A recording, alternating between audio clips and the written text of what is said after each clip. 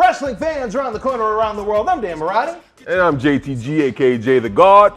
AKA the Human Shopping Channel come to life. A brand new Wrestling Insiders Weekend Review begins now. Wrestling fans, years have become months that have become weeks, and now we're talking days and even hours as Boston Wrestling MWF celebrates its 20th anniversary, going back to the 90s. Saturday night, November the 13th at Memorial Hall in Melrose, Massachusetts. The superstars and legends of yesterday, today, and tomorrow will take part in a live wrestling event, autograph photo, fan fest, VIP exclusive Q&A, plus the kickoff to our annual Paul Bear Holiday Headlocks Toy Drive.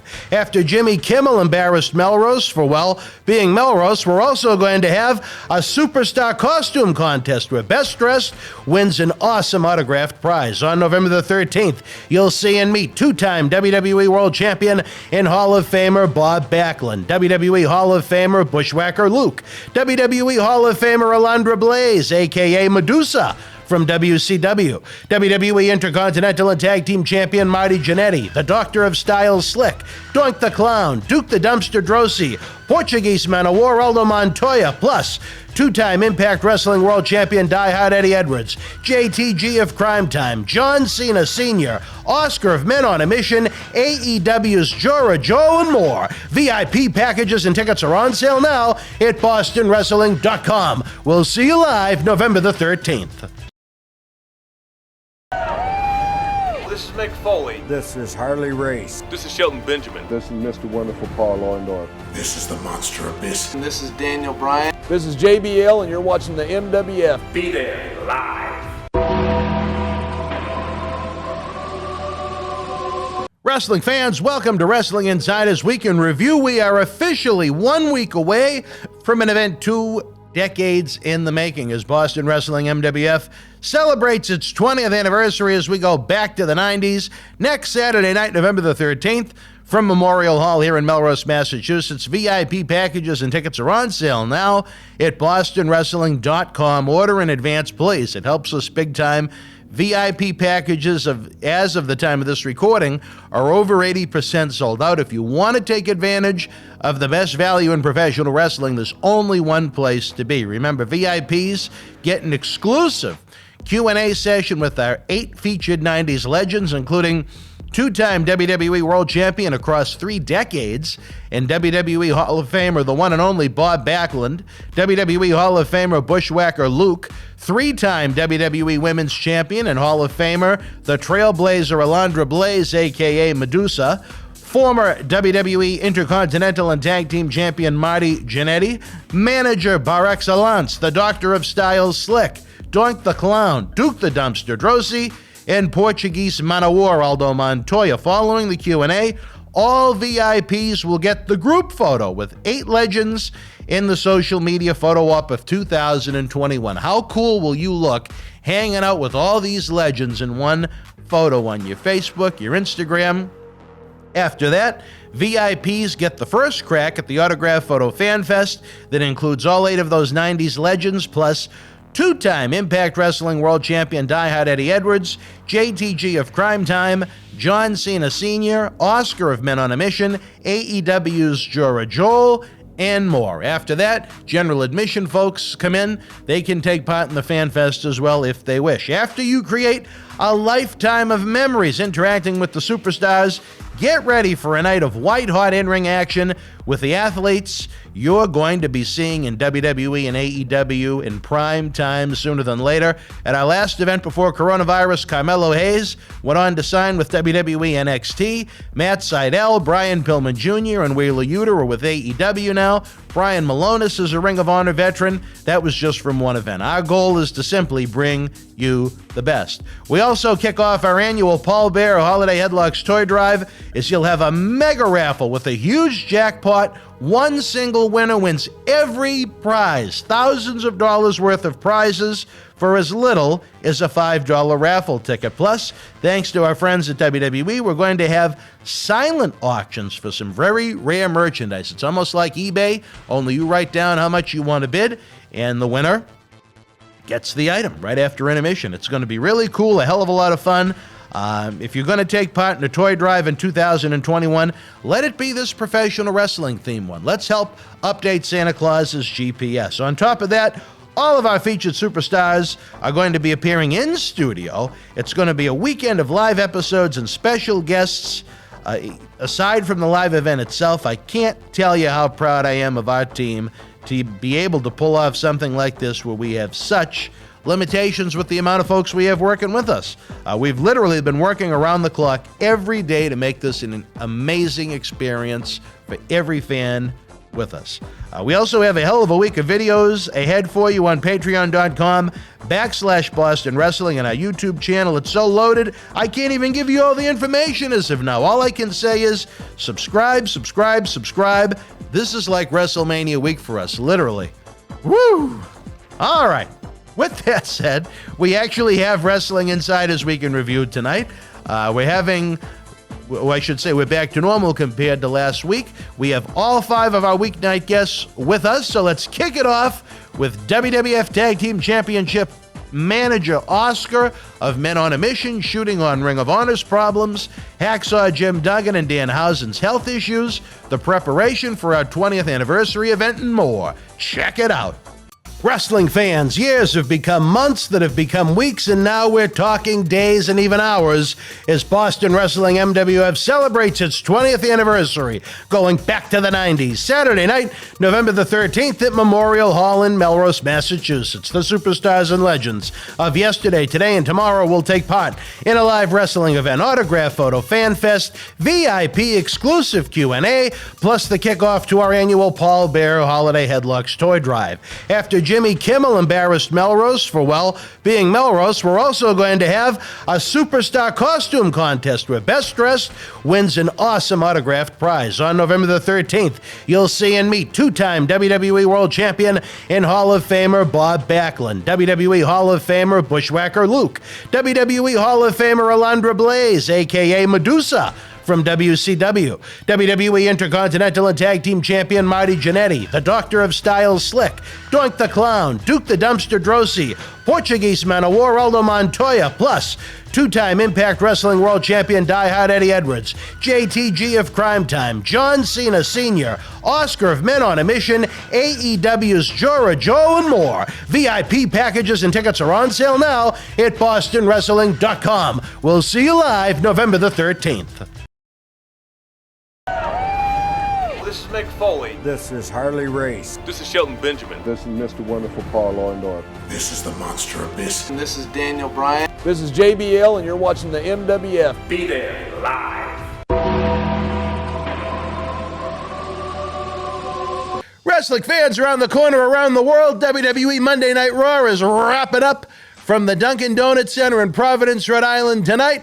You know what that means. After a hiatus for a week, we are back with the one, the only Wrestling Insiders Monday Night Mission with the former WWF Tag Team Championship manager, the man that nearly blew the roof off of every legendary arena around the country, around the globe. There is only one man I could be talking about, and before I give him the introduction, I do have to say, happy birthday to you. Happy birthday to you. Happy birthday, Casanova. Happy birthday to you. Yay! It is Oscar of Men on a Mission. Now, what is the exact date? I know it's within these next couple of days because the puppet was almost killed. It was October 29th, a couple of days ago. So the year we had your birthday party at the studio, you were here in October? Yeah. Or did we just have it late? No, we had it. No, it was actually on my birthday, if I'm not mistaken. I was just getting ready to bring that up. We had it on my birthday. We had the cake and all you guys, and it was real. I didn't even know. I didn't even know all that was going on. Dreamy slipped one in on me, but yeah, we had the cake. And we had it at the studio. That was real cool. It was nice to have it there. Well, much like the conversation we had before we went on the air. We're full of surprises here in Boston Wrestling MWF. I remember our studio associate, the Puppet, got hit on his motorcycle that night, but for some reason I thought it was within the first couple of days of November. But you know what? My brain is so fried right now, it could have been in August for all I know. But how is the man on a mission? We on my birthday. Now I will remember you are pre-Halloween. The man on a mission is on a mission. A couple of big announcements. What do we got, baby? I have to apologize because I keep asking him, and he's saying, not yet, we can't divulge details. But what I can say is our good friend David Reese, who is fired to pieces because he don't need them no more. He'll always need them. He'll always need the pieces. He is narrowing down. He's nailing down. His AEW situation. Mm-hmm. He had a big conference call and seminar with some of the key players of the organization a couple of days ago. I was told about that. And he is going to be one of the vice presidents was in attendance. I know Tony Khan was supposed to be there. I don't know if he was there because they had some IT issues. So it was hard for him to nail down exactly who the key players was, and I wouldn't mention them now anyway. Right. There were about 100. There were about 100 people or so invited to it. I do know that much. Yeah. In the email that was sent out, however the message was sent out. Yeah, he did get some heavy hit. I don't know how many people show up. Like I said, it was some IT problems. Yeah. So he couldn't do it the way he needed to do it. But this week coming up, he is supposed to have his big, everything to straighten out the contract and get that together and signed. And he's not just dealing with a middleman. I mean, the uppity ups of the up of the company are dealing with him directly. So you know how serious this is. Well, David Reese is a first-class individual. He's first class. We may have to have an election soon in Boston Wrestling if he's unable to maintain his presidential duties here in Boston Wrestling MWF. I don't know I don't know if he's gonna have time for us, but we did speak further about me being his assistant. Oh, really? To help him navigate, because he knows psychiatry, but he needs help navigating through the world of wrestling. Right. There are things you can teach him and help him with that he may not be accustomed to. Where you've lived the life and he hasn't. Yeah, so we finalizing what the agreement and the picture of that is going to look like, and I'm really happy, joy to do it. But that's just a fraction of the story. The other half of the story, and this is so phenomenal, it's hard for me to say it out loud. And if it goes even further, than what I'm getting ready to say now, I won't even be able to speak this out loud. What do we got? One of the songs I sent you, though, is one called Socrates Cafe. I sent the video. Are you familiar with what I'm talking about? That music video? Yes. Oh, yeah. It is up for a Grammy nomination. Really? Yes, sirree, Bob. Wow. Things are picking up in the world of Oscar. It has made it through tens of thousands of songs to what they call the first ballot. The second round of voting is getting ready to go on. And if we get through that, we're going to get a Grammy nomination. Wow. Very impressive. I know we played the music video probably a little over a month ago. Yeah. It was very well received by fans around the world. And now, we could see you. Could we see you at the Grammys? I'm one of those kind of people where I don't get excited about nothing until it actually happened, but I gotta be impressed that it's gotten this far. I mean, it's on the Grammy letterhead that we made it past the first round of voting, which is an accomplishment a big musical accomplishment in and of itself. Oh, sure. I mean, you beat out a lot of big names, you know, to even get that far. To get that far, now, right? Yeah. If we get to the next step, then that's a Grammy nomination. Wow. Well, big things happening for the VP. Yet another reason why you should get whether you pull out the WWE encyclopedia, whether you get an 8x10, whether you get a poster signed, for your chance to perhaps meet the Grammy-nominated Vice President of Boston Wrestling, MWF, Saturday night, November the 13th at Memorial Hall, Melrose, Massachusetts. We're just 12 nights away from celebrating our 20th anniversary as we go back to the 90s, and what a great representation of the 90s he was as a WWF Tag Team Championship manager in 1994. A man that wrapped his way through MSG at WrestleMania 10 and so on. Now, you sound more excited this week. So where are we at now? Everything is horrible. This literally has been the worst experience of my life. The 4-day vacation I was planning turned into next to nothing for me. I felt like I was on the plane, back on the plane to go home as soon as I got off, but yeah. Wait. Got off the plane, so you got off where? In Orlando.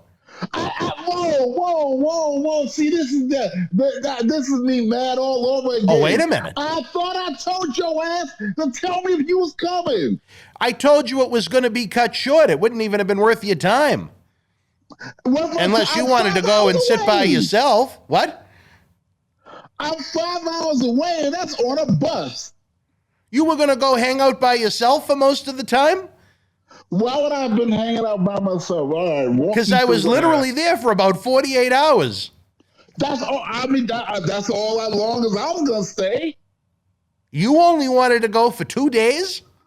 Yeah, I got things to do, but I was coming down there for a couple of days to see you. There was miscommunication then. No, it can't be. I asked you about this 10 times. Oh, no, I'm not. I remember that, but I just, when it got to that point, I guess I said to myself, why bother? I know Cena Sr. enjoyed a very lengthy trip, but that's a different story for a different time. Reservations at the Cabana Bay and the whole thing. Well, for 2 days. You missed a lot of rain. You missed some oppressive heat. You missed me miserable trying to deal with all the VIP 90s legend situations that popped up. I don't know if you probably would have had a good time, but you wouldn't have seen me having a good time. It was horrible. I was in the hotel room working while they were having their Orlando fun for the most part, even though I do have on my, what does it say here? Don't Go Alone t-shirt. But from what I saw in the downpours, Halloween Horror Nights, it was very impressive if you have time to go and enjoy yourself. But, as you know, we lost Hacksaw. We didn't lose Hacksaw Jim Duggan from life, but we lost Hacksaw Jim Duggan from our 20th anniversary event as he recovers from prostate cancer surgery. As soon as I got home, the phone was buzzing. The Berserker's father passed away, and he comes from a family of 11. So that takes a lot of coordination to try to, put together his final services and such. So that left us really in a bind, Oscar. As you know, we had a lot of trouble putting this event together. Nothing like the smooth experience we're having for everything for April, where we've had so much time to plan it out. But, man, I tell you, we were able to get Bushwhacker Luke. That took some negotiating. Once we lost the Berserker, we had to find, thanks to some good friends in WWE, is Friday night at 5 o'clock. That's to show you true friendship. Is the work week is ending, our friends in WWE stepped up to the plate to try and help our 20th anniversary event. And let me tell you, to be able to find Alundra Blaze in the middle of an ocean, she was on the Kiss cruise, listening, I guess she must be a big fan of Kiss, to go on the cruise with them. But, she was having the time of her life. And again, we had to navigate the seas in a different way with that one. But you know what? At least we have what we promised, which was to give the fans the 8 superstars. I am mentally exhausted. I'm physically exhausted. I have no sleep. I have no voice. I have been unable to hear out of my right ear since I got off the plane for some reason, and it just keeps getting worse and worse.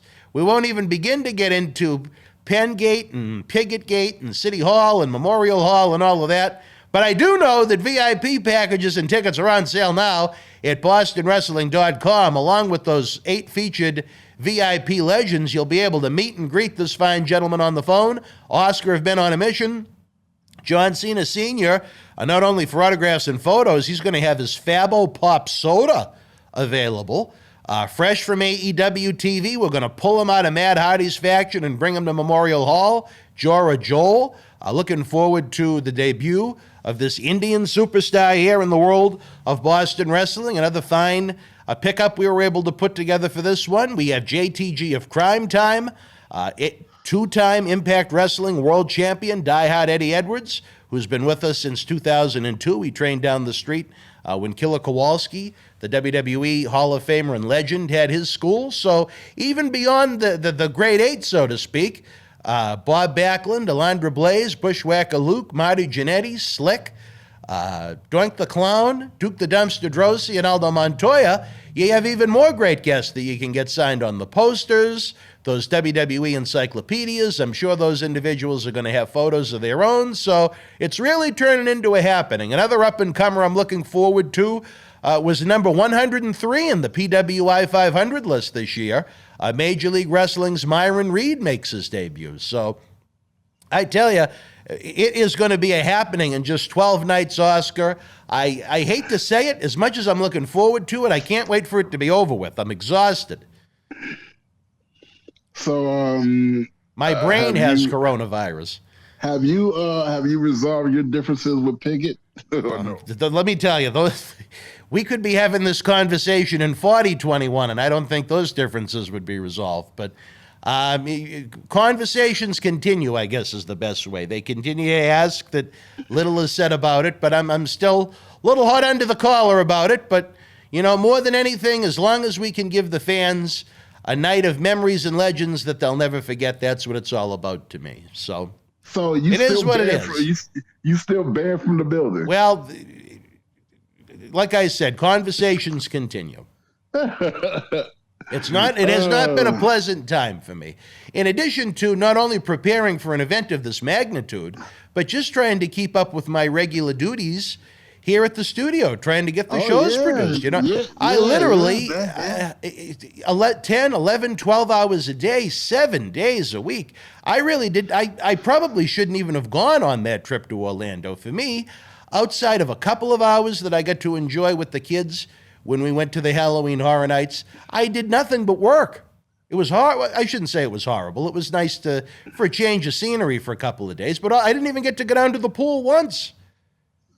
It was And I don't want to make it, in case the kids are listening, I don't want to make it sound like I didn't enjoy being able to spend time with them, but it would have been nice to spend time with them without this 500 pounds in my backpack, so to speak. You know what I mean?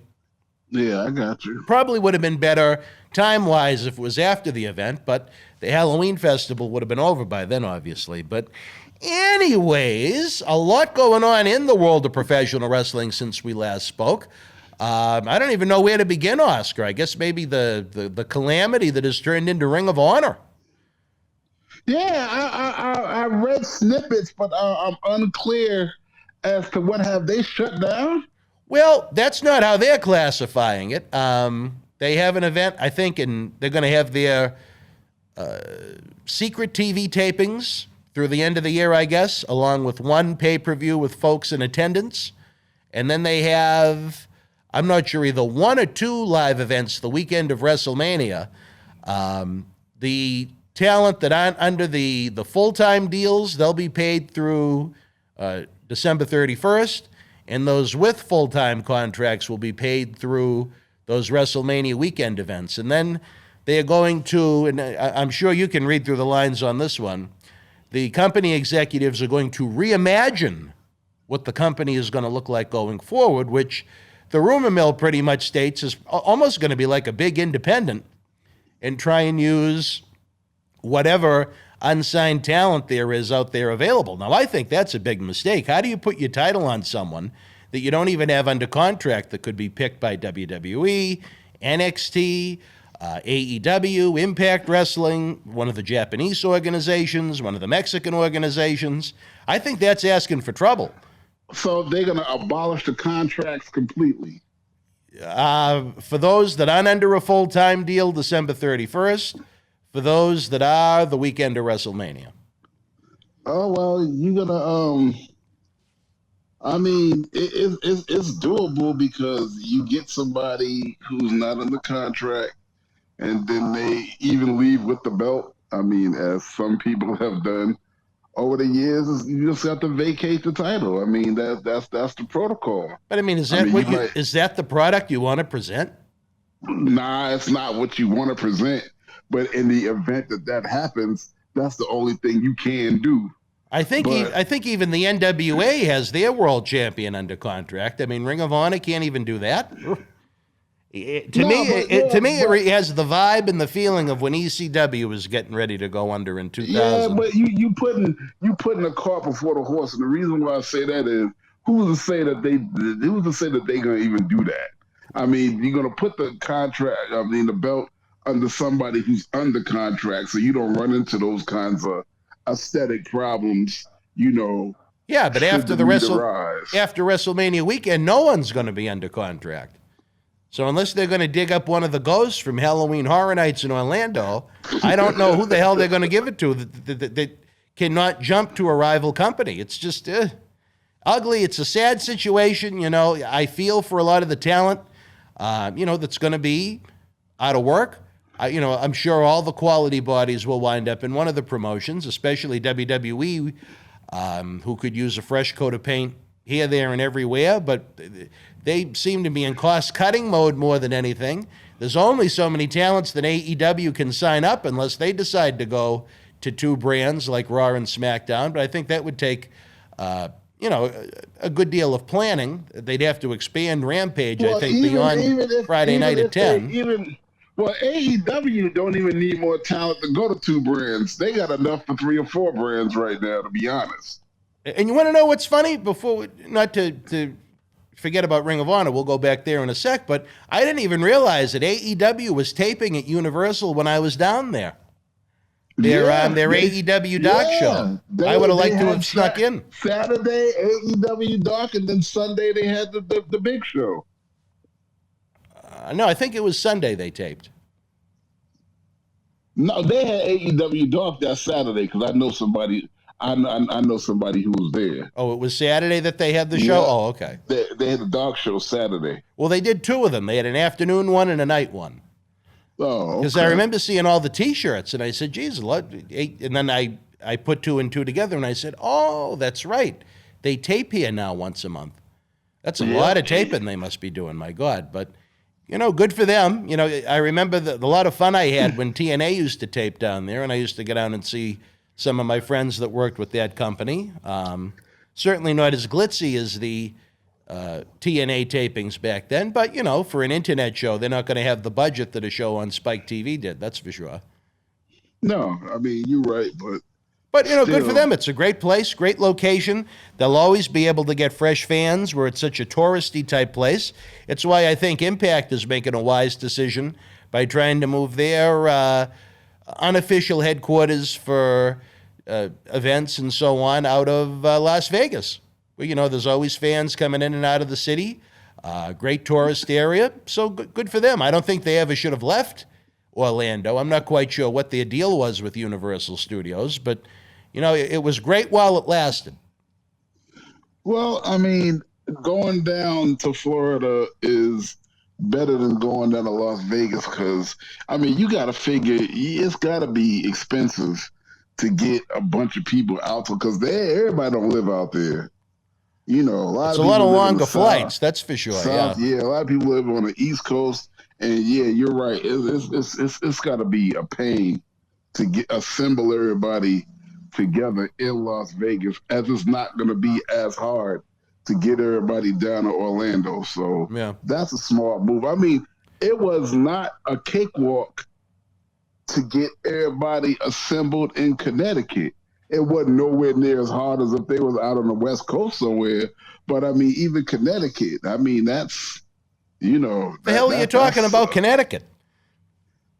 I'm talking about WWE getting everybody together in Connecticut. Oh. You know, if they had to. I mean, even Connecticut was a stretch, but it wasn't nowhere near a pain in the ass as Las Vegas. Oh, yeah.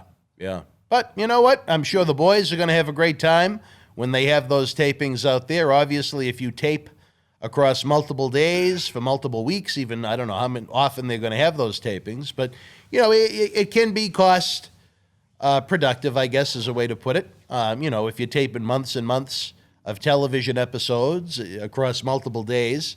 But, you know, the flights, like you said, it's a lot easier to get someone, for the most part, to Orlando than it is to Vegas. But you know what? I wish Impact a lot of luck. But you got a lot of talent that live in the South region now anyway. Yeah. Well, let me ask you. Good. Anyone in Ring of Honor that you see WWE trying to pounce on? Jay Lethal come first to mind. Well, not the biggest dog in the fight, but in this day and age, I don't know how much that even means anymore. Right. No, I mean, he's the first person that come to mind. But honestly, I haven't paid Ring of Honor no mind in a long time. So that's the part of the problem for everybody. Don't give me the line because I don't even know who they're. And that being said, you know, I don't know that, and I'm hoping that a lot of Ring of Honor people are not putting their eggs in that basket and got their hopes up, because it's going to be a smaller draw. It's going to be a smaller draw out of there than you think, because they're releasing people and people going to AEW. How many people do you think they going to poach from Ring of Honor even if they collapse? I mean, think about it. They're releasing some of the top stars and big names from WWE. So now you're going to go pick up mid-class talent from ROH. I mean, it's not I don't see it happening. Well, not only that, but the edict is pretty much in WWE. They only want to sign people in their 30s and under 30 and of a certain size right now. So I'm sure there's an exception to every rule if there's an outstanding talent. I know Flip Gordon comes to mind, who was with us, who's just a tremendous, tremendous physical athlete. I'd love to see him on a different, maybe a bigger platform. That remains to be seen. But, you know, it's just the better talent's always going to wind up with the place. I think, unfortunately, you're going to find some people pretty much stuck on that independent level. And that hurts. That hurts the heart, I feel, for all of those people. I think that the parent company should be ashamed of themselves. You know, they have more money than WWE, Sinclair Broadcasting. They never invested in that company. All of the top players in AEW were under contract to Ring of Honor at the same time. They had the chance to be AEW, but they chose to invest next to nothing in their product. Even a parent company that owned television stations across the country couldn't come up with a day and a time to have the show air at the same day and time after 10 years of owning the company. I mean, you could never say, watch Ring of Honor Tuesday night at 9. It was on a different time and a different station in every market they were on, and they weren't even on in every major market. It was an embarrassment. And you know what? If they care so little about their product, they probably don't belong in the wrestling industry. And see, that's the big difference. WWE is a self-contained unit. They're WWE where their product is wrestling, so their resources are going to go lock, stock, and barrel in the product. AEW got great investors where they decided to throw the kitchen sink in the product. Just like you mentioned, Sinclair Broadcasting does not. And when they get behind the product, you know, it shows. You know, I mean, they are locking up TNT and different TNT and even their YouTube product, looks really, really, really good. So, it depends on. It depends on the investment. I mean, the investment is going to show what the product looks like. The investment is going to draw in the fans, and the investment is going to dictate the return. Well, You get what you put into anything. You get what you pay for. well, they pretty much put in nothing, and they got next to nothing in return, other than a pretty great tape library that I'm sure. And I'll run this one at you, Oscar. I would think that, if I'm Tony Khan and AEW, and I'm thinking about, whether it even be in the immediate future or down the road, a streaming service, would the Ring of Honor video library be enticing to Tony Khan? Well, right now, I wouldn't. Right now, I mean, that is certainly something to look at. But it's something to look at. It's something to look at in the future, because right now you're still trying to build a brand. What brand is that trying to be built? Oh, AEW, you mean? Yeah. You still I see what you mean. You still trying to build a brand. So. Well, I know even Impact has a streaming service, but I don't think financially they would be able to compete with what WWE or AEW could offer them financially. One man's opinion. I don't know. Maybe Impact would make a big splurge and go after it. New Japan has a streaming service. What a way for New Japan to try and get more American fans to try and sample their streaming service if they added the Ring of Honor video library. So maybe there'll be some competition for it. Well, if I'm Impact, I don't know. If I'm Impact, I wouldn't even try it. If you were Impact, you wouldn't even waste your time. I wouldn't even. No. All right, fans, speaking of time, we're at about that time. We're going to take a brief time out. Birthday Boy's going to have a sip of that champagne down in Atlanta, and we're getting ready. Again, folks, 12 nights away. Memorial Hall, Melrose, Massachusetts. Head on over to BostonWrestling.com. Get those VIP packages and tickets now. Remember, the price goes up $5 on Saturday. We want the money in your pocket, not ours. We'll be back after this brief timeout. Wrestling fans, years have become months that have become weeks, and now we're talking days and even hours as Boston Wrestling MWF celebrates its 20th anniversary, going back to the 90s. Saturday night, November the 13th at Memorial Hall in Melrose, Massachusetts. The superstars and legends of yesterday, today, and tomorrow will take part in a live wrestling event, autograph photo, fan fest, VIP exclusive Q&A, plus the kickoff to our annual Paul Bear Holiday Headlocks Toy Drive. After Jimmy Kimmel embarrassed Melrose for, being Melrose, we're also going to have a superstar costume contest where best dressed wins an awesome autographed prize. On November the 13th, you'll see and meet two-time WWE World Champion and Hall of Famer Bob Backlund, WWE Hall of Famer Bushwhacker Luke, WWE Hall of Famer Alundra Blaze, a.k.a. Medusa, from WCW, WWE Intercontinental and Tag Team Champion Marty Jannetty, the Doctor of Style Slick, Doink The Clown, Duke the Dumpster Droese, Portuguese Man of War Aldo Montoya, plus two-time Impact Wrestling World Champion Die Hard Eddie Edwards, JTG of Cryme Time, John Cena Sr., Oscar of Men on a Mission, AEW's Jora Joe, and more. VIP packages and tickets are on sale now at BostonWrestling.com. We'll see you live November the 13th. Wrestling fans around the corner, around the world, I'm Dan Marotti. And I'm John Cena Sr. Johnny, the momentum here in Boston Wrestling continues as we continue to build and build and build. The fans want to know, how do we help? We subscribe to the Patreon, but we see all the great merchandise on that set. Coronavirus may have killed the nightlife, especially for someone like Marty, but our acclaimed eBay store is open 24/7 around the world. Wow. Check it out.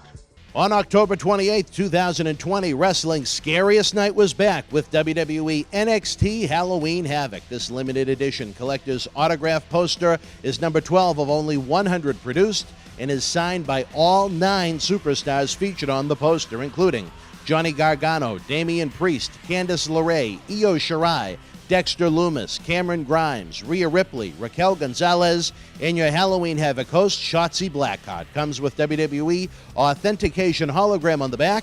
You'll also receive an on-air thank you from WWE Hall of Famer Mr. USA Tony Atlas and a bonus mystery autograph photo. Help keep wrestling legends working. Get this awesome collectible now. Wrestling fans, especially here in the Boston area, we want to thank our great friends at Red Rose for their support for all of our charitable endeavors and programming efforts.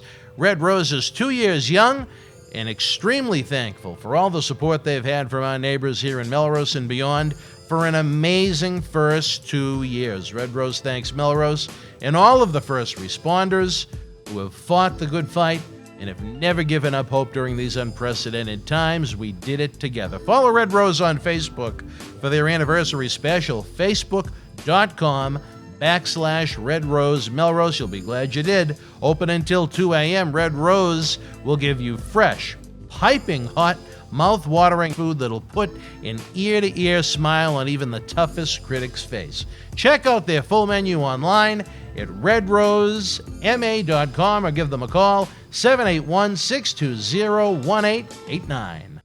Welcome back, wrestling fans, to Wrestling Insider's Monday Night Mission. Dan Marotti, along with your host, Oscar of Men on a Mission, the birthday boy. How is the bubbly down in Hotlanta tonight? Chilled? Oh, the bubbly is phenomenal. The bubbly is chilled and bubbly with that big kick of seltzer in it.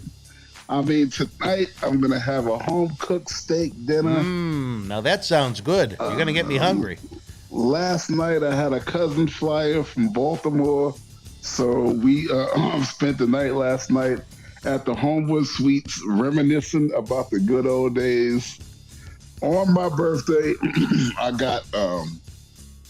went to my favorite restaurant, which is a buffet called Golden Corral, and then I got I'm in the hobby toys now, so along with my remote control Doom buggy that I got a remote control sailboat that I can't wait to put in my brother-in-law's pool. So I'm having a time of my life. So you got wait a minute, whoa. For your birthday, you got a remote control boat and you have nowhere to sail it? Yeah, I got to take it to my brother-in-law's pool. How often are you going to go to your brother-in-law's pool to use this boat? He lives 5 minutes away. I'm going to go all the time. Oh, all right. Are you getting a little pool action in? Yeah. Right, yeah. Now, how is the Golden Corral? Those can be kind of hit or miss depending upon, I don't know if it's the day of the week or time of the day or... This one is excellent, and I hope they stay that way. I've been going to this one every time I come here, and the food is always good. And see, this time of year, they break out the Thanksgiving spread. I mean, they put you like the Golden Corral Thanksgiving spread, and, huh? Oh, yeah. They put out a whole turkey and a big-ass ham, and then they got the steak and 3 kinds of fried chicken and that catfish and all that stuff. 3 types of fried chicken? 3 types of fried chicken? What the hell are the 3 types of fried chicken? I got to hear this. They have a ranch-coated fried chicken, honey-dipped, and a regular. Wow. Well, on top of the Thanksgiving feast, you like the Golden Corral fried chicken spread as well. Oh, well, yeah. Well, fried chicken is my favorite food. Oh, really? Of all time. Well, we do a lot of damage at one of those, then, I think. Ever since I was a kid, so... How would you compare the Golden Corral buffet to the buffet at the world-famous Gold Coast Casino in Las Vegas? Let me tell you something. You only can pay me to give me a plate at the Gold Coast, at the Golden Corral Gold Coast. You get it? And you only can pay me to get a plate at the Gold Coast to sit there and laugh about it. I mean, I don't even want to eat it. I think I have had a little, excuse me, cough as well. But Oscar, I think you would have got a kick out of the big wooden panels that were covering the buffet at the Gold Coast during the cauliflower reunion. That's the best thing they could do for it. But that was the disappointment of this last jaunt to Las Vegas that we all had, was the fact that I guess it was a city that the city cut out all the buffets. Well, we went to the one at, where was it? The Wynn, which was very expensive, but of the few things I had that I liked, it was delicious. So I guess it depends on the casino, what their rules and regulations might be. The one at the Wynn was open. I think it was like $65. It wasn't cheap. It wasn't a Gold Coast buffet.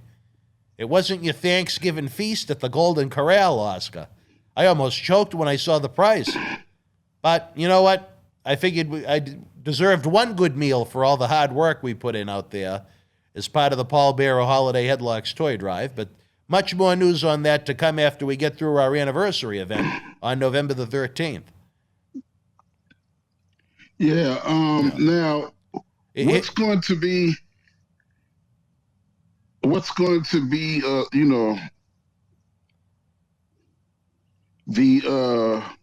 on.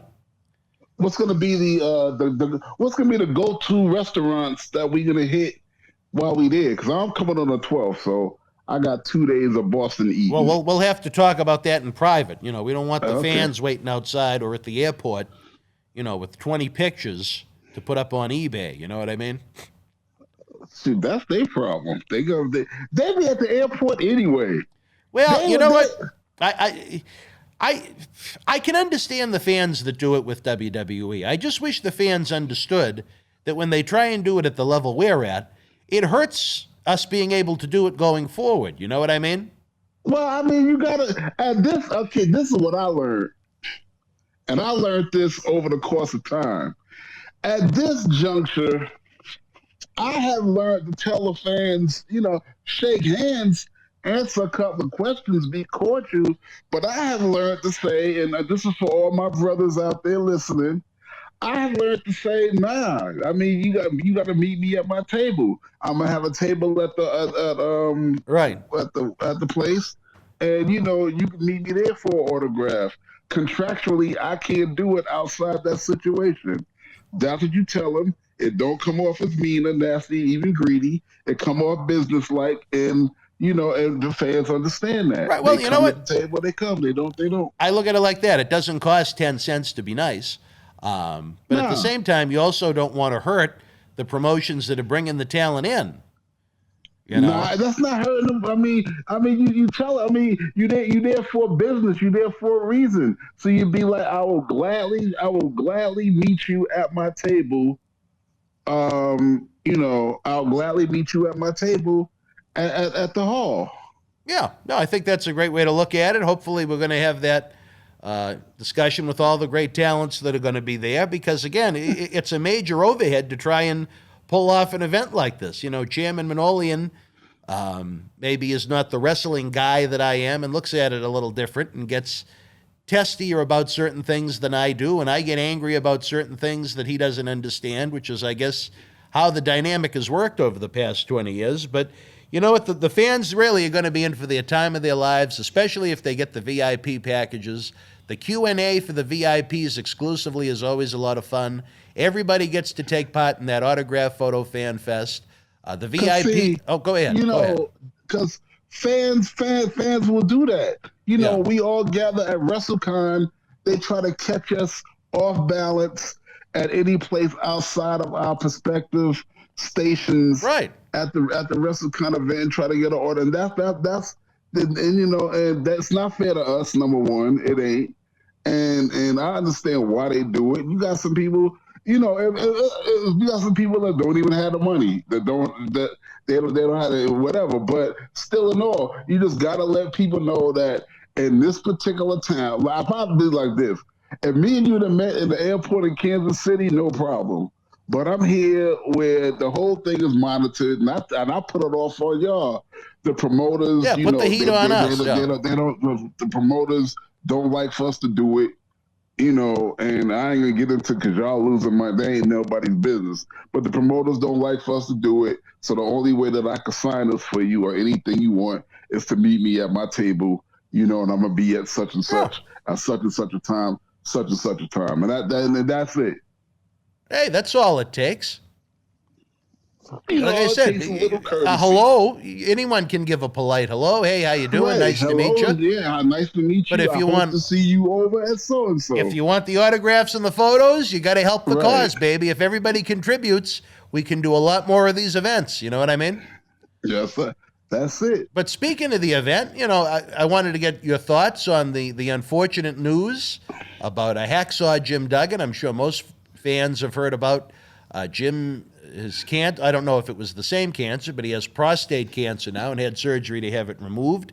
It left us in a bind because I knew the situation, what it was. I knew the Duggins announcement was coming, but there was little I could do until the Duggins made the announcement. I certainly wasn't going to announce that to people. It's the Duggins' personal business, but it left us in quite a quandary trying to replace him without people knowing the full scope of what Jim was facing. But I believe Jim was around for a little bit when you were in WWF. Your memory's all Hacksaw Jim Duggan. I don't remember what town it was. It was somewhere in Connecticut. I'll never forget that. It was somewhere in Connecticut. And my first WWF magazine came out where I was featured, and I was so excited. And the guy told me that I can get like 20 copies of the magazine. So Hacksaw Jim Duggan was in a match. And I saw the guy, he was standing, he was standing near the entranceway. And I remember going out there to talk to the guy. And all the fans stood up and was trying to get a high five. And Hacksaw Jim Duggan and whoever he was wrestling, they stopped and looked. Special appearance by Oscar. Oh, J.J. Dillon was so pissed. He was like, "What did you go out there for?" He was like, "If I was a Hacksaw, I'd have got out the ring and smacked you upside the head." Yes, you're lucky he didn't. No, he was real. I went to apologize, and he was so sweet about it. He was like, "That's okay, man. We were all green once." But Is that what he said? Yeah, that's what he said.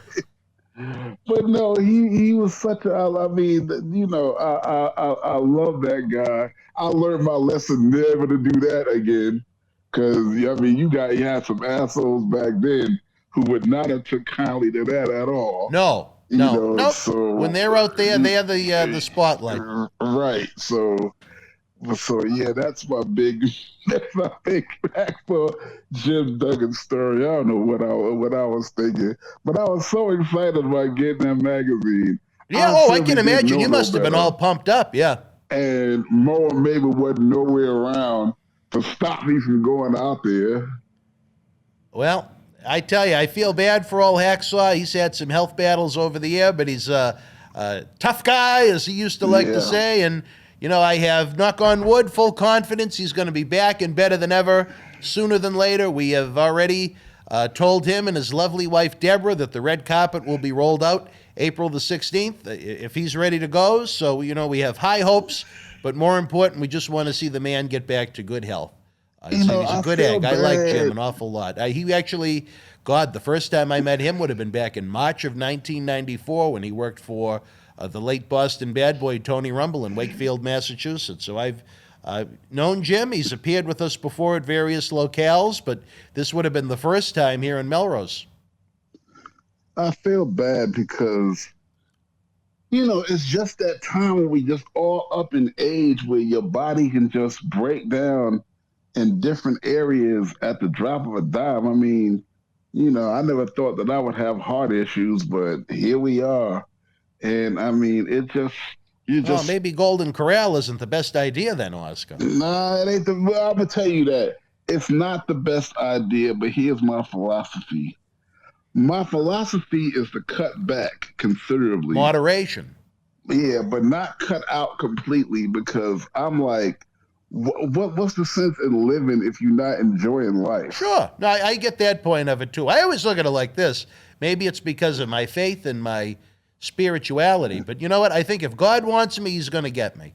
There's a million different ways that he can come and get me if he wants to, whether it's an illness, a disease, getting hit by. I was almost blown up with the Iron Sheik. I mean, that could have been the end of it back in 2005. I could go outside and get hit by a bus crossing the street this afternoon. So, you know what? I think if the big guy upstairs wants me, he can come and get me. He knows where I am 24/7. Hopefully he thinks I have a lot of goodwill to put out on the earth, which is my intent, and contribute to life in different ways, whether it be the kids, the king of sports, professional wrestling, our great talk shows, and just trying to put smiles on people's faces.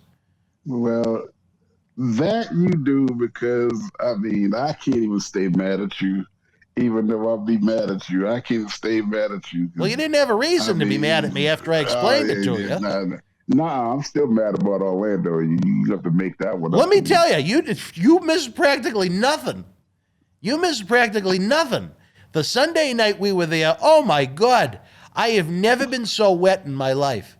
It was one of those Florida storms. It rained for hours. And it hit so hard, within seconds, it looked like we were in the pool. It wasn't even worth getting a poncho. But the problem was, I'm as blind as a bat.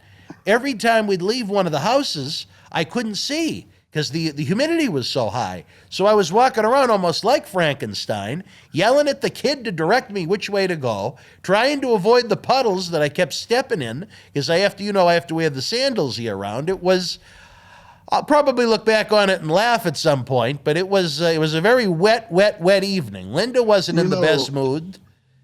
Surprise. I understand your sentiment, but I'm going to tell you this. For somebody so intelligent, you're not the brightest bulb on the Christmas tree. Now, what do you mean by that? What do you mean by that? It is not a matter of the rain, the sleet, the snow, the Halloween Horror Night, or anything. It's not a matter of what I missed or didn't miss or wouldn't have got or didn't get. Don't you understand the fact of the matter of coming to spend time with you? That was the only reason I was coming.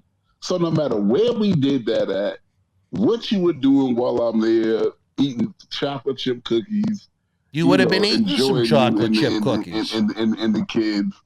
That is what I was coming for. Well, I appreciate that. I've been to Halloween Horror Night. Oh, you have? Okay. I've been to Universal.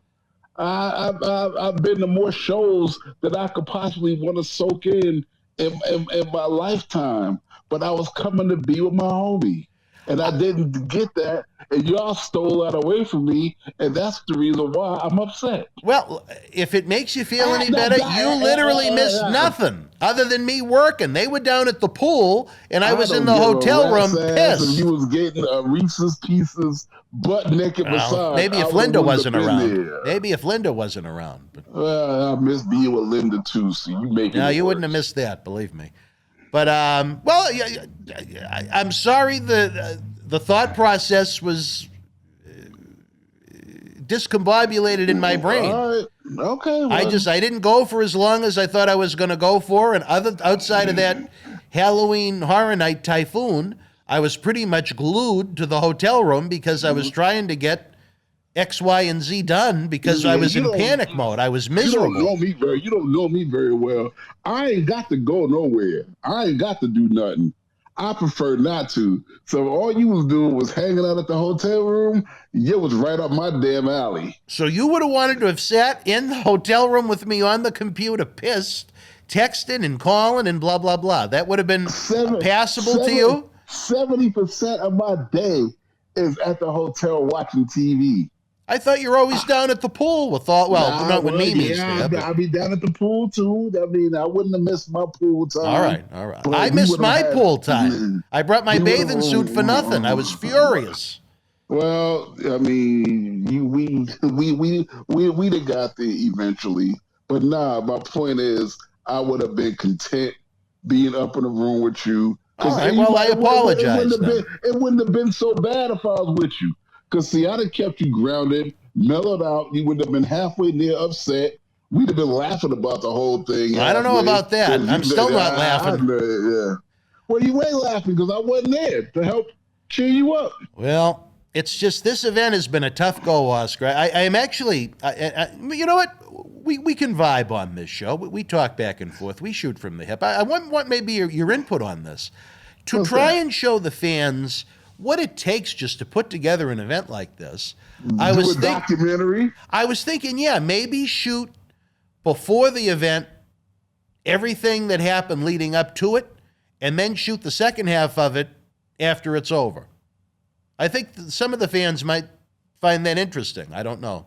What do you think? You're really giving it some thought. Are you there, Oscar? Did you go back for the spread at the Golden Corral for Thanksgiving? Oscar! I said it was sell a lot of videos. Trust me. Well, I'm not trying to make any money off of it. I just like the fans to try and... It ain't a matter of the money. It's a matter of the story of that is just as important a story or just as entertaining a story as the event itself. Well, there are some comical entertainment values out of it, but just the labor of love and stress that have gone into this. Not the comedy. The entertainment value and the interest that it is of putting together something like this. Yeah. I think we're going to do it. I've been thinking about it for the past few days now. You know, I could probably find an hour between now and November 13th to sit down and have one of the studio executives ask me the pertinent questions about who, what, when, and where. Because when you look back at it, we started to form what was this event back in the fall of 2019 when it was going to be the 80s themed event. But then how even the story about how it flipped from the 80s to the 90s is kind of interesting. But you know what? I think we'll do that. I think maybe we'll put it up to our Patreon fans first over at patreon.com/Boston Wrestling, as we like to give them little treats for being so good to us. And then maybe at some point we'll put it out for all the fans to understand what the hell this insanity, this craziness was. And that's what it truly is. Day 21, 48 hours before the event, Pickett hasn't budged. Dan is still banned from the building. Oh, please, Pickett. Oh, talk about wishing someone would get hit by a bus. But anyway, you can't have a documentary without Pickett in it. Pickett would be heavily. You know who Pickett kind of looks like is that? Have you ever seen that Jack the Clown? That's kind of the logo of Halloween Horror Night. I was kind of thinking of that when we were down there. You know I said there's a great resemblance of Edna Garrett of The Facts of Life, but you know Jack the Clown too. You know, maybe if after the fans will have to poll them if they get a chance to see her. Are we talking Mrs. G or are we talking Jack the Clown from Halloween Horror Nights? We'll have to wait and see. But I do know this. I would like to salute the fans in some way on November the 13th. We've been talking about creative ways to make that happen, but I don't know. I am worn to the bone. I do know that for all of my work, the fans are going to have a great time. We got some top-notch in-ring talent. We got an autograph photo fan fest. We have that big group photo for the VIPs. We got the Q&A session, and so much more for the fans that have stood with us through these crazy times. We're going to offer them a discount to that 80s show in April as a thank you and an offer of goodwill, because I don't think you can ever be too good to the wrestling fans. Despite all the wrestling personalities in this situation with this event, all the political people that have gotten involved in it, you know, we can never, ever, ever, ever lose track of the fact that if it wasn't for professional wrestling fans, none of this would exist. That's right. So when I'm here 10, 11, 12 hours a day, it's for the fans. Believe me, Dan Marotti is not getting rich. Believe me.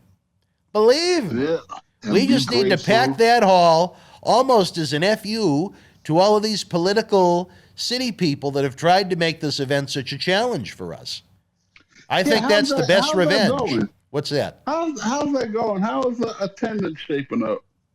Well, not bad. I think everybody would like to see us sell out in advance, but that's a rarity. It is a bigger building. But I think we're going to have, if worst case scenario, a very healthy crowd. And I know fans are already buzzing about April 16th. My biggest point of contention, as I mentioned last night, I don't know if you had a chance to see it, but we did a WCW Halloween Havoc 1990 live watch-along on Halloween night. I lost my train of thought completely as to what I was going to say. No, we was talking about attendance. What was this? Attendance? Yeah, we was talking about the Halloween Havoc watch-along. What the hell did I say that was... Oh, I'm still trying to rebook so many other events that we lost from coronavirus. We had an event booked for Somerville, Massachusetts. Well, they actually lost their building. So I don't know what the hell is going to wind up happening with that. We had something cooking in the summertime in New York. Obviously, now we're approaching winter.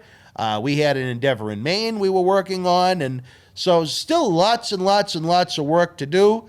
There is never a day off here in Boston Wrestling MWF, although I would like to have one day to just sit at home and work on the computer and do nothing.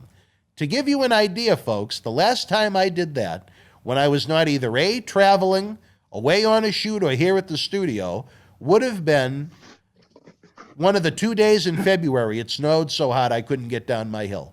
I've had 2 house days in 2021, Oscar. It's not mentally healthy. David Reese would probably be suggesting that. That you take a day off? Yeah. Yeah, I would suggest it too. Well, you were on the road 300 days a year. You know how it goes.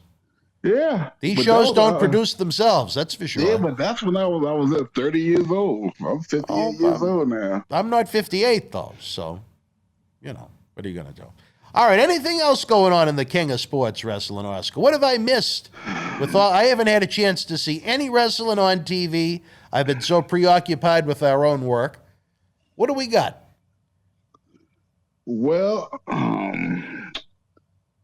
we don't know what's going to happen since Raw has been over and done by the time this comes on. So hopefully the fans in Providence had a great time. I wish I could have had a chance to go down, but as usual, the work called, and where I missed so much time last week, I didn't want to miss any more where we're getting so close to the event. Let me ask you about this one, Oscar. Are you familiar with Danhausen? Who? The Count Dracula-looking individual. Oh, hilarious. Are you familiar with him? Oh, no, where is he at? He's a Ring of Honor guy right now for the time being, but I think he broke his leg last night at an independent show. Wanted to send out best wishes to him. Usually I hate comedy when it comes to pro wrestling, but much like New Day, who I always compliment for it, this is a guy that knows how to do it, and he knows how to do it right. He doesn't make what he's doing look bad. He knows how to make it work for him. He knows how to make it work for the guys he's engaging with. He knows how to make it work for the companies he's working for. So I've never personally met him, but you know what? We'll give Danhausen a shout out because he's a fun guy. If his leg isn't in too bad of a shape, maybe even have him part of the cyber version of the Paul Bearer Holiday Headlocks toy drive at some point. The guy who's the 24/7 champion right Reginald? Reginald. Yeah. He's pretty funny, but also very entertaining in the ring. Yeah. Give credit where credit's due. Hell of an athlete. Yeah, exactly. That's my point. But I mean, once you've seen it, you've seen it. He does his Cirque du Soleil flips and, been there, done that. He'll be like Otis. They'll have fun with him for 3 or 4 months, and then, Reginald will be in catering or on one of the internet shows. But Otis is still around, though. Yeah, but he's not going yet. He lost his tag team partner. He lost his Money in the Bank lunchbox. He lost his lady love, Mandy Rose. He lost his beard. He lost it all. Hey, what happened to Chad? What happened to Chad Gable's tag team partner? He wasn't bad. What happened there? Oh my God! You talk about a guy that I thought had potential to be a WrestleMania main event guy. He has, I think, a pretty serious neck injury. He works as a producer now. Okay. Jason Jordan, you're talking about, right? Yeah, Jason Jordan. Yeah. You talk about the pedigree you're looking for to groom a main eventer. I know they did that nonsense when he was Kurt Angle's son over Kurt's love of the African-American ladies. But just a real shame. It's too bad that he hasn't been able to, find the magic cure to whatever's ailing him. What's that now? Bounce back, right. Still a young guy. I mean, look, Edge came back. Daniel Bryan came back. Guys we thought we'd never see again with neck issues. So, knock on wood, I'd love to see Jason Jordan back in the ring. I really thought he was going to be someone to develop into a top guy, and unfortunately, he's not going to get that chance. Oh, that's terrible. Because, I kind of I liked him. He was He was pretty good. You want to hear a unique story that I was told through the grapevine, Oscar? Is, you know, you mentioned his partner, Chad Gable, who's now the partner of Otis. Yeah. He was named the valedictorian of the Full Sail University class that graduated. Jason Jordan? No, Chad Gable. Oh, Chad Gable. So he must have been doing schoolwork on top of wrestling during Corona times. Good for him. Smart man. Smart man to do that. Yeah. Good. Well, Oscar, anything else before we go? As the night continues into darkness. Well, The night after All Hallows Eve. Be in prayer for Hacksaw Jim Duggan. Yes, please. And Dracula. And Danhausen is his name. Thank you. Danhausen. Let's pray that Jason Jordan's neck gets stronger and that he can make a comeback, or that he has success in his current position. At least they got him still working in the company. Yeah, you know what? He's been doing it now for a couple of years, so you know what? I'm sure he must be doing something right to have stuck around this long. He's got to be doing something. Let me ask you this before we go. Now, what do we got? Did you ever hear the story of what happened with the Godfather when he was on the elevator? No. The elevator opened. He was smoking weed in the elevator. Now, when was this? When you were there? I wasn't even there during the Godfather. He came after me. Oh, so I thought maybe you might have meant when he was Papa Shango or something. He was Godfather at this point. Okay. Yeah, and he was smoking weed in the elevator, and the elevator door opened up, and the whole McMahon family was standing there to get on the elevator. No, I never heard that one. Oh, yeah. Well, that must have been pretty funny. Yeah, that had to have been hilarious. It wasn't funny for him at the time, I'm sure, but with hindsight, yeah. I bet Vince got and Shane got a chuckle out of it. Maybe even Stephanie. Yeah. Linda's a little, Yeah, she's professional. like a Nancy Reagan. Yeah. Yeah, exactly. No, that's a funny story. I never heard that one. Godfather again. He's going to be one of our special guests as part of the Paul Bearer Holiday Headlocks Toy Drive. We taped some great content when we were in Las Vegas for the Cauliflower Alley Club with him. We did not have a chance to let him smoke a little gimmick at the buffet, unfortunately, but I'm sure he did on his way home. Are we going to have food or no? What are you talking about? Are we going to have our own catering situation? At Memorial Hall in Melrose?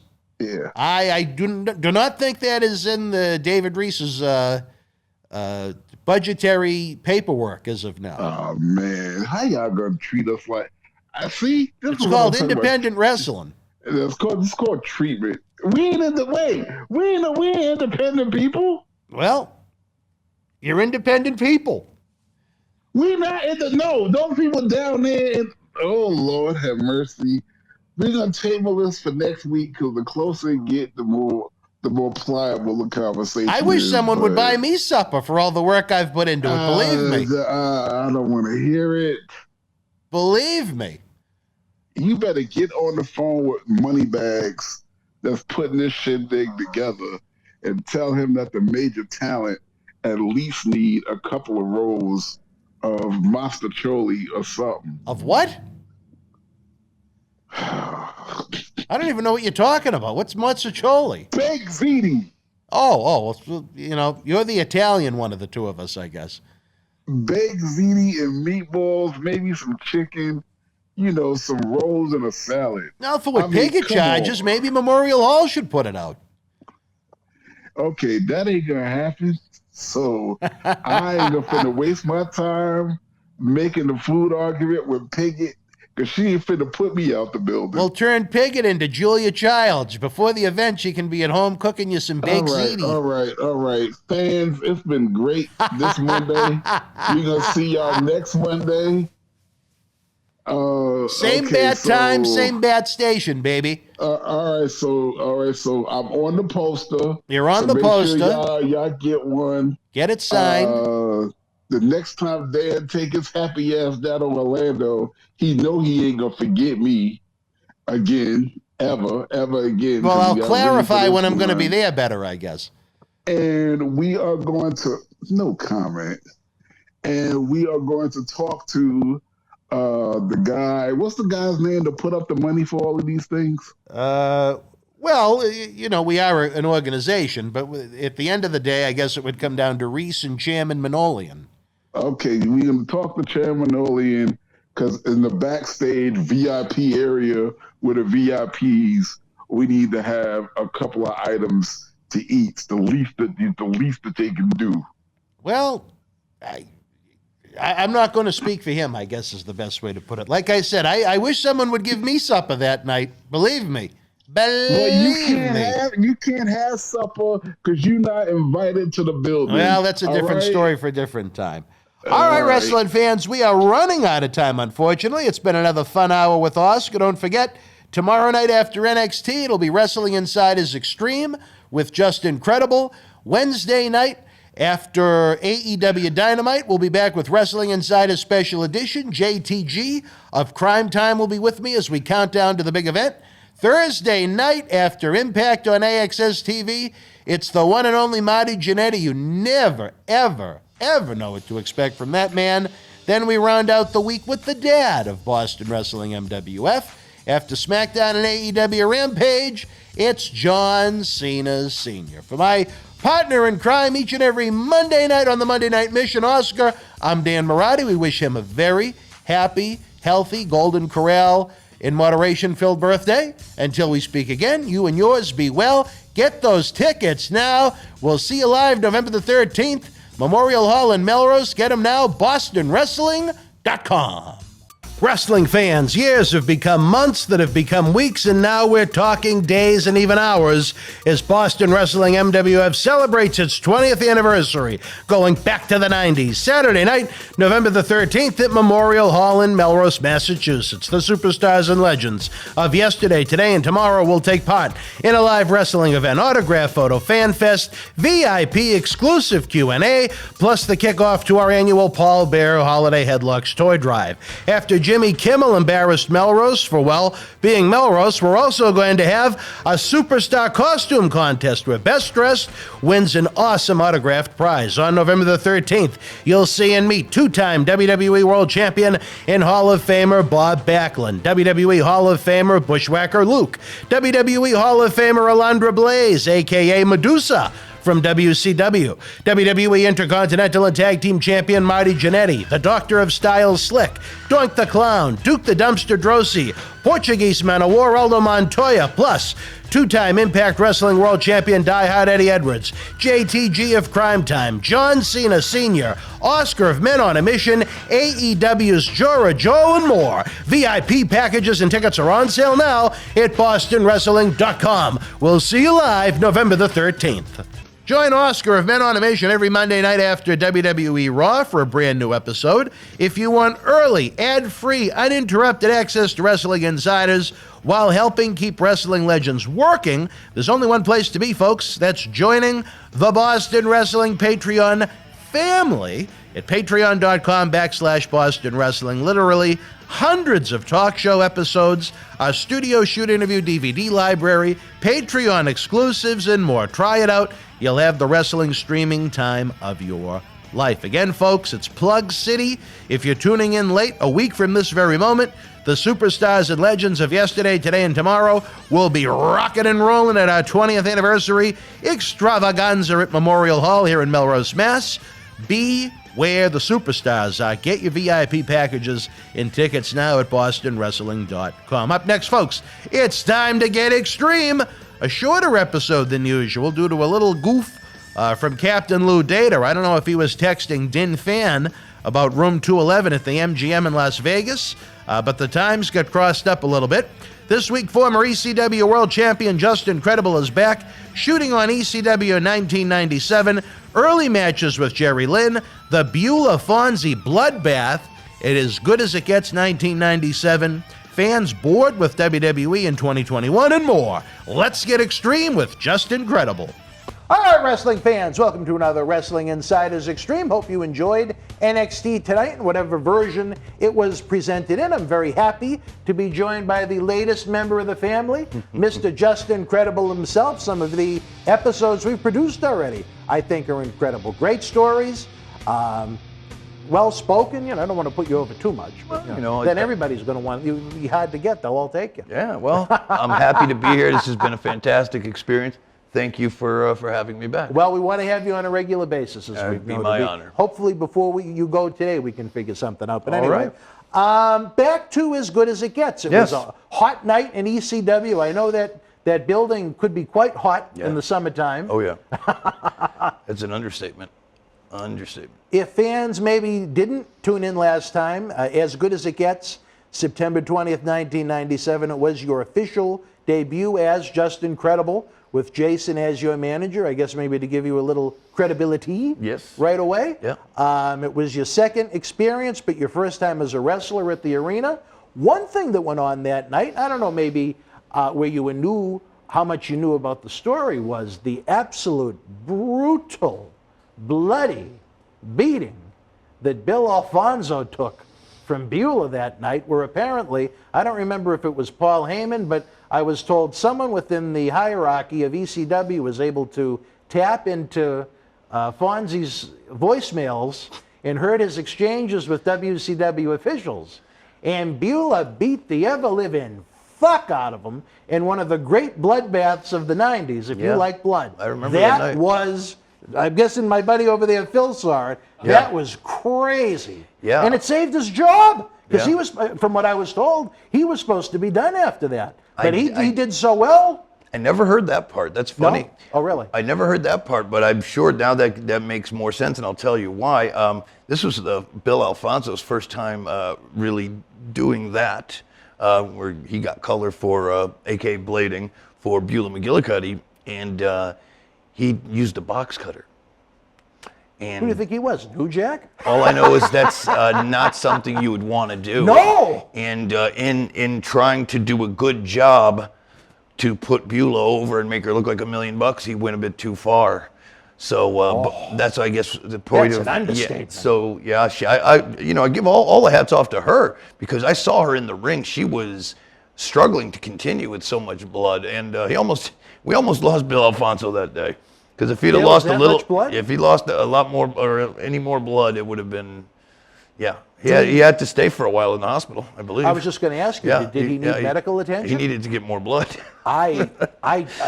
It was crazy. Yeah, that wasn't the intention for sure. The personification of ECW was that beating that he took from, a very slight, beautiful woman. Yeah.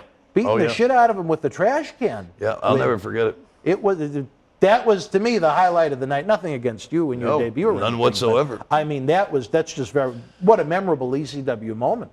You still remember it yourself. So. Yeah, I remember where I was high up in the Eagle's Nest watching it, and there was just a calm but a friend's. It was weird. It was the weirdest thing, because fans knew they were watching something special, and they were like, there was a rumbling going on, and they would react to the moves and whatever, but there was still like a caution, like, oh shit, like, did this go too far? It was weird.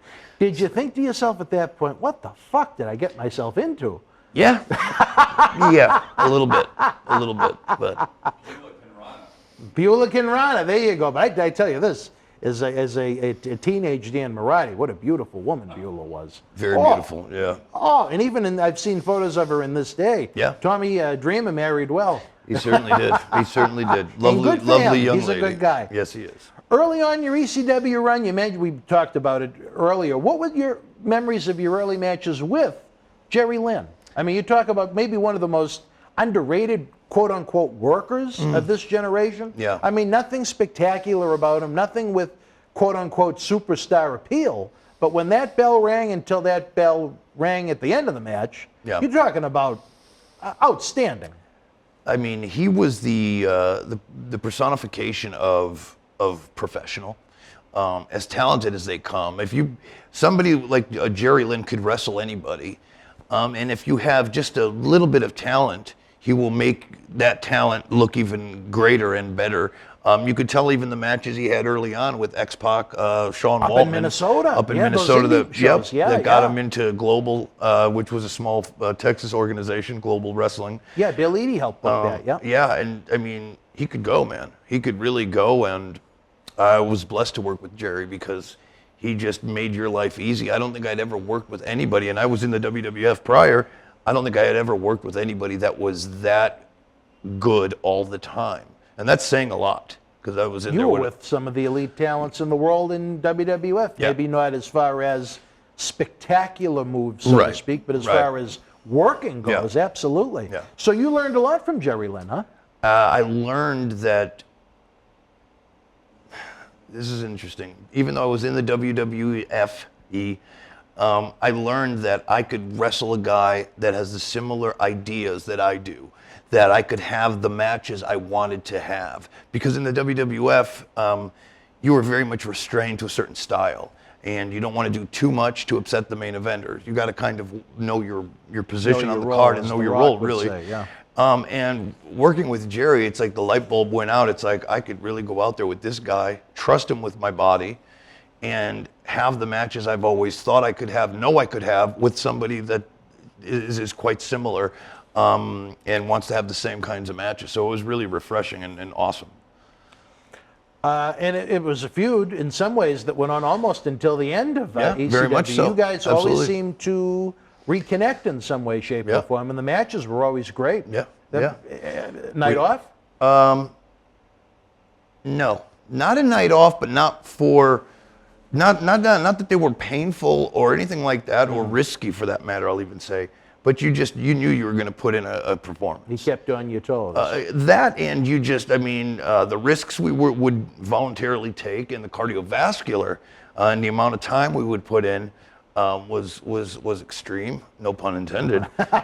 So yeah, I mean, it was a night off, because you knew at the end of the day you were going to be safe and you were going to walk out of there as you came in, which is what every wrestler is supposed to do. So.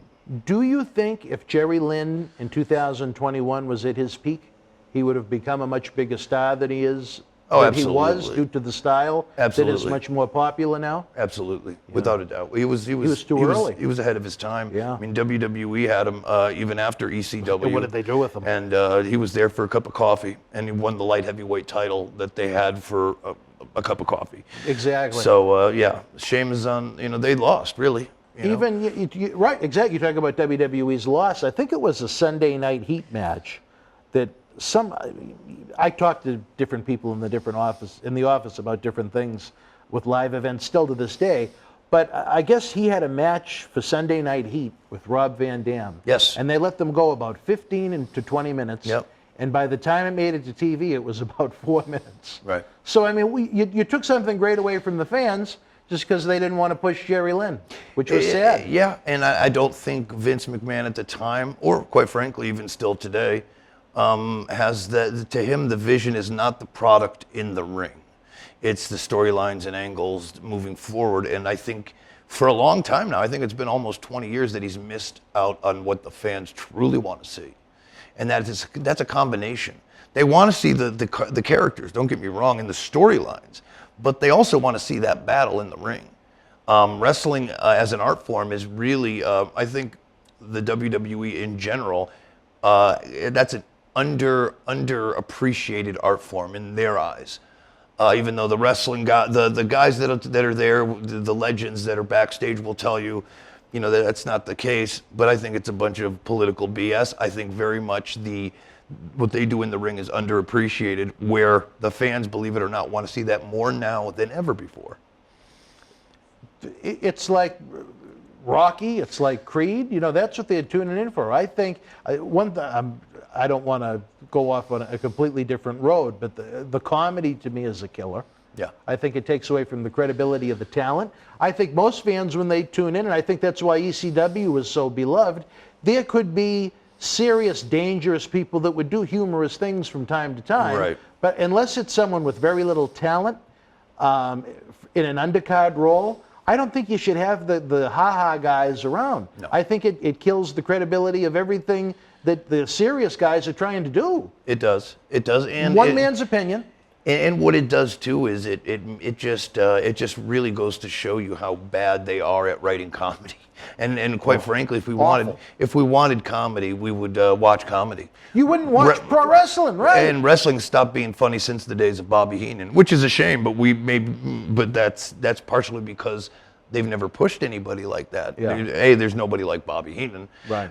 But two, there's, nobody's come along doing that because nobody valued it.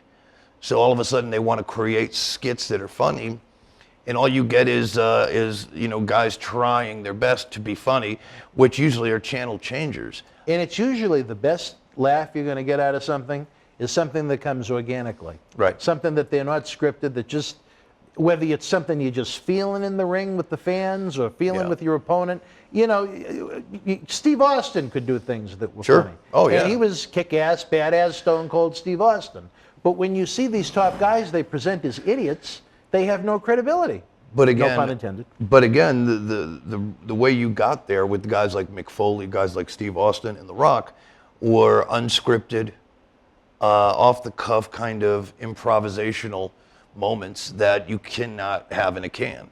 These are moments that just happen that you can't plan for. Yep. And unfortunately, that's not. Listen, WWE. We always, the people the pros that write the sheets and the newsletters and the websites.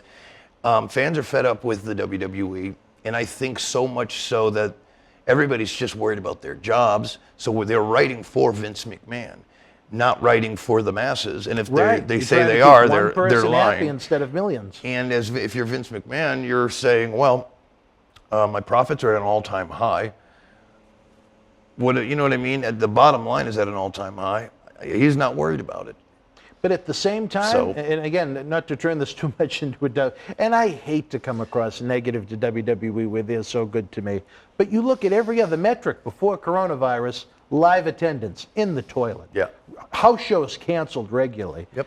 Third-party licensees, down. WWE official merchandising, down. WWE Network subscriptions in the United States, down. Was that segment 2, Captain Lou? That's it? This is 3, yeah, I'm pretty sure. Right? We had 2 before this, and then... Well, I thought we just started this episode. Pretty sure this is 3. I'm not sure.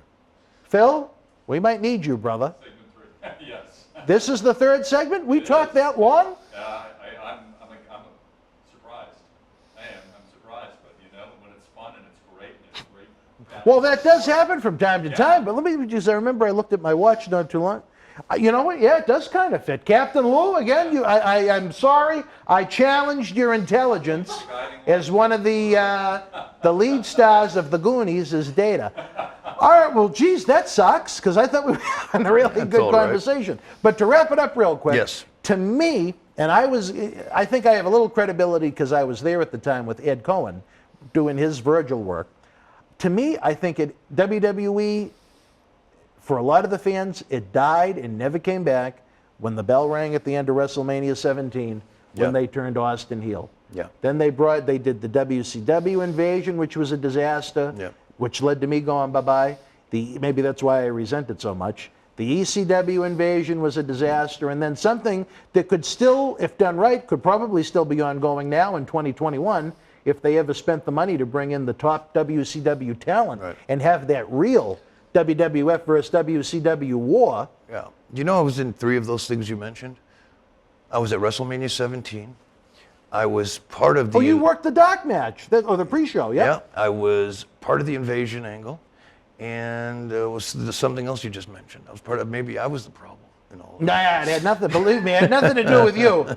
But I mean, other than that one little blip, when they went with the year with JBL and Triple H as heel champions, and then they went with Batista and Cena at WrestleMania 21, because I went with Sheiky Baby to go into the Hall of Fame for that.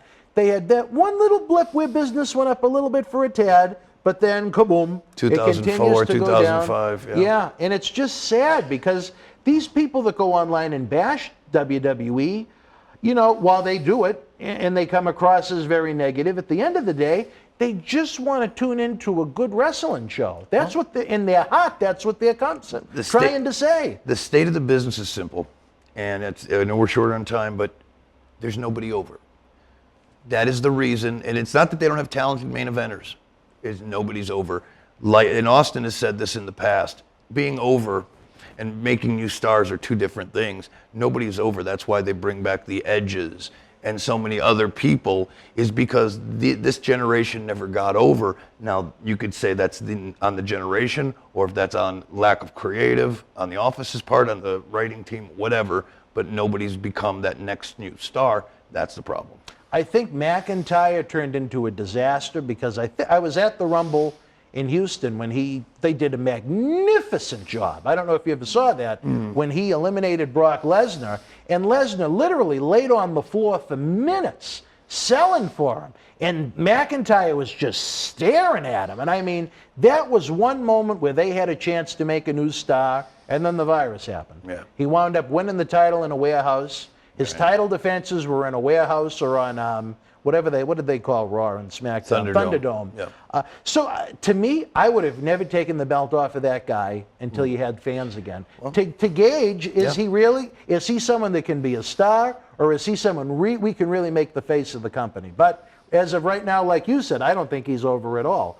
Before we go, the two champions right now, who I think are two credible champions, no pun intended, but I mean, I think Roman and Lashley are two guys, at least they look the part, they work the part. They but do. Would you consider them over? I can't stand to look at them. Really? Why is that? I feel like I've seen it all done. It's been there, done that. There's nothing intriguing about any of them. Just nothing catches on. And again, Bobby Lashley in his mid to late 40s. Not a young guy. A lot of guys are on the wrong side of 40. I'm 47. I'm not saying that that's a bad thing, but you got to remember the reason nobody, guys, Undertaker went too long, and it's not Undertaker's fault. He's got a special gimmick, but where's that other generation of guys that 10 years, 15 years, no new guys have gotten over? I don't want to hear the brass ring speech, because I know very well what happens when you go for it. It doesn't exist. They do what they want. When something that you do is considered scripted, I could write up a story right now, come into Monday Night Raw and beat up Roman Reigns and come out looking like Superman. I don't know if it's going to work or not, but you got to try somewhere along the lines. You're going to have to try and shake it up. And I couldn't, like SummerSlam. Everybody thought it was so great. And look, I love John Cena. I love Roman Reigns as far as talents, but I just can't stomach to watch any of it. I can't. Bad taste in my mouth. It's tough. It's sad. And again, it's not that we want to knock WWE. No, not at all. We would love to sit back in our recliners or in our sofas at home and tune into a show that we enjoy again. I do a weekly podcast for Vince Russo's network. Oh, do you really? Yes. Okay. Me and this gentleman, we do a review show for AEW. Drops on Fridays. And so I watched every episode. I bury it constantly. You're talking AEW now? But hear me out. Okay. About moves. I just wanted to make sure. Yes, Okay. AEW Dynamite. About certain move sets, and this one could do better, or this one. But at the end of the day, I love watching the show, and I prefer it because it seems fresh. It doesn't seem like I don't know. It pops off differently. Something is unique about it. I feel like I'm watching something live. It has a very old Nitro feel when it first started to pop. Yes, yeah. And what I've watched from Raw just feels like it could be any episode from the past 15 years. You could run a rerun. And I couldn't and tell no the one difference. Would know the difference. And that's why. And what I'm trying to say is I don't like a lot of the guys, or I'm not really that fond of them. And some of the moves could be better or crisp, or like they could tighten it up. They could but sell. I still that sell, too. But I enjoy it a lot more as a 2-hour experience. And I can't stomach a 3-hour Raw. No, I think with AEW, when I watch it, I think you get 2 or 3 really killer segments each week. Yes. And then what takes away from it for me is that they throw some guys and girls out there that don't belong on national TV yet. They bookend the shows very well. They open the shows very well, and they finish them usually very well. And sometimes in between, anything can happen. But nonetheless, though, I still prefer that experience because I still get that feeling that Raw used to give me as anything can happen. And in the WWE, unfortunately, nothing ever does. It's interesting. Like you said, it's new, it's fresh, it's fun. Yeah. it gets fans buzzing. People are actually talking about that. Yeah. And 2021, before we go, I'm getting all worked up now. I'm moving. I'll ask your opinion. Is there any other promotion that has momentum in the upward way? I can't see anyone saying that about Ring of Honor. I mean, that barely has a pulse. Nope. Impact Wrestling, we don't get it up here, at least where I get my cable. But I'm told it's improved a bit. But, I mean, is there anyone really going out of their way to talk about TNA or wanting to go and see it? WWE is about as flat as it gets, despite their record-making profits that they have. Yeah. But, I mean, other than AEW is the promotion that people are talking and buzzing about. The last thing I'll say, and I know we got to go, is it's not about the creative. It's also about they know that Raw's not going to do anything. So it's business as usual, and at the end of the day, they're just going to go back to what we always get, and that's the problem. And that's the sad thing. All right, the one thing I never get is, though, when the fans attack WWE online, if it was me, if I was going to sit there and do that, why not tweet at Fox and USA, who are paying the big money for these shows that they don't like? Yeah. If anyone is going to encourage WWE to change things, it's going to be the ones that are paying the bills. You know what I mean? That's right.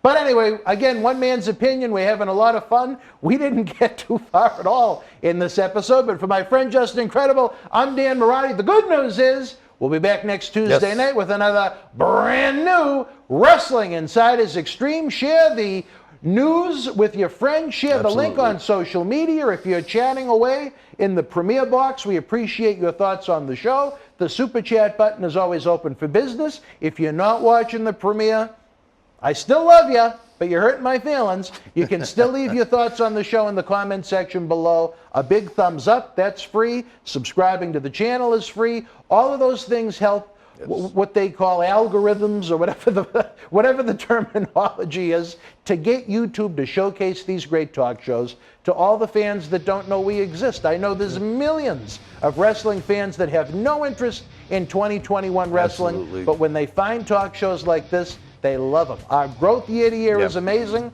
We need to keep it growing. We want this guy back constantly. Share, like, and subscribe. He summed it up in one sentence, and it was incredible. For my friend Just Incredible, I'm Dan Marotti. We'll see you next Tuesday night. Stay healthy, be well. Good night from Boston. Wrestling fans, years have become months that have become weeks, and now we're talking days and even hours as Boston Wrestling MWF celebrates its 20th anniversary, going back to the 90s. Saturday night, November the 13th at Memorial Hall in Melrose, Massachusetts. The superstars and legends of yesterday, today, and tomorrow will take part in a live wrestling event, autograph photo, fan fest, VIP exclusive Q&A, plus the kickoff to our annual Paul Bear Holiday Headlocks Toy Drive. After Jimmy Kimmel embarrassed Melrose for, well, being Melrose, we're also going to have a superstar costume contest where best dressed wins an awesome autographed prize. On November the 13th, you'll see and meet two-time WWE World Champion and Hall of Famer Bob Backlund, WWE Hall of Famer Bushwhacker Luke, WWE Hall of Famer Alundra Blaze, a.k.a. Medusa, from WCW, WWE Intercontinental and Tag Team Champion Marty Jannetty, the Doctor of Style Slick, Doink The Clown, Duke the Dumpster Droese, Portuguese Man of War Aldo Montoya, plus two-time Impact Wrestling World Champion Die Hard Eddie Edwards, JTG of Cryme Time, John Cena Sr., Oscar of Men on a Mission, AEW's Jora Joe, and more. VIP packages and tickets are on sale now at BostonWrestling.com. We'll see you live November the 13th.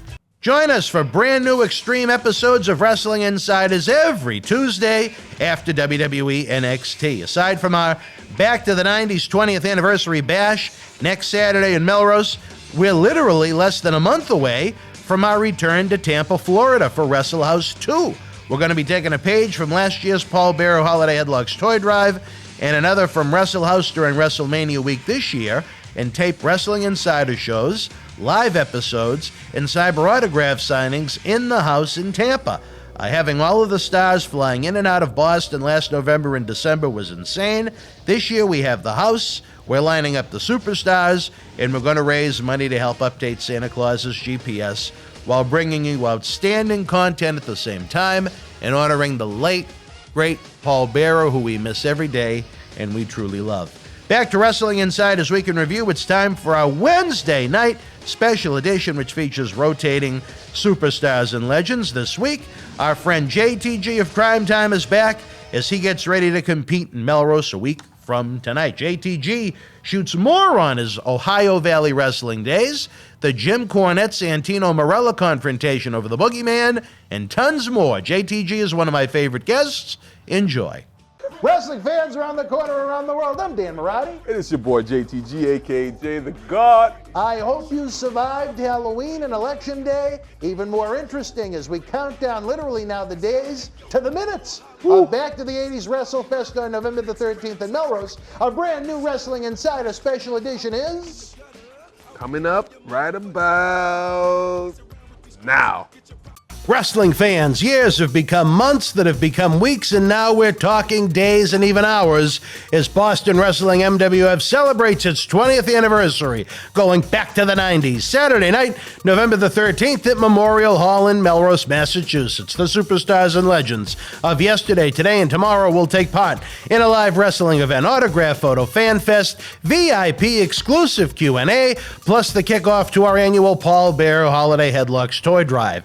After Jimmy Kimmel embarrassed Melrose for, well, being Melrose, we're also going to have a superstar costume contest where best dressed wins an awesome autographed prize. On November the 13th, you'll see and meet two-time WWE World Champion and Hall of Famer Bob Backlund, WWE Hall of Famer Bushwhacker Luke, WWE Hall of Famer Alundra Blaze, a.k.a. Medusa, from WCW, WWE Intercontinental and Tag Team Champion Marty Jannetty, the Doctor of Style Slick, Doink The Clown, Duke the Dumpster Droese, Portuguese Man of War Aldo Montoya, plus two-time Impact Wrestling World Champion Die Hard Eddie Edwards, JTG of Cryme Time, John Cena Sr., Oscar of Men on a Mission, AEW's Jora Joe, and more. VIP packages and tickets are on sale now at BostonWrestling.com. We'll see you live November the 13th. This is Mick Foley. This is Harley Race. This is Shelton Benjamin. This is Mr. Wonderful Paul Orndorff. This is the Monster Abyss. And this is Daniel Bryan. This is JBL, and you're watching the MWF. Be there live. Wrestling fans around the corner, around the world, I'm Dan Marotti. And it's your boy JTG, aka Jay the God. I hope you survived Halloween and Election Day. Even more interesting as we count down literally now the days to the minutes of Back to the 80s WrestleFest on November the 13th in Melrose. A brand new Wrestling Insider special edition is Coming up right about now.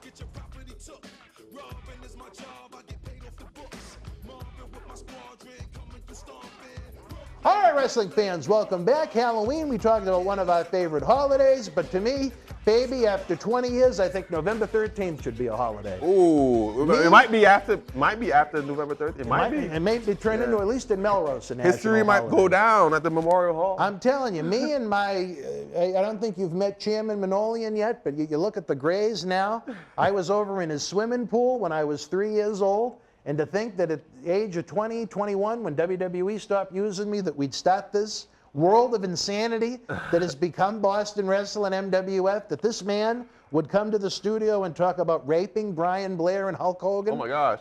Amongst other great things in the studio, on the road, even internationally. When the Sheik and I thought we were going to have a planes, trains, and automobile adventure. I don't know if you ever saw that movie. No, I have not. You weren't a John Candy fan as a kid? I'm almost ashamed of you. I got familiar with John Candy through Home Alone, and he had a cartoon show, and that's about all I know of John Candy. Do you like comedy? I love comedy. You got, especially around, well, Thanksgiving's coming up in a couple of weeks. Okay. It's a great holiday movie. It's hysterical about these two strangers that through travel fiascos, it's almost, you can almost relate it to wrestling. Through travel fiascos, wind up hitting the road together, and where it was Thanksgiving, I believe, in that movie, the Sheik and I had an experience in Canada where I got him booked on a reality TV show. Nice. And they wanted me to babysit him. Ooh. Then instead of getting us 2 separate hotel rooms, they got us a 2-bedroom suite. So I was stuck with them. That's a reality TV show right there. Oh, there's a lot to this, but I'll never forget in the cab, him getting in the front seat with the cabbie, and he started talking Iranian to him, and the only words I understood were cocaine, heroin, hashish. In Canada? Yes, and the cabbie's going, oh, please. I need my medication. Medicine. Yeah, as he called it. medicine, He didn't get it from him at least, but Okay. he had quite a bit of medicine later in the more medicine than CVS. you know. You'd think a pharmacy. package of flour exploded at the grocery store. Oh my God. The Sheik was happy. And I got home from Canada in time for Thanksgiving. Oh, okay. Because like I said, it was Thanksgiving week as well. And that was 06. Oh my God, what a life I've had. Anyway, you survived all these great things. You're ready for the big event, November the 13th. We can only whet your palate here on Wrestling Insider Special Edition. Like, well, I'm sure there's many palates on the road that would like you to wet them. Oh, you know why? And Sexiest that's Albanian. the only reason. That's the only reason. He had zero appeal before he created Zero. these great products, Unsexy. Nobody wanted me. which you can find at. shbeardcare.com. And let me tell you something. If you want to look as good as he does, in addition to these fine products that are going to make you look good, smell good, if you want to physically start to get the guns like that, in the best shape of his career, in the second half of it, he's even got a book out about it. Oh, yeah, fitness. Yes, my fitness book for the newbies. The Newbie's Guide to Big Biceps. Yes, you get that on Amazon. Brother, you can tell I haven't read the book. I thought you was going in the direction of the T-Moss. I thought you was going in the direction with that. The testosterone boost. We got to get the libido going, brother. Libido, testosterone, energy. Your wife, for the gentleman, your wife's going to love you for the T-Moss. Have you ever thrown pasta into the boiling water and see how the pasta comes out? Limp? Yeah. You know, Okay. I got the wet pasta gimmick T-Moss on. will definitely help you All with right, that. thank you. See, at least I'm man enough to admit it. Yes. It Little, get rid of all the excess We're mucus. not talking Fred Durst. The limp bit. I actually saw Fred Durst live a couple of weeks ago. Did you? Amazing performance. Still got it. Really? Still got it. Yeah, me and Chris Masters saw him. He hasn't had a big. It's been a while since he's Yeah, had it was the big, throwbacks. Yeah, Yeah. a lot of his throwbacks. I enjoyed his performance. He'll be the Vanilla Rice of the Of our 2000s, generation, yeah. All right, wrestling fans. One question that came through that I found kind of interesting. What's up, They man? wanted you to try and compare some of the different personalities that you ran into at OVW. You had Danny Davis, you had Nick Dinsmore, you had our good friend Uncle Al. Did you encounter Jim Cornette at all, or was he already gone? Yes, no, I had some interactions with Jim Cornette. Yeah, he booked me for a few of the live event shows there in Kentucky. And I remember the first time he spoke to me, he's like, "Is your head all right?" I'm like,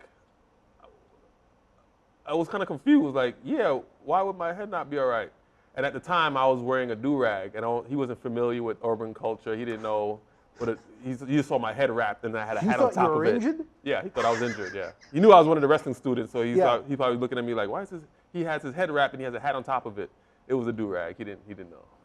Did you smarten him up? Yeah, I smartened him up. He was like, "Oh, I see your head wrapped. I thought you got hurt in training." Well, good for you. Yeah. How long was he there before it transitioned to Paul Heyman? Were you there for the Heyman incarnation? Yeah, I was there for that. I was there for all that. He left because of the whole Santino Marella incident. Were you there for that? I was there for that, yes. You know, why not share that with the fans? Woo. For the fans that aren't familiar with it. So I understand both sides of the story. I know how passionate Cornette is about the business and his work. And I definitely understand Santino had just gotten there. He was brand new, and he wasn't smartened up to the whole aspect of the business yet. So for the fans that don't know what we're talking about, in an OVW TV taping, they were presenting Boogeyman as the most fearsome thing on God's green earth. Yes. Boogeyman, I guess, came out of the ring with a Boogeyman look that we never saw in WWE. Yeah. Did he have the worms yet? Or something? He had horns. He had a lot going on at the time, and the OVW personnel and students were supposed to be in great fear. Yeah, they're supposed to respond and react to it accordingly. And take it from there. Yeah, and then Santino only being there probably like 2 or 3 weeks. His daughter was there. So he was still getting accustomed to Kentucky and OVW school, but he started going to the TV shows on Wednesdays. And when Boogeyman was leaving, they caught a glimpse of Santino in the background, and he was doing security because he wanted to pay his dues. You know, being new there, we all had to pay our dues there. He was doing security. And he's like kind of like smiling and laughing.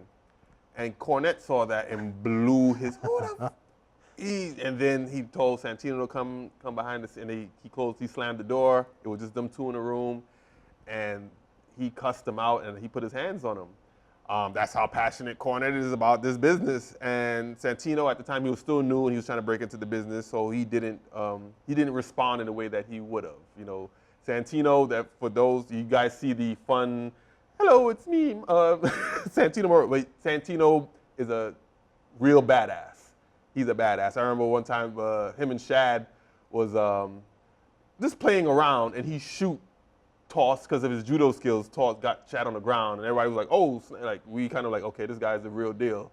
But yeah, if Santino wanted to, he could have destroyed Cornette in that room, but he didn't because that would have been the end of his. He thought that was the end of his career when Cornette put his hands on him, but he stuck around, and I'm glad he did. What great restraint that Santino has, not to respond to having someone slap him around. Exactly, yeah. and knowing that he could kill this guy in a few seconds. Yeah, he had a lot of restraint. Did you actually witness it, or did he tell you secondhand? No, it was secondhand. But I was in the building when it happened. Like we all knew that he was in trouble, but we didn't know what happened behind closed doors until Santino told us. Yeah. And then I know Santino, he wanted to squash the beef between him and Cornette, and I don't think that ever happened. But I understand both sides of the story. I think they actually got into another issue at a fan fest. There was like someone shot it with the cell phone or something. Yeah, I think Santino wanted to squash it. He did. Santino, he's a positive dude. He just wanted to, clear the heat, and I don't think Cornette was having it. Yeah. I don't think I've ever met him. I know John Cena Sr. thinks the world of Santino. Oh yeah, Santino is while my journey into this wrestling. During my life journeying through my wrestling career, Santino is definitely in my top 10 of people who I love. Like I say, I could call a brother in this business. Yeah. Am I third or fourth? You're in the top 5. All right. Thank you. All right, wrestling fans, as we talk about a journey, we're going to continue right now as they switch over to the center cam. I know they're going to switch that camera any second now because we're getting ready. There you go. All right. We are going to take a brief time out. When we come back, we're not going to bitch slap you, but check out these ads, baby. Get those tickets. November 13th, the countdown is on. Wrestling fans, years have become months that have become weeks, and now we're talking days and even hours as Boston Wrestling MWF celebrates its 20th anniversary, going back to the 90s. Saturday night, November the 13th at Memorial Hall in Melrose, Massachusetts. The superstars and legends of yesterday, today, and tomorrow will take part in a live wrestling event, autograph photo, fan fest, VIP exclusive Q&A, plus the kickoff to our annual Paul Bear Holiday Headlocks Toy Drive.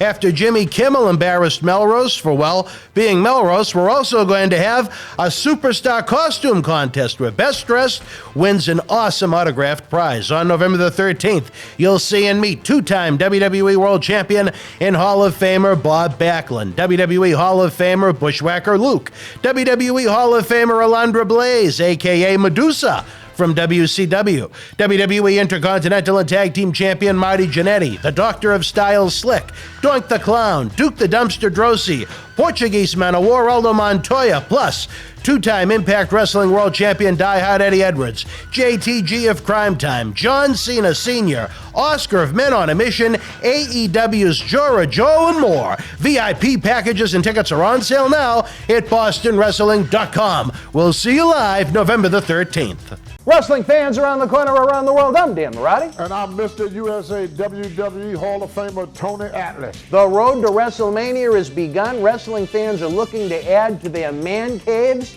You got to see what we have in the eBay store. Check it out. Here's your chance to own a piece of history from the 2020 WWE Draft. On the second night, October the 12th, The Fiend, Bray Wyatt, and Alexa Bliss unleashed hell on Andrade and Zelina Vega. This limited edition 11x14 collector's poster is number 26 of only 50 made, personally signed by both The Fiend and Alexa Bliss, direct from friends at WWE. Comes with certificate of authenticity hologram on the poster itself, suitable for framing. You'll also receive a bonus autographed mystery photo and an on-air shout-out as our thanks to you. Get this ultra-rare autographed Fiend and Alexa Bliss poster now. Cheer. Why, hello. I would ask what was on your mind, but I already know. You want to know what has got my beard looking oh so majestic. And I'll tell you, it's sexy as hell beard care. Coconut oil, vitamin E oil, almond oil, both sweet and bitter, shea butter, it's all natural. Yes, JTG has actually come out with a high quality product. So support your boy by going to sahbeardcare.com and take one step closer to becoming sexy as hell. Cheer. Ooh, cheer.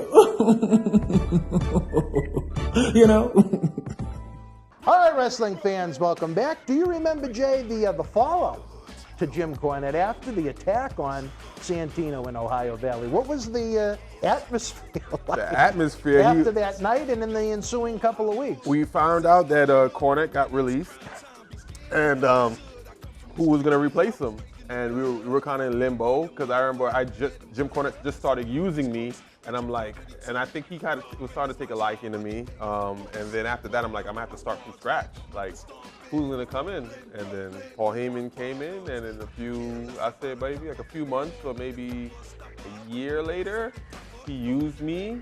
So you were used a little bit and then they stopped? Yeah, because I was used on the as an enhancement talent on OVW, and then I was also being used on the live event as an enhancement talent. I was still young. I was 19, 20 years old? About 19 years old. I was 19 years old. What was your name then? I used JTG, but when Paul Heyman came on the scene, he titled me the Neighborhoodie. He asked me if I loved the name. Oh, I thought that was a tag team. No, we were the Neighborhoodies, and then when I you were the Neighborhoodie. Yeah, with my tag team partner at the time. After we had a horrible match, he took that horrible match, the worst match of my career. He had to take a break because of personal issues, and that match kind of like. Personal issues? Yeah, personal issues, and that match kind of like really, those two combined. He was like, I gotta take a break from wrestling, and then that left me kind of like solo, and then. Danny Davis, Al Snow, and Paul Heyman knew there was something there with me. They didn't know exactly what it was yet. They put me and Shad together, and the rest is history. Did you prefer teaming with Shad over Abraham Washington? I'm gonna have to say yeah, because me and Abraham Washington, we were very similar.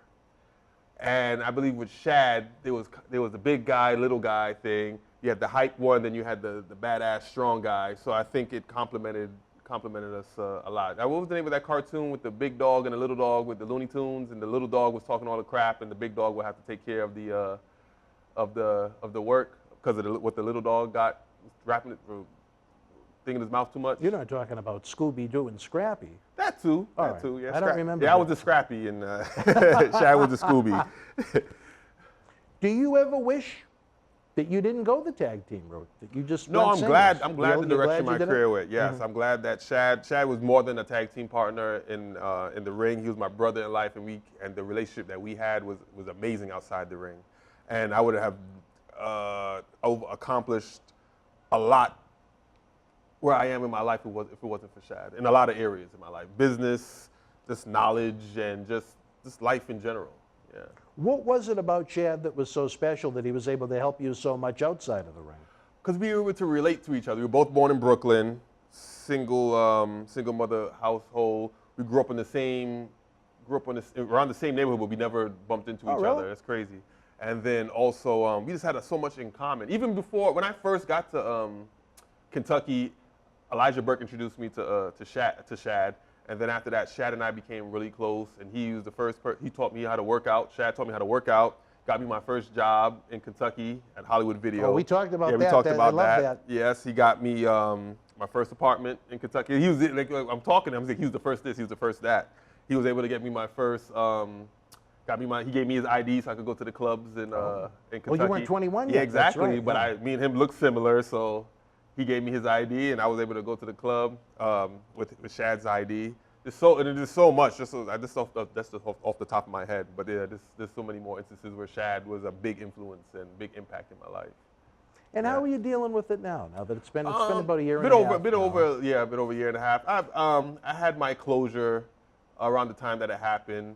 I mean, I still think about him every day, but it doesn't hit me as hard as it did when it first initially happened. Because I was still, for some reason, I don't know, because of the business that we're in, I was hoping that was a work.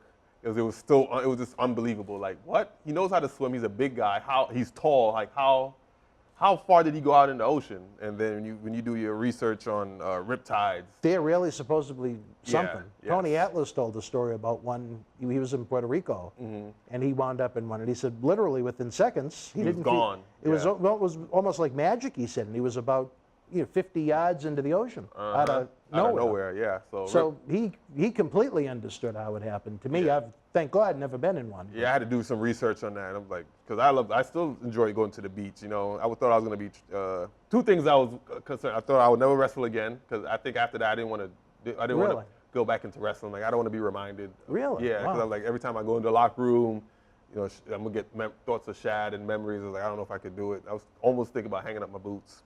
And then also I didn't know if I wanted to go back on the beach again, and I was able to overcome both of those things. So I still go to the beach, and I'm still in the ring. Now, do you talk to his wife at all? Yeah, how are they holding up? Oh, they're holding up great. They're doing good. Yeah. I know that GoFundMe at least was a big success. Oh yeah. And then also the NFT collection I'm doing. Oh my gosh, that's right. I forgot all about that. Splitting half the proceeds with his family. Well, explain what's going on with that. Okay, so for those who are not familiar with NFTs are crypto. It's like non-fungible tokens. That's what it stands for, and it's digital art. It's not physical. And for like fans or people who like to do collectibles, buy this digital art either through auctions or just buy it now. And that's pretty much it. It's like pretty much digital gold. How can people get the Cryme Time crypto? You could go to mintable.app.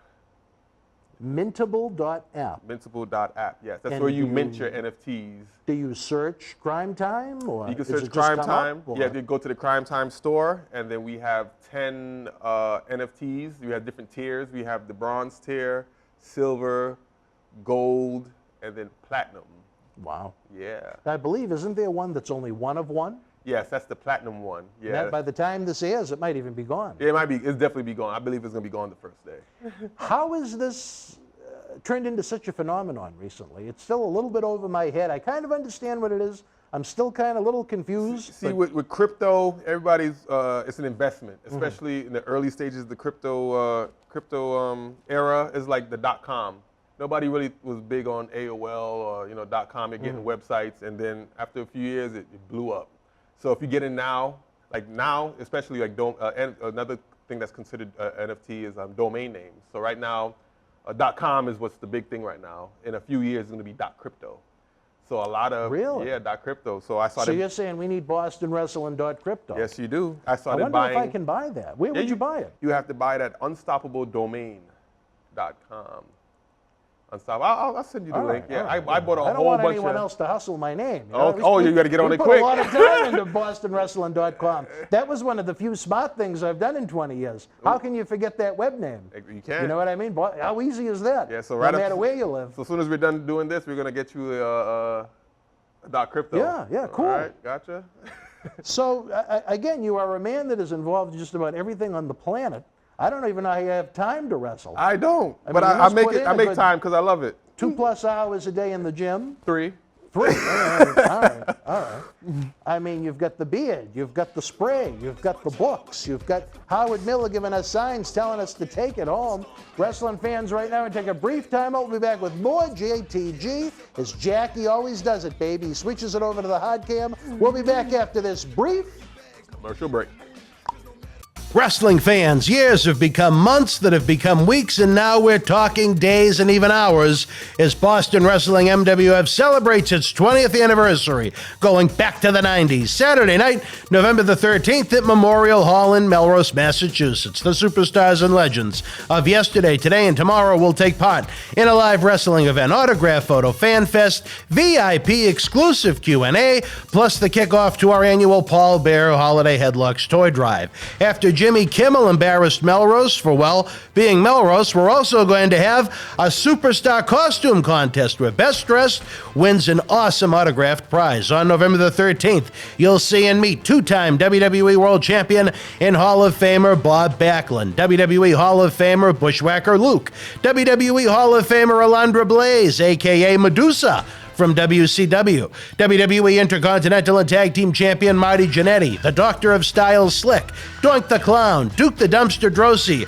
Portuguese Man of War Aldo Montoya, plus two-time Impact Wrestling World Champion Die Hard Eddie Edwards, JTG of Cryme Time, John Cena Sr., Oscar of Men on a Mission, AEW's Jora Joe, and more. VIP packages and tickets are on sale now at BostonWrestling.com. We'll see you live November the 13th. Wrestling fans around the corner, around the world, I'm Dan Marati. And I'm Mr. USA WWE Hall of Famer Tony Atlas. The road to WrestleMania has begun. Wrestling fans are looking to add to their man caves. You got to see what we have in the eBay store.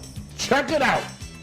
On October 28, 2020, Wrestling's Scariest Night was back with WWE NXT Halloween Havoc. This limited edition collector's autograph poster is number 12 of only 100 produced and is signed by all 9 superstars featured on the poster, including Johnny Gargano, Damian Priest, Candice LeRae, Io Shirai, Dexter Lumis, Cameron Grimes, Rhea Ripley, Raquel Gonzalez, and your Halloween Havoc host, Shotzi Blackheart. Comes with WWE authentication hologram on the back.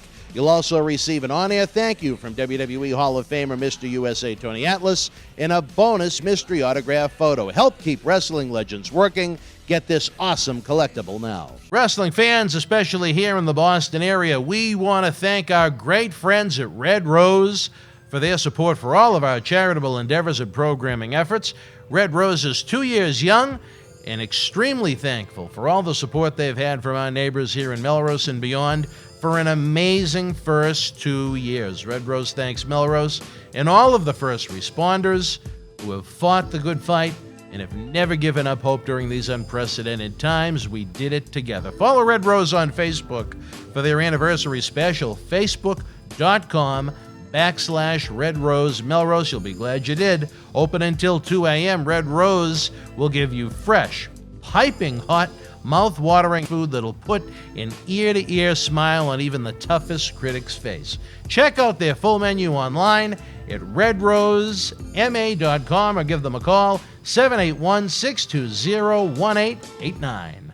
All right, wrestling fans, welcome back as Captain QVC over here continues his plethora of items. I can't wait to see what he's got coming in 2022. Do you have any ideas under the hat? I do. I do have some. You don't want to share right now. I'm actually. It's a script. You know, me and my 3 of my writing buddies. 3 of my writing buddies. Jeez, you really do have teams. Yeah, we do Zoom meetings every Wednesday evening. We've been working on this script, and I'm looking forward to getting it sold. I don't want to get too much detail, but it's an amazing script, and I can't wait to share it with the world. Yeah. Hopefully, in about a year or 2, it's on Netflix or. We'll be having the trailer Amazon right here Prime. on the show. Exactly, you know. And you're invited to the red carpet if it doesn't get picked up. Yeah. Well, you know what? I will go. It'd be a great chance for me to go to California again, enjoy the Universal Studios. And yes. You know, I don't even know if you knew. Another interesting tidbit about our history. I don't know if you knew this. 2007, WWE calls about a week before WrestleMania 23. Okay. I thought they wanted me to do something. I was all excited. Okay. And they did wanted me to do something. Only it had nothing to do with WrestleMania 23. They were going to have the Boston premiere of the movie The Condemned with Stone Cold Steve Austin. I was there for that. Yeah, it was mandatory that the talent went to go watch that. You went to the Detroit version. Yes. In Boston, they did the same thing. Okay. Only it was just Steve Austin that came in. And Lionsgate and WWE, I guess, because it was a TV taping night, they had no one. So they said, you know what? We've got have you ever seen National Lampoon's Christmas Vacation at least? Oh, Jesus. It's been too long. No, I saw it a long, long time ago. I don't remember too much of it. It was in the background playing. I almost consider myself the cousin Eddie of WWE. Okay. They kind of know I exist. It's like I'm out in the RV, out in the parking lot somewhere. If they need me, they can call me. But they called me to try and coordinate with them and Lionsgate the Condemned Boston premiere, and Austin came in for it. Nice. So we had literally within just a couple of days, we got 200 fans to come in. He did a nice Q&A after the movie. He watched the movie with the fans, which I thought was really cool. He was very cordial. He did autographs, not like a fan fest, but just, for the fans that approached him afterwards, he was nice to them and whatnot. And just another really cool experience. I never thought I'd be working on an endeavor with Steve Austin for a movie premiere with Lionsgate and WWE. I know. Between me and you and our fans, did you enjoy the movie? Yes. I enjoyed it. Yeah, I thought it was actually one of the better WWE movies. It was actually good, yeah. And then I don't think it got the recognition that it deserved. It's a WWE movie. What critic is it on Netflix? Is it on Netflix? Is it? No? I don't know. Yeah, you have to look for it, huh? Okay. No, Austin was badass in that movie. Yeah. That was he had some good spots in there, too. It was an interesting plot. It wasn't too over the top. Yeah. I mean, in reality, in this day and age where there's so many, funny things that go on outside of the United States, I could see something like that happening. You know what I mean? The dark web and so on and so forth. Oh, yeah. Yeah, well, who knows? But I mean, I enjoyed The Condemned. It didn't get the recognition it deserved, but it's just another one of those nights I'll never forget. I remember watching it in the theater, and we were for certain spots, we were like, oh, cheering, like clapping and blah, like a real ratchet movie theater in Brooklyn. But yeah. But you had no choice. You had to go. But I'm glad I went though. You're glad? I'm glad I went. Yes. Because we were thinking it was like, oh gosh, are we being forced to watch? It's got to be really bad if we are getting forced to watch it. But no, it was pretty good. WWE Studios has had some that fall into that category too. But The Condemned was a really good one, and I was kind of surprised that he never followed up with anything. Any more acting? Big. Well, no, he did. He's done some movies, but they were all like direct-to-DVD pretty much. No, that one he did with the Steve. Didn't he do one with all the action heroes? Yeah, what was that? And The Longest Yard, he played a racist correctional officer. No. I was shocked. I'm like, oh my God. But I thought after The Condemned, not that he was going to reach rock levels, but I just thought there was He could have though. Maybe. He could have, I think so. I don't think he has the personality that Rock has. There's a lot of other action superstars that Stone Cold has more charisma than. I'll give you that. Yeah, and they're. I think as far as wrestling goes, I think Stone Cold was the man compared to The Rock. But as far as Hollywood goes, I have to go with The Rock. You got to give The Rock, yeah. You got to give it what that guy has done. I don't know if you've ever met his lovely mother, Ada, who attends the Cauliflower Alley Club every year, a great lady. But forget about Ada Johnson. My gosh, we've been going through your trials and tribulations. I lost my train of thought completely. It is all right. Uncle Al Snow. Yes, Uncle Al. You said he was someone that really got you to that spot where you felt like you were training to becoming a true professional. What was it about Al Snow that got in your head that made the light switch go off, so to speak? Okay, so with the different training, so I trained with Eugene. That was more the basic stuff, how to fall and how to, punch, and then the basic stuff, hitting the ropes. Training with Rip Rogers, it was more psychology, how to tell a story in the ring. And with Al, Uncle Al, he trained us, got us polished for TV, knowing your camera angles, where's hard cam, communicating with the ref. And, with TV, he was telling us how much, they invest into a TV time, how much, one segment, that's this much of thousands of dollars they're investing in you, so you better give them, or else you're not going to be on. Just giving us breaking it down for us, how to look at it as a business, telling us that you are your own brand. Yeah, you work for WWE, but JTG is a brand. There's many different restaurants, burger restaurants, but how do you make your burger? Is it flame broiled? Is yours, do you have the Big Mac? You have to make yourself stand out and promote your brand. And he was basically telling us Raw and SmackDown, those are commercials. You make your money on the road. So every time you're in front of a TV, when that red dot is on, promote yourself as much as possible, get yourself over. And, before I was just looking at it as wrestling, but there's a business aspect you have to understand on that end. So you think he almost kind of took you to the next level, mentally? Absolutely, yes. Yeah. Mentally, yes. He definitely got us prepared. Because when I got signed in 2006, it was in June. Mm-hmm. I had to get ready for TV for October. Wow. Yeah. And Al helped a lot with that. This might come off as kind of a strange question, mm-hmm. but do you think where OVW had so many solid trainers, Rip Rogers, Al Snow, Danny Davis, Nick Dinsmore, you had Cornette there in charge for a while, then Paul Heyman, do you think maybe they were missing anything from where you went from a professional wrestling training platform to when you go to television? It's a little bit different, and it's not wrestling, it's sports entertainment. Did you have any transition issues with that, or? Say that one more time. What do you mean by? Well, it's almost like, you know, WWE, oh, we're not wrestling, even though it is. We're not wrestling, we're a television show, we're entertainment. Do you think, did they push enough entertainment upon you in OVW as far as being prepared for Al that? did. Al did. Okay. Yeah. So that's exactly how Shad and I got I got my contract, because we were doing we was wrestling every week, and Al said, you know, you don't have to wrestle every week to get yourself over. You could do stuff outside the ring, do some vignettes, do something, you know, get a camera guy, do something that, you know, that will get you over, get your characters over and your tag team over, and we'll put it up on air. But you don't have to wrestle every week. You guys wrestled every tag team already, and we were the tag team champions. So with that information we got from Al, Chad and I shot some vignettes, and those vignettes that you saw when Cryme Time debuted. The Cryme Time debuted. We already filmed that in OVW with lower quality cameras, and Vince saw Shad and I on the screen and was like, I want those two guys I want them to be on my brand. They have great on-screen chemistry. They look great, and they have a good thing going down in OVW, so it's gonna work. So you just found like an OVW camera guy, or? Yep. And just went to random spots? Shad and I came up with some ideas, you know, some stuff we saw in Living Color, but we made it our own. Oh. The Wayans brothers, you know, some stuff we saw from Friday. You know, we just took all those elements that we grew up watching, and we had fun with it. Well, that's one thing. You know, Bruce Pritchard had his podcast that was really, even though he still does it now, but it was really white hot at one point, and he was doing live shows. I opened for him and Conrad Thompson here and out in Phoenix.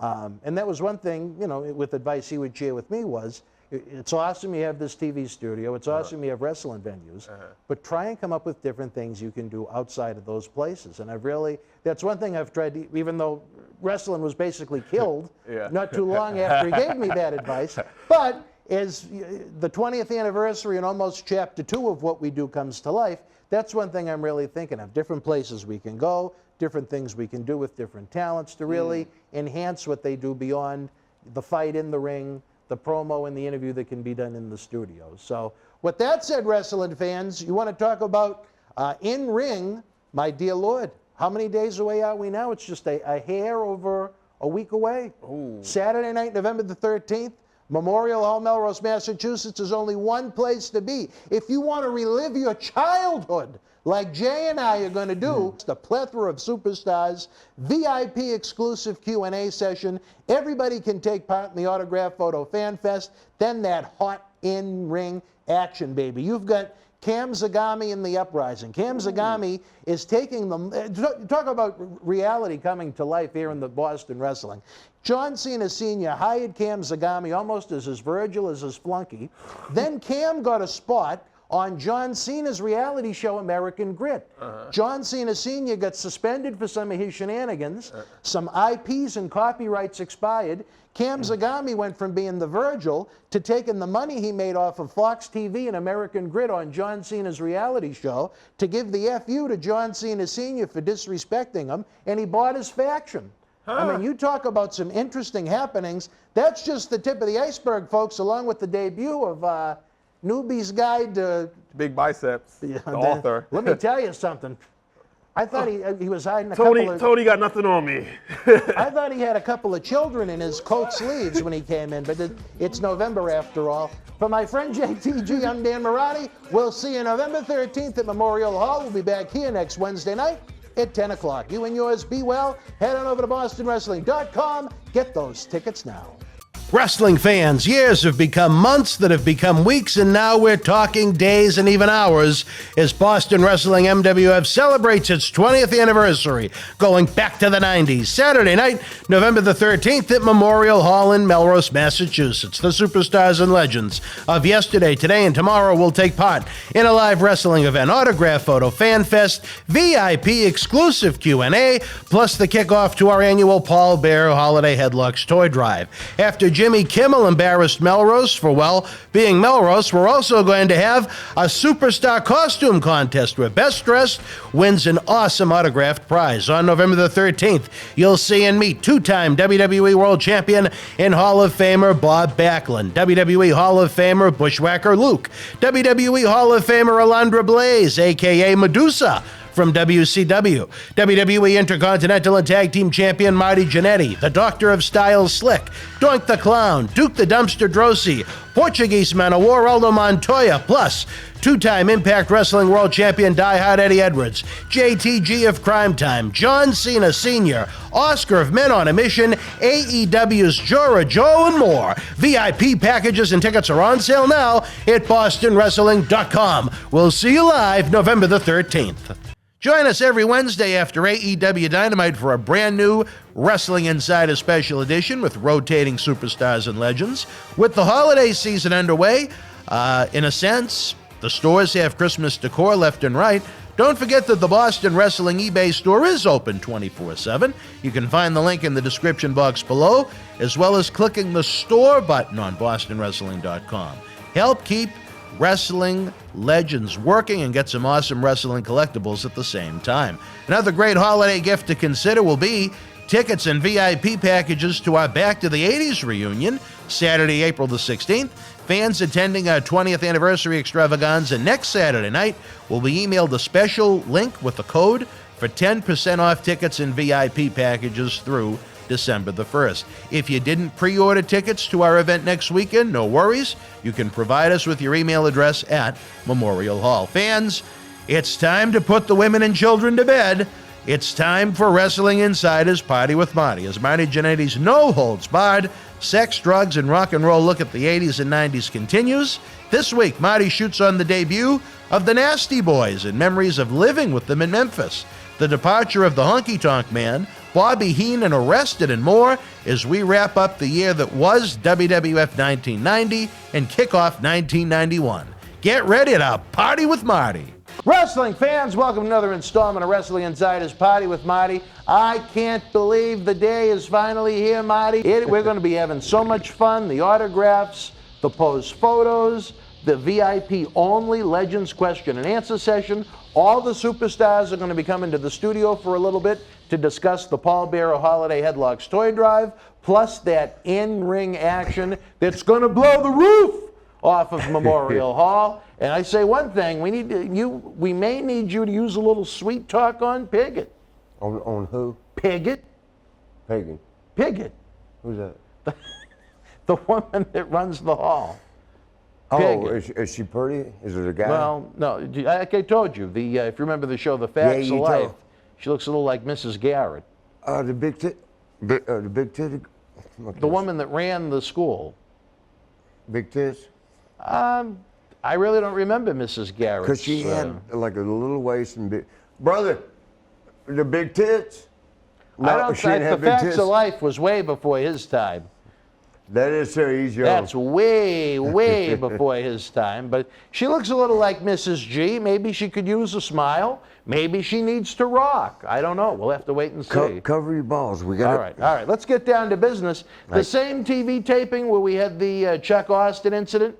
We also saw the date. Same. I thought this was next week. This is a new episode. Yeah. Okay. But at that same TV taping, we saw the official televised debut of two very good friends of yours, two very good friends of Sokol, Brian Knobs and Jerry Sags, the Nasty Boys, managed by Jimmy Hart. Were you happy? Why didn't you like them when they came through here? Me? Yeah. Well, I know Matt Daddy. They got on to Matt Daddy. I didn't dislike them. I just, you know, sometimes some appearances go smoother than others. You know what? But I'd have them both back. Yeah, because they're pretty, well, we can't with Knobs right now. Well, Knobs right now, you know, we hope by the time this episode ends, he's out of the hospital and doing better. Oh, God. Is he I'm sorry. He'll let you know if you're having a microphone problem, Marty. He'll let you know. He'll let you know. Don't worry. Yeah, but good? Okay. Yeah, he'll let you know. That's why he's in there. They want my phone. No, they don't want your phone. Were you happy to have your old buddies from Memphis, the Nasty Boys, in WWF? One time we were living all together. the Nasty Boys. And this is right about the year you're 87. It was actually 87. We're going backwards. Going backwards. All right, but real quick, we. Oh, You keep answer, going. it's Keep, probably no, no, no, Nia. no, no. It's Keep going. probably It's Nia. not her. Keep going. All right. We were all living in the same apartment. There was 4 of us. It was Sags, Niles, me, Sean, in a 1-bedroom apartment.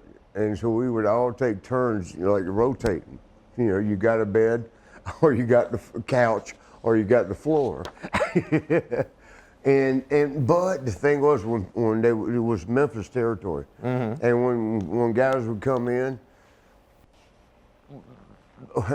I forgot who called. Kurt Hennig called it the House of Wayward Wrestlers, because everybody would come over.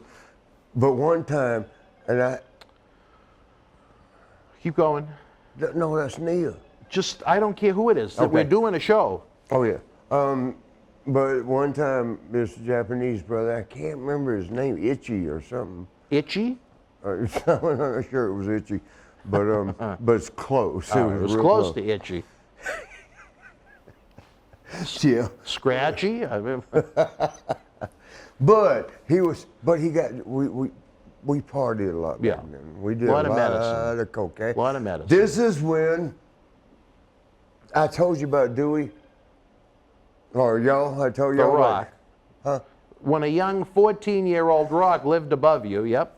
No, you didn't live above us. You lived down there. Oh, well, close by, yeah. close by. But you know what, Rocky, his daddy, that was my brother, man. I loved Rocky.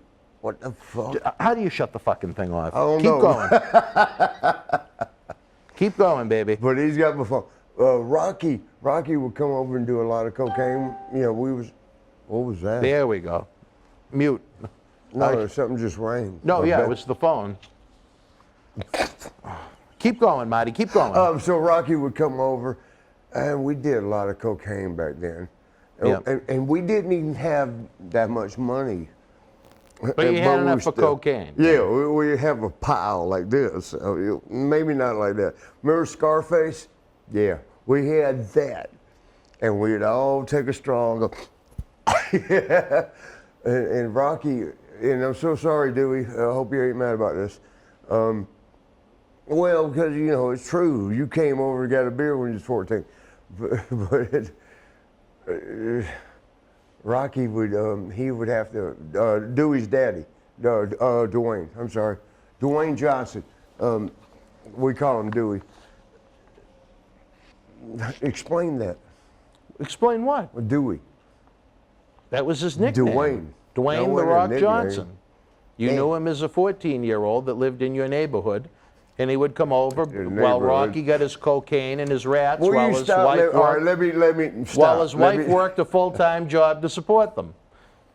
Otto wasn't working a full-time job at that point? Otto?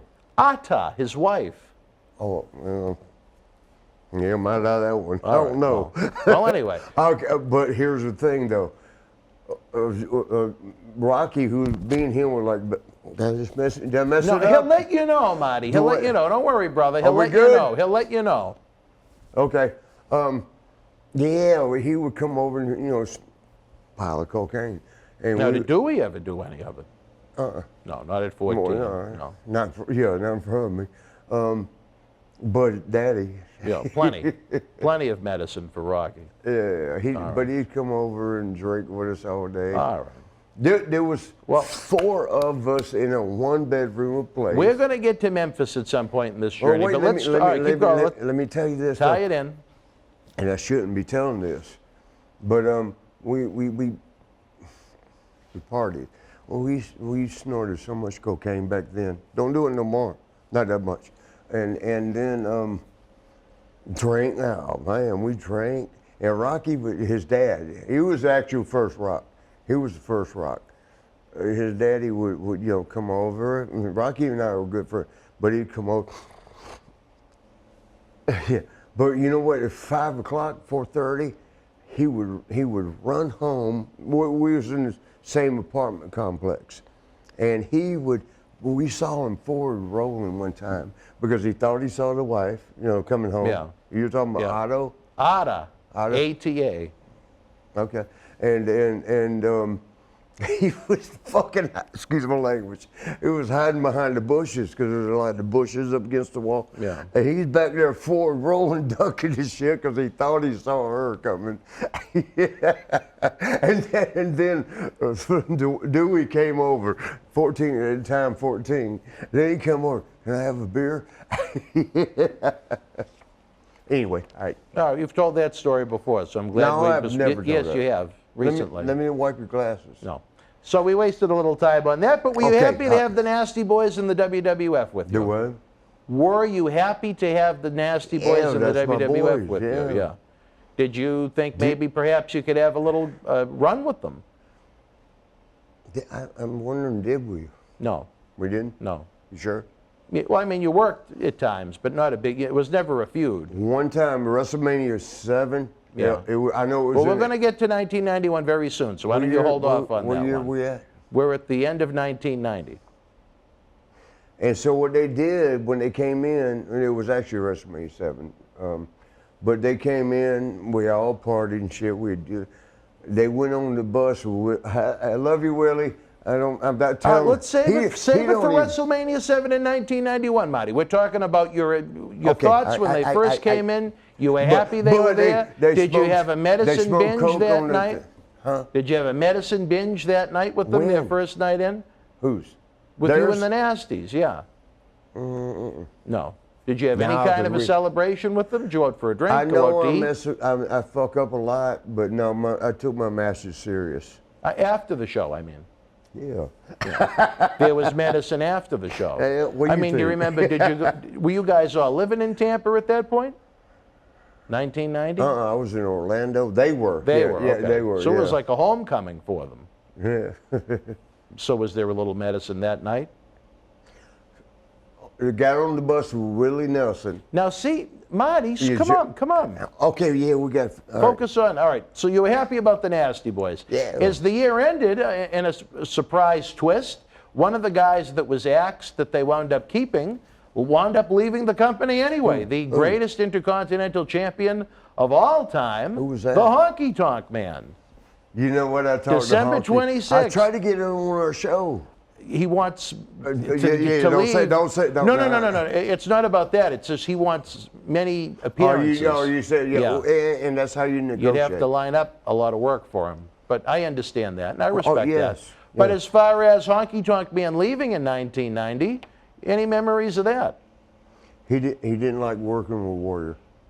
Well, this is 2 years later now we're talking. Yeah, well, he worked with him a lot. And he he was in a tag, they were in Rhythm and Blues at this point. They were doing tag team work. Oh, is that what it was? Yeah. Okay. Yeah, he didn't like it. He didn't like Rhythm and Blues? He would no, he didn't like Warrior. Yeah, okay. Well, we're talking 1990 now. Okay. All right. But here's what he would tell me. Because he got that country, and I know I got a country voice, but he would say, God damn it, Marty, that motherfucker didn't know how. Can I? Go ahead. Yep. That motherfucker didn't know how to work, Marty. He hurt us all the time. And Rick Rude was the only one to straighten him out.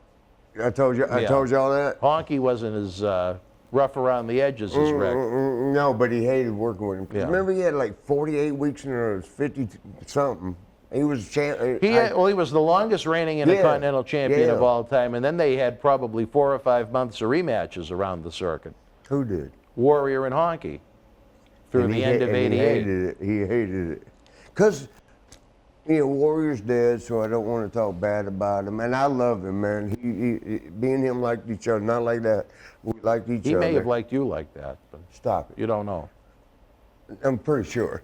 But, but oh my God, he was not a good worker. And what will you explain that to him? Are you talking about Warrior? What a good worker. Safety? Safety. Thank you, Lou. Okay, keep going. What were you going to say? Tell him what a good worker is. To me, there's many different ways you can look at it. Is the best worker the guy that puts the most asses in the seat? But as far as the guys in ring, I'm talking in ring. Who's smooth to work with? Who's easy to work with?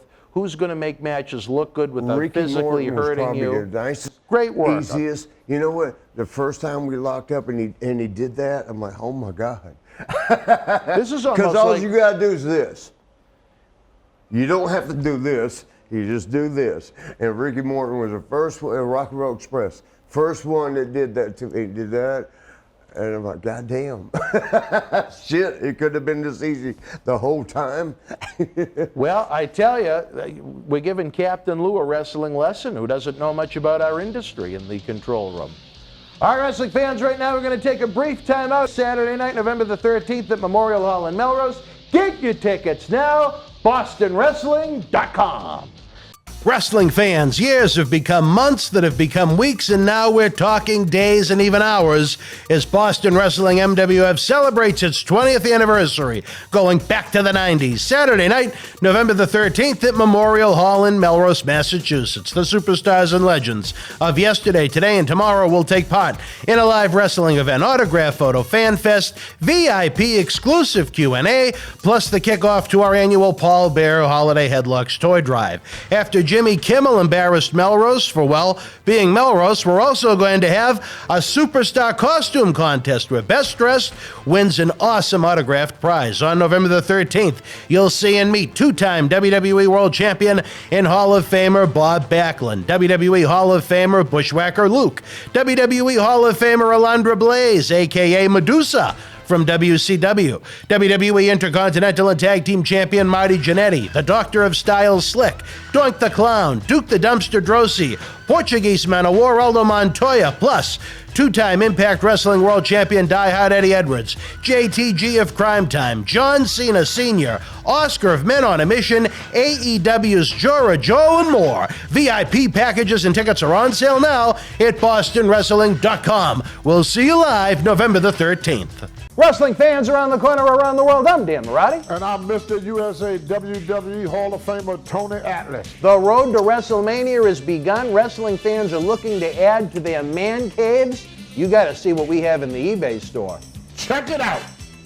On October 28, 2020, Wrestling's Scariest Night was back with WWE NXT Halloween Havoc. This limited edition collector's autograph poster is number 12 of only 100 produced and is signed by all 9 superstars featured on the poster, including Johnny Gargano, Damian Priest, Candice LeRae, Io Shirai, Dexter Lumis, Cameron Grimes, Rhea Ripley, Raquel Gonzalez, and your Halloween Havoc host, Shotzi Blackheart. Comes with WWE authentication hologram on the back. You'll also receive an on-air thank you from WWE Hall of Famer Mr. USA Tony Atlas and a bonus mystery autograph photo. Help keep wrestling legends working. Get this awesome collectible now. Wrestling fans, especially here in the Boston area, we want to thank our great friends at Red Rose for their support for all of our charitable endeavors and programming efforts. Red Rose is 2 years young and extremely thankful for all the support they've had from our neighbors here in Melrose and beyond for an amazing first 2 years. Red Rose thanks Melrose and all of the first responders who have fought the good fight and have never given up hope during these unprecedented times. We did it together. Follow Red Rose on Facebook for their anniversary special, facebook.com/Red Rose Melrose. You'll be glad you did. Open until 2 a.m. Red Rose will give you fresh, piping hot, mouth-watering food that'll put an ear-to-ear smile on even the toughest critic's face. Check out their full menu online at redrosema.com or give them a call, 781-620-1889. Wrestling fans, welcome back to Wrestling Insiders as we prepare to go back to the 80s. Saturday night at Memorial Hall in Melrose. Again, you can order online an 8x10 if you can't make the event, if you're outside of Massachusetts, of one of the great superstars or all of the great superstars that are going to be there. But on this program right now, we're going to go back to 1991. Who do you think was the best superstar ever? Austin. Do you? Well, because of the volume of merchandise he stole. Rock outdid it. Never did Austin business. He did. No, he didn't. Okay. I was How there. You know that? I was there for that. Sue Aitchison. No, Eddie. Oh, Cohen? Yeah. Okay. The no, big. I think Rock got it. No. Big three: Austin, Rock, Hogan, Then at some form after the next three. So Steve really did that good? Yeah. I know he did he's good. The He did greatest. $5 million one year, but Rock came No, up. his biggest year, 8 figures. Oh yeah. But Rock came up. It was so funny. Oh shit, we on TV? Yeah. Don't look at my boss. And I should put my pants back on. But Rock. I thought he outdid him. No. He and not to say that second best of all time is a bad thing. It was him. But it wasn't he second wasn't best. Austin. Okay, let me ask all y'all this, including you. Who's the better actor? Well, I think most people would go with The Rock on that. But, you know, I thought Austin had I think I've told you before, in 2007, we worked with WWE and Lionsgate to do the premiere of the movie The Condemned. Did you ever fuck Sue? Oh, well, I'm asking you because y'all when are I'm close. insulted, you said that. Well, no, because y'all seem to be close. Yes, she's one of the nicest, kindest, Marty, please. Okay. One of the nicest, kindest human beings I've ever met. Here. My nickname for her, to show you how I think of her, I call her Mrs. Claus. Because that's what she reminds me of. If they were ever to make a Santa Claus type movie, man. her and Kurt Henning's mother, the two of them, I think would make the perfect Mrs. Claus. Mother? What's that? You don't know Kurt Henning's mother? I know her very well. How? We did Larry's last appearance, and she came with him. So we spent a lot of time with them. Can I put my pants on? Oh, Marty, stop. Come on. No, I'm serious. Marty, what are you doing? Oh. But anyway, how did you know her? Because Larry was starting to slip a little, so she had to come with him. What do you mean by that? You know, upstairs. Oh. And I mean, just You're starting to. One of the nicest human beings I've ever met, Irene Henning. Yeah. What just a nice. I wish the services were closer because I would have liked to have gone. She was just one of the nicest people I've ever met. Really? I can't say it. At the end, we took a big group photo. Yeah. And I said, no, you got to get in here too. So it was me, Larry, Irene, Bob Orton, and Bob Holly. Irene? What a group. Who's Irene? Irene Henning. Oh. The mother. We got her in the group picture, which was kind of a funny picture. And you should see, for whatever reason, the look on my face is so miserable. Where's my phone? Well hidden, so it doesn't ring. Oh yeah, because it kept ringing. It was not Nia. You know what Kurt did for Larry, for his daddy? He would pay for him to come on the road. Oh yeah, that I'm familiar with. You Yeah, knew that? that You meant knew a that? lot to him. She told me. Yeah. Do what? Irene had told me that meant a lot to Larry. Like that Wembley show at SummerSlam '92. I knew he flew him over for that. And some of the WrestleManias. And please, Marty, if there is anything you're doing, stop it immediately because we're going to run into trouble that I don't want to have. Okay, but he was one of the only boys that took his daddy on the road. Yeah, and that what does that say about him? What a nice guy Great to do guy. that. That his dad, he was done. You think you maybe. ain't gotta say it like that. Well, no, I mean, in the man's 60s, he wasn't going to be wrestling anymore. He was done. Do you know what hurt my feelings the most? What? And they called me because Kurt and I were real good friends. Oh, when you found, I see. Okay. And they called me, and here's what they told me. I wasn't there. I didn't get to see it. But they said he died in the chair, cocaine in one hand, and pills in the other. And it was in Florida somewhere, yeah. Yeah, that, oh my God, when I got that call. I remember his reaction. Whose? Percy, because they were very close. Yeah, okay. Yeah, Percy was a good brother. Yeah, I remember think Jerry he liked Saggs told a very interesting story What did he about say? how he found out. I think they were all booked, Kurt included, they were all booked to wrestle at like down there at a fair or a carnival or something down in Florida. Yeah. And he decided to bring his family It was with a new him. thing, XWF or something. No, it wasn't that. It was, but anyway, for the early part of the day, Saggs wanted to bring his family to enjoy, what was going on. And then at night he was going to do the wrestling show. Yeah. And when he pulled up, to start the day, he ran into someone that told him that what had happened, Yeah, I so got that the phone obviously call, ruined man. the day. Back then, because That was February of '03. Damn. Back then, remember we lost like 70. And It was nonstop. Yeah. Every other month. Every other damn month. Did he have, I know you said he was a pretty good family man, but was he a medicine man? Who? Kurt? He did a lot of cocaine. A lot of cocaine. It's a shame. I would have liked to have... It's not a shame. Why is it a shame? That he passed away so young. Oh, yeah, that... You know, needlessly. And you know, Rick Rude died, too. Yeah. They were, he was still in his like 30s. best friends. He was still in his 30s when Rude passed. Kurt was in his early 40s. One of them was 44. Kurt was 44. I think Rude was only 39. Yeah, they were boys. They were from Robbinsdale. Yeah. No, it's just from... All right. Like I said, Marty, he'll tell you.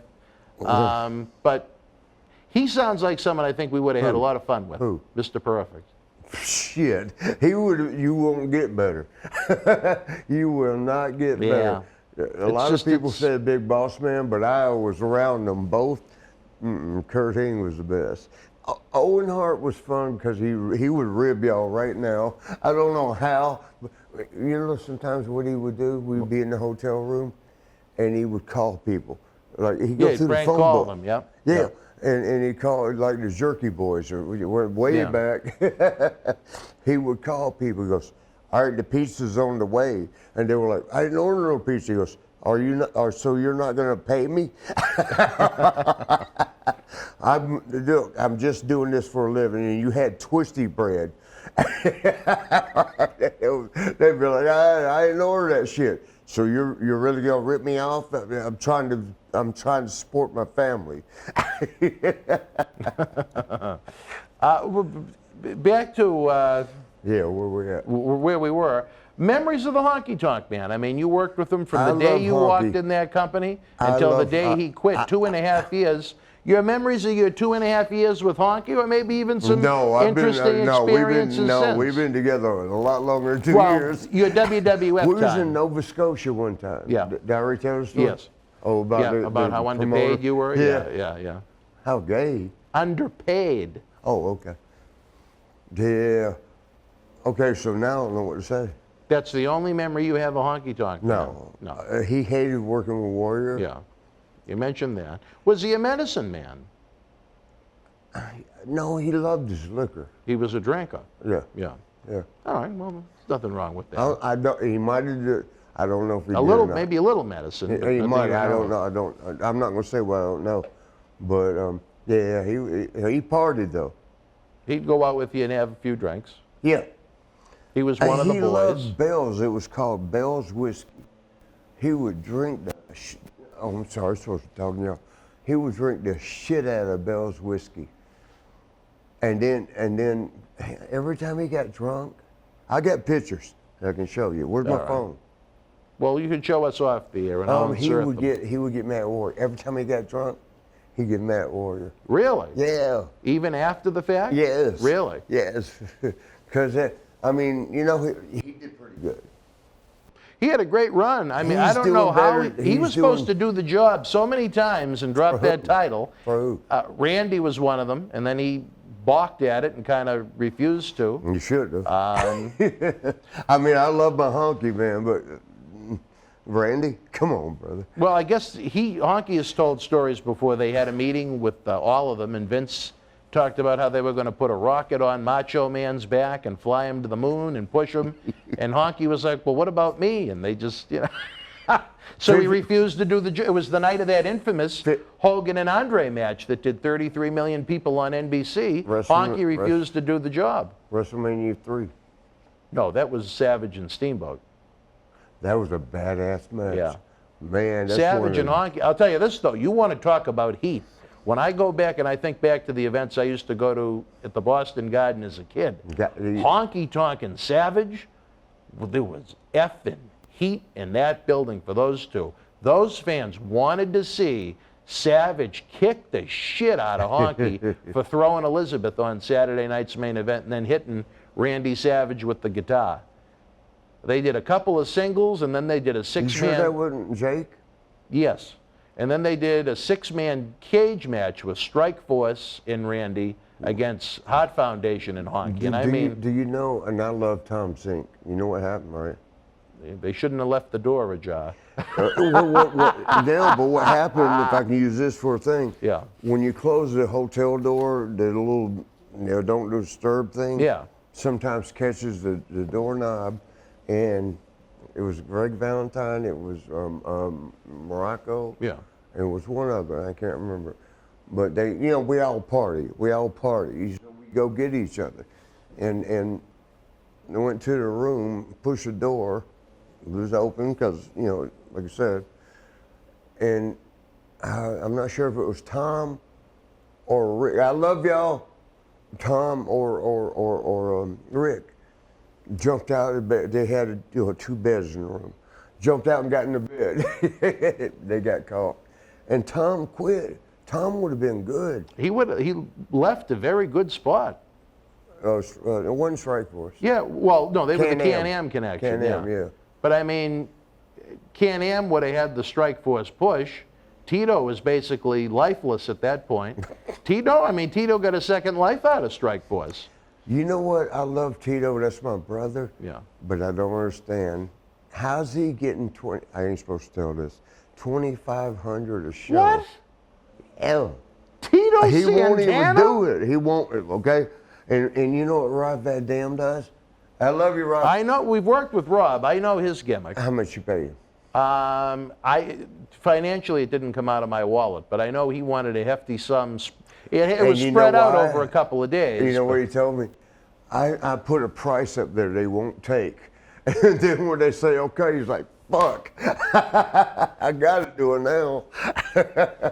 He saved his money that well? He's had like 3 houses.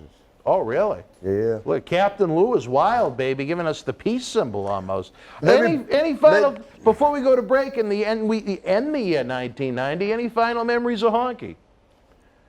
One time, Honky tried to mess with this girl that I was with, and I didn't care. I didn't care, shit. I got A another girlfriend or a rat? Why you say rat? More of a rat then, yeah. It was a girl. Yeah. On the road, and he didn't really mess around like. Really? Honky, no. He Honky wanted was- his whiskey. That Bill's ass whiskey. But once in a while, he wanted a little companionship.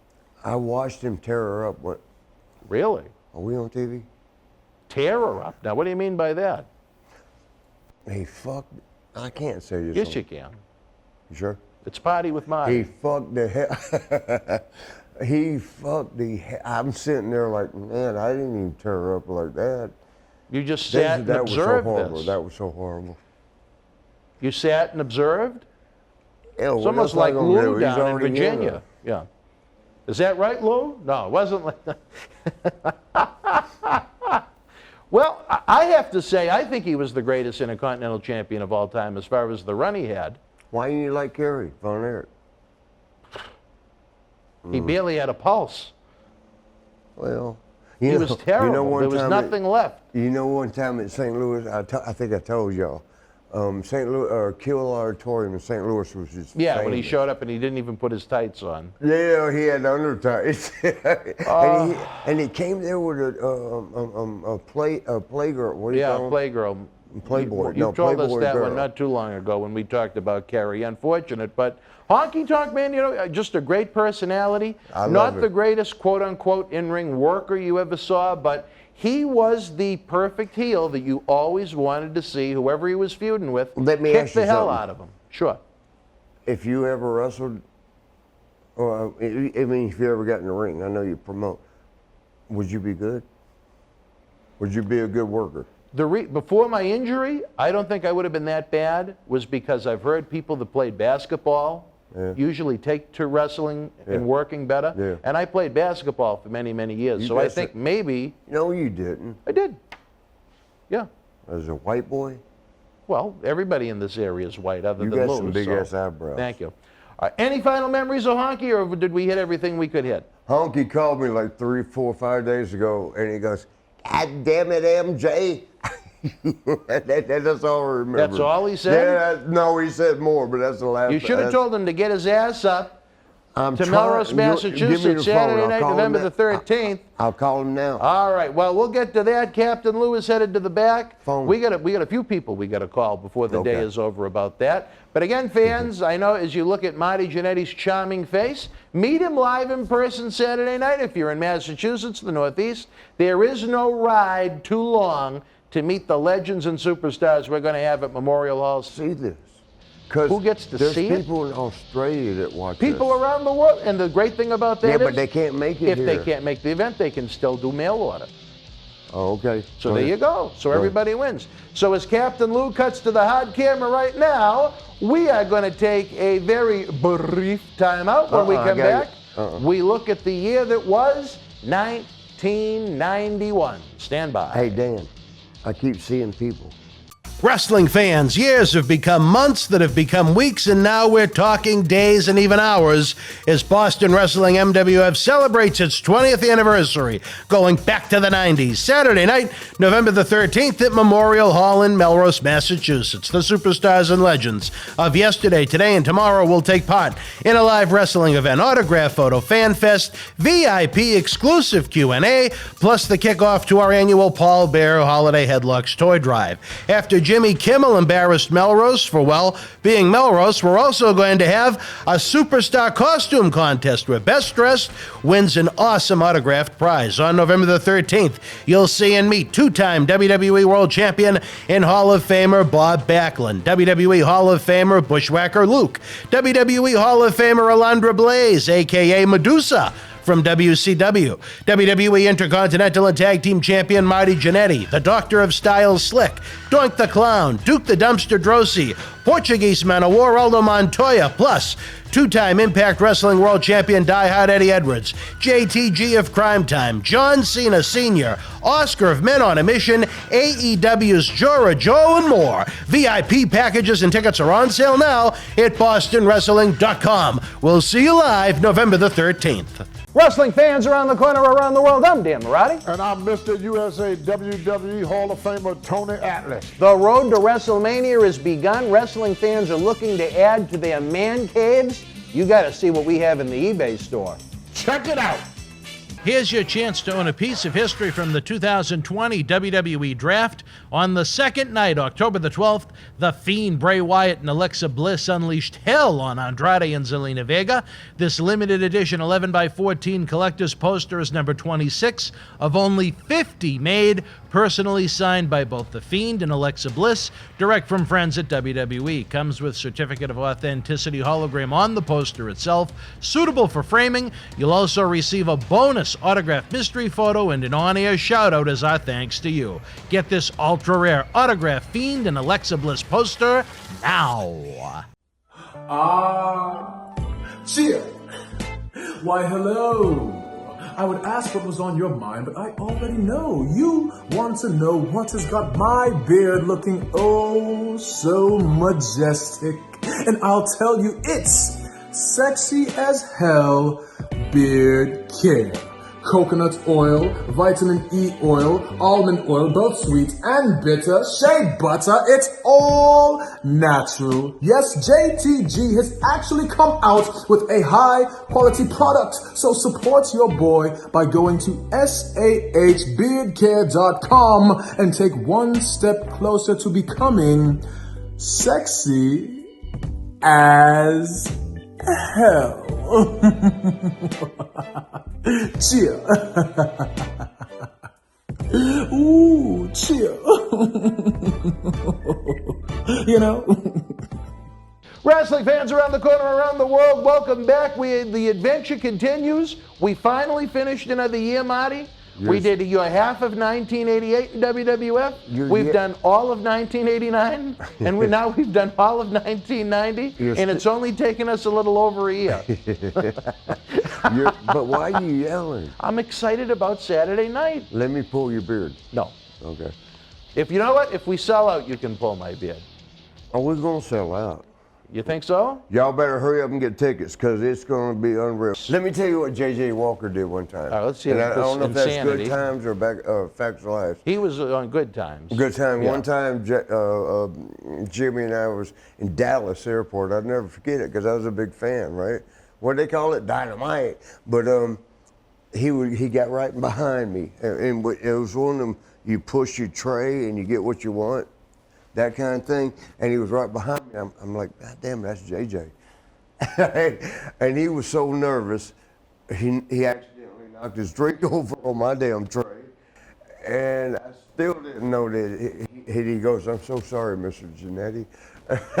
It's like, oh, you know me. He knew of your reputation. You liked to party. It was so funny. Oh my God, he was shaking. He was so nervous. Really? Yeah. What do you think? You were going to take a shot at him or something? No, I mean, some people get nervous when you're around people. All right, well, let's take a look at 1991. The Ultimate Warrior certainly was not setting the world on fire as the WWF World Champion as the houses were down. Mr. Perfect was the Intercontinental. Why is that? They cut down from ABC shows to AB. And it still didn't help. Mr. Perfect was having a lifeless feud with a lifeless Texas Tornado, Kerry Von Erich, who didn't have a lot left in the gas tank at that point. Yes, he did. Stop. He was terrible in WWF. Stop. I'd still like to know one good, you know what happened in Japan? It has nothing to do with him personally. It has to do with his body of work. It wasn't very good. We was in Japan. You've told the story about that in Japan too many times. Yeah, we've heard it. But they might not have heard it right now. If they can catch up on it in the archives. Got to watch all the shows. There you go. Well, head on over to patreon.com/Boston Wrestling. Join the Boston Wrestling family. Help keep wrestling legends working and coming in and out of this studio. Get early ad-free access to Wrestling Insiders, our acclaimed studio shoot interview DVD library that's been seen by millions online, millions more on the Howard Stern Show, thanks to Sheiky Baby, Patreon exclusive videos, and so much more. Again, patreon.com/Boston Wrestling. If you're enjoying the show during the premiere, don't forget that the the Super Chat button is open for business. Thanks to our friend Captain Lou. You can also use Venmo at Boston Wrestling. And the old PayPal, bw@bostonwrestling.com. We're rocking, we're rolling as we head into our third decade after we celebrate 20 years on Saturday night. Cover your balls. Marty, stop with that. Stop with that. Come on. And for the tag team scene, the Hart Foundation, unfortunately for you guys, were still the tag team champions, and they were kind of in a lifeless... Why is that unfortunate? Well, you would have been making a little more scratch with the belts, were you not? They didn't pay you like that back then. Now you do a negotiation, you should know that. You know, you agree to amount. Yeah. Back then it was like, you know, where you at on the card. Yeah, but if you were higher on the card, you would have been higher on the card with the belts. And so it would have been more scratch. Were always middle. Yeah. Yeah. Well, you were a little extra Your scratch, feet I think. stink. Thank you.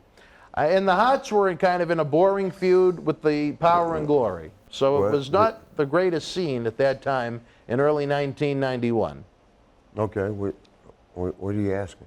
Well, it was money-wise, it had to have been kind of a down period for you if you had paid a percentage. I don't know this, but I think that if you mid-card, you're getting the same damn pay. It doesn't make a difference. No. So for the bottom and the top guys, it made a difference. No, or no. Just the top guys. Do you remember, I hate to tell y'all this, remember Brad Ringus? Yeah. He was always opening match. I know where this one's going. You already know? Yeah. Because they do the national anthem, we always said, there's your ring music, brother. Well, scandal broke out on New Year's Day in the World Wrestling Federation. There's a tour with Scandal. There's a tour was wrapping up. Bobby the Brain Heenan. Did you know Mel, the black dude that was Phillips? a referee? Yes. He sucked toes. I know. How do you know? Kurt Hennig, he said, "What's Mel's favorite food?" And he go, "Fritos." On New Year's Day, Bobby the Brain Heenan was flying home to Tampa. Maybe a little too much medicine for the brain. He passed out on the flight. They couldn't revive him, and they had to take him to the hospital. Once they let him out of the hospital, he had to go back to the airport to get his bag. They had gone through his bag and found 48 grams of weed, and Bobby went off to jail on New Year's Day. Well, let me tell you, Not as big of a scandal in 2021 as it would have been in 1991, but 48 grams of weed, you know, was it a bad look on WWF? I don't think he had that much. In the That's what they The said. legal papers, that's what it said, yeah. Okay, let me tell you what Bobby did one time. Let's We hear it. used to bet. Pull that hair right here. No, right here, right here. Just do that. We all, you know, you get bored on the road 300 days a year. Absolutely. Yeah, and so you know, and then what we used to do is bet like whose bag comes up first. And we'd all throw in, you know, like 20 or whatever. It was just, you know, just playing.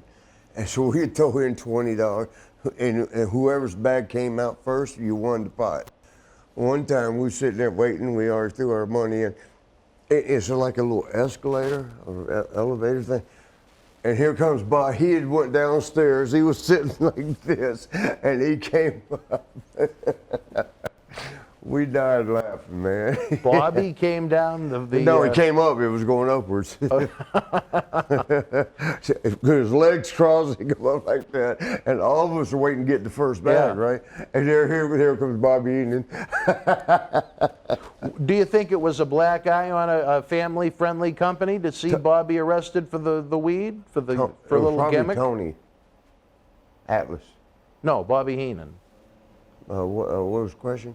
Was it a black eye on the company to have him, you know, where it was so family-friendly, to have him arrested for marijuana?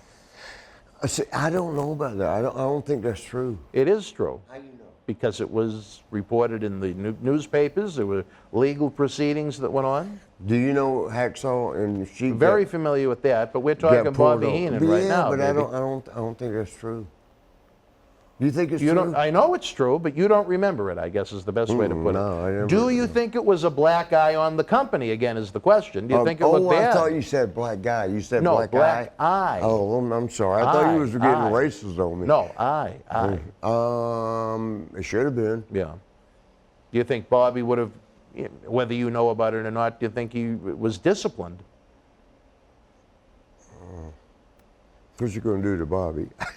Well, if you're arrested with marijuana in 1991, again, you're making the company look bad. Because the newspaper headline, I'm sure, was not Bobby Heenan was arrested. I'm sure it was WWF superstar Bobby Heenan arrested. Probably. Yeah. But when Duggan and she got arrested on the side of the road, it was on USA Today. Remember that paper? Yeah, that was big. And it's like, wrestlers wrestle each other, but got caught with coke. I don't even know if it was cocaine, was it?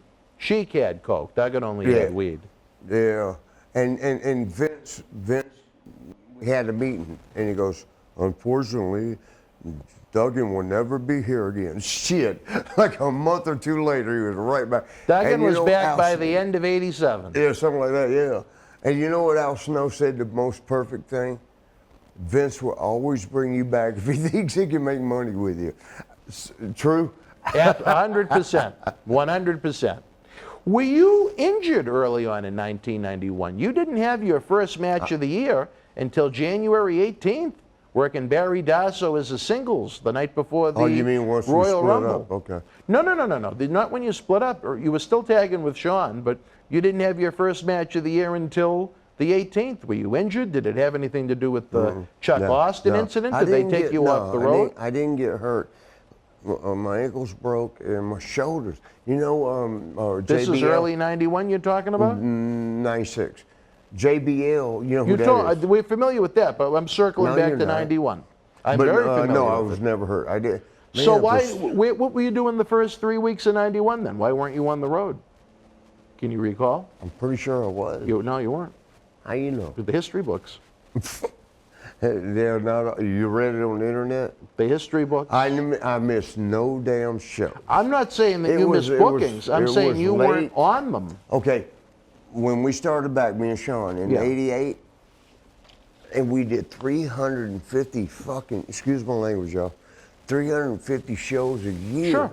Because sometimes you do double shots, and didn't miss one. Didn't miss one. I'm not saying you missed a booking. I'm about. saying, did they have to give you some time off because of the Chuck Austin incident? But you didn't work. That didn't happen till 90. No, it happened about a month before the time period we're talking about right now. Well, here, I don't know what you want me to tell you, but never missed a show. I'm not saying you missed a show. What are you saying? I'm just saying you weren't working Shit. Until the 18th of 91. Nah. So from the 1st to the 17th, what the heck were you doing? 92 is the only time We'll get to 92, but I'm saying for 91. I never missed, so I don't Where, know what were you doing? talking. Were you Wrestling, partying? everywhere. You weren't on the Well, shows. Who told you this shit? All the books, the historical books that keep records of the. Did he give us a time Yes. cue? Yeah. You got to do better than that, Lou, No. so I know. I'm Did you mad give at us a right cue? now. I don't know what the hell you... Yeah, better be quiet. I don't know what the hell you're talking about. All I know never is, missed the I'm not show. saying you missed a show. I'm saying maybe they didn't book you because of what had happened with Chad Austin. Did they give you a little time off? That was December of 90. I'm talking January. 91. No, it was 91. No, it was 90. Oh, fuck. Well, somebody Google it. The Chuck Austin. Where's my phone? The Chuck Austin accident was December of 90. Because Tony was there as Saba Simba. No, he wasn't there in 91. The reason I know is because you're 100% wrong, Marty. Okay, watch. The reason I know because he got hurt, and we had to take time off because of the barbershop window. Remember? And so we got to make it look like that was over a year later, Marty. Oh, it wasn't, man. It was. Are you gonna let me finish? I'll let you finish, but it's inaccurate. Shit, watch. Google this. Wait, Google it. Yeah, and because I know when the fuck it was. But Angela, the girl I was seeing, she was a dancer. Yeah. And how you know? No, I. Oh, yeah, you just agreed. Okay. Dollhouse, and it was in Tampa. I did not know she had a whole lot of cocaine in her pocketbook, and we went in there, and she was only 20 at the time. Yeah. So the guys working the door, they knew, and they knew me though. They were like, Marty, don't let nothing happen, because they get in trouble. You know what I mean? Frankie, one of them wrestled. Frankie, I can't remember, but remember Texas Hangman? Yeah. Yeah, I mean, you do know shit.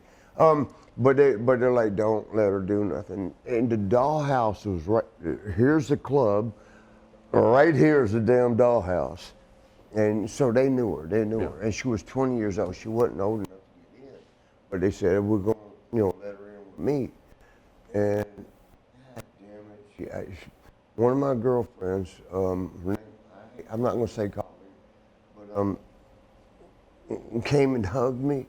And her name was Angela. Angela got mad and started a fight. Boom! Everybody's on her. Taking her outside the front of the club. This y'all can look this up. It's fucking. Oh, excuse my language. It's fucking. Can I say it? Yes. It's fucking recorded. Google it. And then we went outside the club. She's grabbing me. I'm talking about Angela, the one. She's pulling me and saying, don't leave me. And I wasn't going to leave her. But she was pulling me. And what had happened was, we got out front, but that cop he fucked up. Hopper was his name. He picked her, he asked for her ID. And she couldn't because she was, and she kept turning. I didn't know she had all that cocaine in the pocket, in the pocket, her purse, in the purse. And so she kept turning from him, and he finally got mad and picked her up and slammed her to the ground. There was safety. Yeah. Okay. Well, what does that mean? How Just much? keep going. Quickly. Slammed her to the ground. I'm standing right there, and the girl I'm with just got slammed to the ground. But what made me grab him?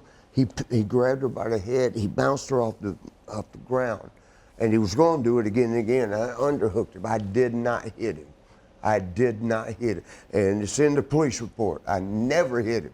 I did not hit him. I wanted to, but I did not hit him. Is that why maybe you missed a little time in early 91? That's why. And it was 92. But that was long, that was a year before the barbershop incident. 92.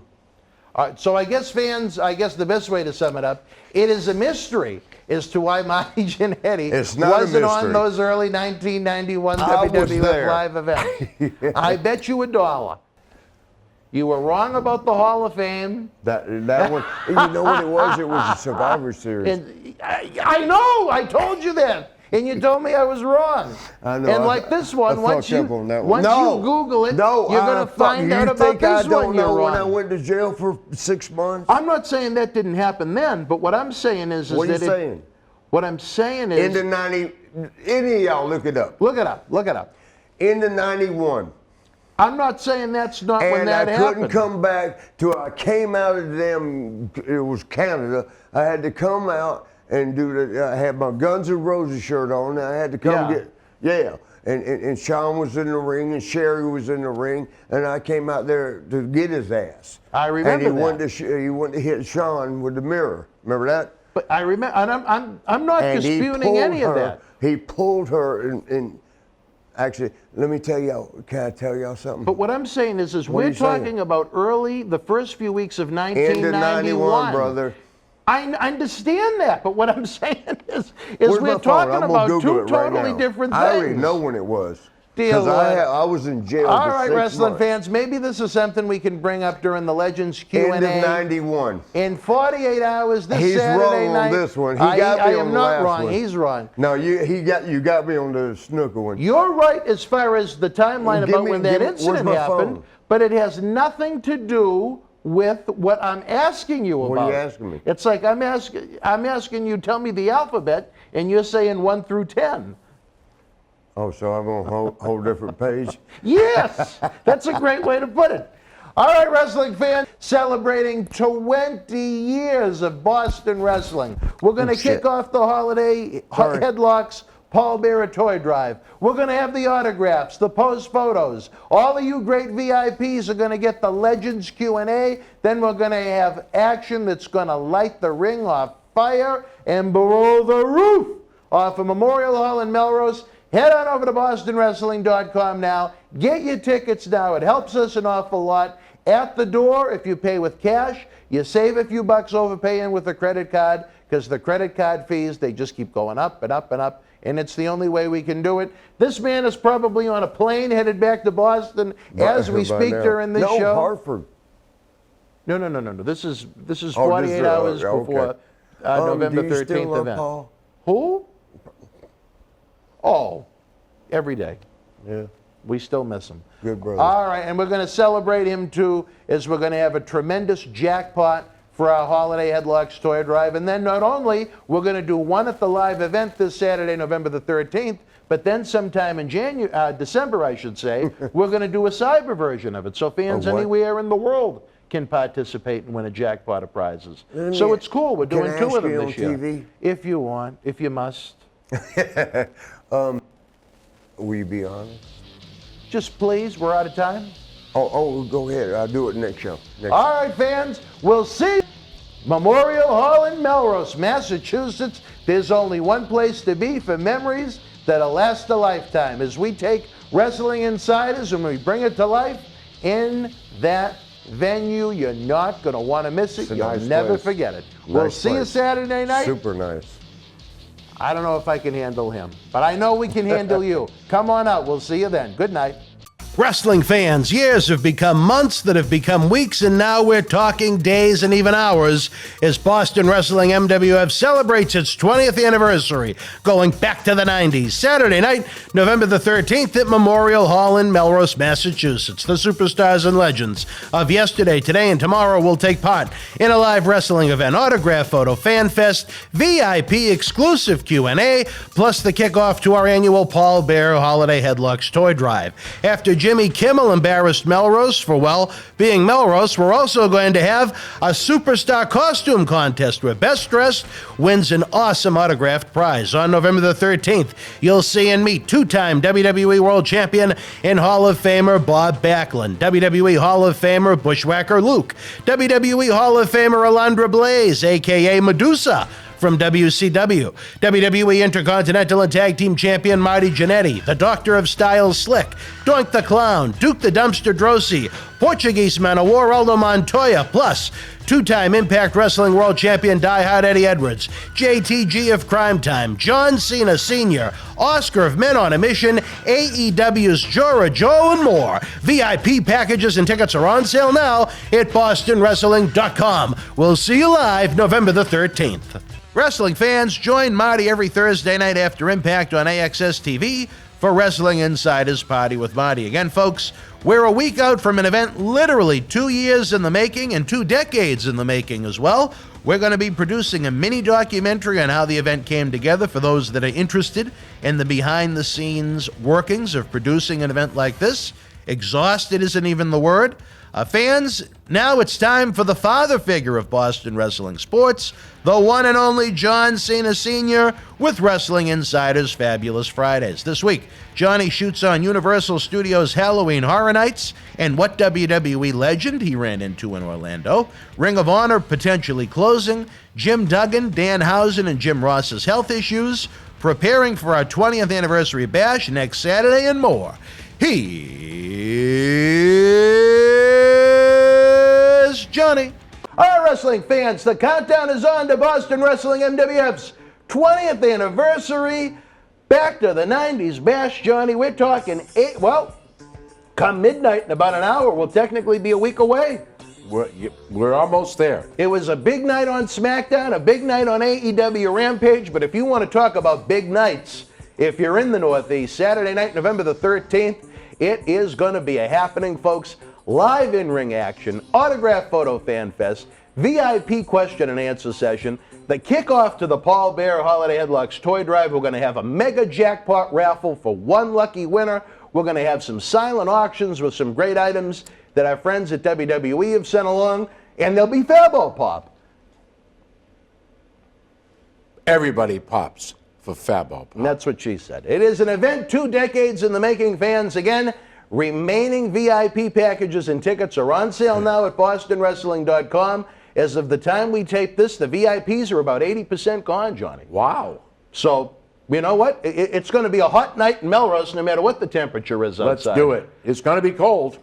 Well, geez, Captain Encouragement over there. How do you know it's going to be cold? It's 8 days away. I have a 10-day forecast. Oh. The Fabo phone.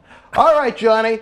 A lot to talk about. I know a lot of, funny enough, almost a small blip in fan response and viewership and whatnot have been interested in our banter about Halloween Horror Nights in Orlando, Florida. I know you and I both made it down.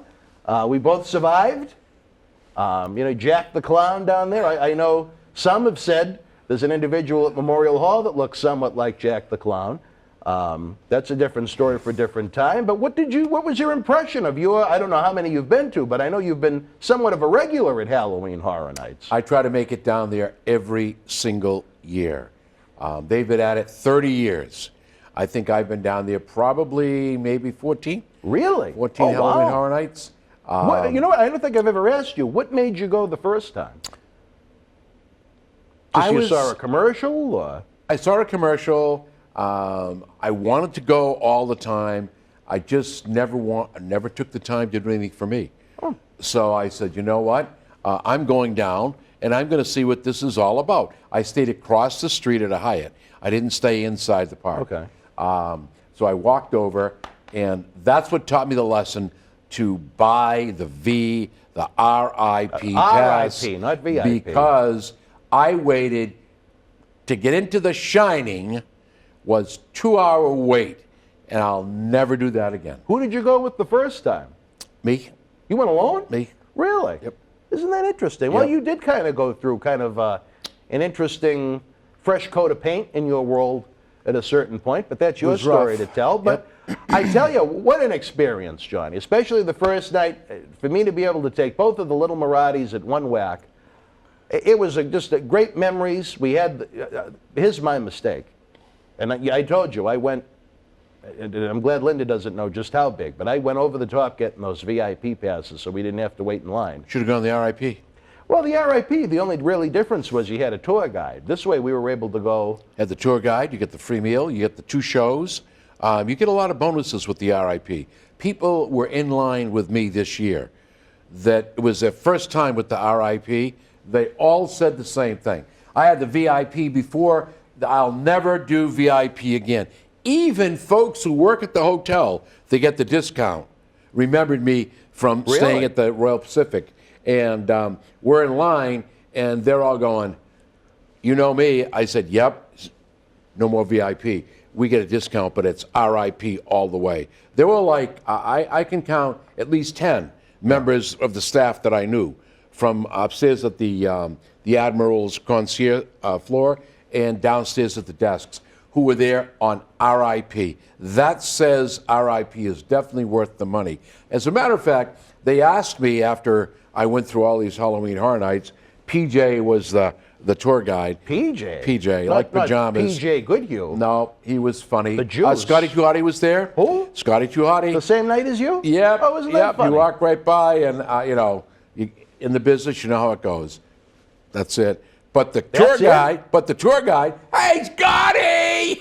It's like, no, you don't do that stuff. But they asked me if I were to create a Halloween Horror Night, what would I do? I said, I would hope next year they would listen to my suggestion and create a Halloween Horror Nights of past, present, and future. Do the 5 best houses for the past, which in my opinion, Scarecrow, The Shining, Amityville Horror, Halloween from beginning to end, and Chucky. Those were good haunted houses. Now for the present, that's up to you what you pick. And I've got a few ideas. And those around me and the tour guy said, you know, so-and-so works for this and that. I'm going to bring your idea to them if you don't mind. I said, even take credit for it. Just think of how that would sell. Because I'll be honest with you, for a 30-year celebration, I kind of thought it was a bit of a letdown. I wouldn't know any better. Well, okay, but that's great. I just have to say to you that for 30 years they've been doing this, you would have thought a 30-year would have knocked it out of the park. I mean, my favorite houses. Should we give them a cheap plug? I love it. Go ahead. I get 3 or 4 of those. Oh, did you? Yeah, well, you must have been really thirsty. Well, no, you get them free. When you do what I do, you get them free. Oh, okay. Yeah. But, you know, I like the Pumpkin Lord. That was well done. That was really good. That was very well done. Beetlejuice, you know. Johnny, was the floor moving when that thing was... A little bit. The kids looked at me like I was an idiot. I was holding on to the pole. I thought it was tipping sideways. I was holding on to the rail. It was basically going it did turn a little bit. While it was spinning. So there was some element of confusion. I had to close my eyes. I thought I was going to go down. That's why I closed my eyes, because I have vertigo. Oh, okay. And we're familiar with that. So that was okay. But the Pumpkin Lord, right spot on. Oh, that was really good. The last Horror Night, the last RIP2 that I was on, where they had the Shrek. It was the Shrek. It was in the Shrek film. That murder mystery the one. Cases, that was really that was good. very well done. Well done. I don't know. You know, there are a couple. The Texas Chainsaw Massacre, I thought was a letdown. Really? I expected more out of that. Well, I really liked it, but I think I kind of agree with what you're saying. Maybe I was so excited for it, I was expecting a little more. I think that was the first one we did the first night, so maybe that's why. Moniz was so happy. She walked with the tour guide. Did she? He actually said she crushed my hand. That's how scared she was. Now she wants to go back. Oh, good. And I would recommend it. I know you'll be there next year. I have several friends that went down. They're going to be there next year. I will say this. They did so much hype on Jack the Clown. I think he wasn't really seen much. No, they blew it at the end. Well, he was only there at the very end. That was it. The end of the night? No. He was. Yeah, I saw him. He was at the end of one of the houses. The houses. That was it. He was that sitting was it. up high. Yeah. Right. With his friend, the doctor, who slices you up. The deal with Jack the Clown was he could appear anywhere, anytime in the scare zones. Never happened. I never saw him in a scare zone. Never happened. So I kind of think that was overworked because they plugged Jack the Clown, Jack the Clown, Jack the Clown. But all I can say is this to the fans out there: if you have never been, you gotta go. Gotta go. If and you you like know horror what? stuff. How about sometime? Think about this: MWF, Boston Wrestling, presents Halloween Horror Nights Tour. We'll take 15 people with us. That might be fun. And you know, to give us an excuse to go an extra time. It will be I'm game. I can't say enough. I had the time of my life. You know, you're talking about RIP. I had the Simple Express pass to go along with the ticket for 3 people, and I dropped $900. So I probably would have rested in peace if I went even above and beyond that for what you were getting with your tour. I mean, but they do have simple general admission tickets that I think, depending upon the night you go, are as little as $70. So, well, I can tell you this, that the night I was there, you had just left, 5,000 people. They were doing 3,000 to 5,000 people a night, and they were sold out. Because when I was in the hotel, I was talking to the young ladies that behind the counter, and I was talking about the RIP pass and all this stuff, and so he gets in line and he talks to the young lady. He said, he's pretty cool. He knows what he's talking about. He's always here. And he said, I'll take that. She said, it's sold out. You can't have it. Well, what night can I get it? It's sold out. You can't get it. Sold out for the whole out, gone. Month? Gone. Do you know that I had lucked out? I got it on Wednesday. That's the only night I could get it. And I remember when you were buying it, because I remember you were here with your lady love, right, over at across the room over there in Studio B. But a great time was had by yes. all. The second night we were there, you talk about, oh my, I was in maybe the mother of all rainstorms. I think maybe I texted you. And what was even worse was the humidity was so oppressive. When we'd walk out of the park, I couldn't see out of my glasses. Yep. It was pouring. I'm yelling at baby Marty, guide me in a way where there isn't a puddle, because I have to wear these. I'm slopping through these giant puddles. Linda's bitching. I mean, that was the horror. Maybe that was the most horror I had to experience. But after a couple of hours of that tsunami, it wasn't, excuse me, all that bad until maybe 10 o'clock. She went back to the hotel. Then me and the youngest one, we stayed for a couple of hours, and then it started to rain again. But my mistake was with the VIP pass, I booked it the day we flew down. I should have never done that, because me and the little one were done. The oldest one, he was still ready to go, but I think we only did, even with the VIP, I think we only did 6 houses. We were so tired. We did every single house.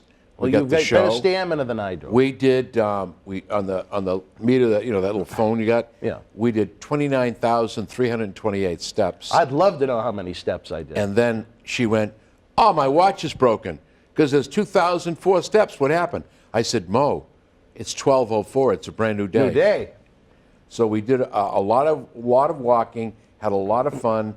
I'm rip roaring to go for next year. I hope they take my suggestion and do the past, present, future. They actually put me on some panel because I'm an annual pass holder, and I guess they liked my feedback. There's some woman emailed me and asked if I would be interested in contributing ideas, so I'll have to take what you said and give it to them. I'm on the panel. You're on it too? Yeah, but I didn't renew my my profile. Oh, yeah. So they whipped me off. I just got the thing. You're done.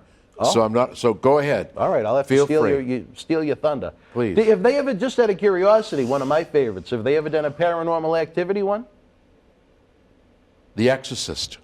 Well, that's different, but it's paranormal. It's paranormal, but it's not the actual Paranormal Activity movie. No. They have never done that. Never done that. That might be a good one for them. Well, them, there's too. a future, maybe. I know they have a lot of licensing to do, but wrestling fans right now, we wanted to keep you up to date on our travels, as we both had a great time. I especially had a great time with the kids. Even though I'll tell you this, when we were leaving, they tried to stop Linda. They said, "You work here." All right, we'll be back, wrestling fans, after this brief timeout. Head on over to BostonWrestling.com. Again, at the stroke of midnight, we're officially a week away from our 20th anniversary celebration, Memorial Hall in Melrose.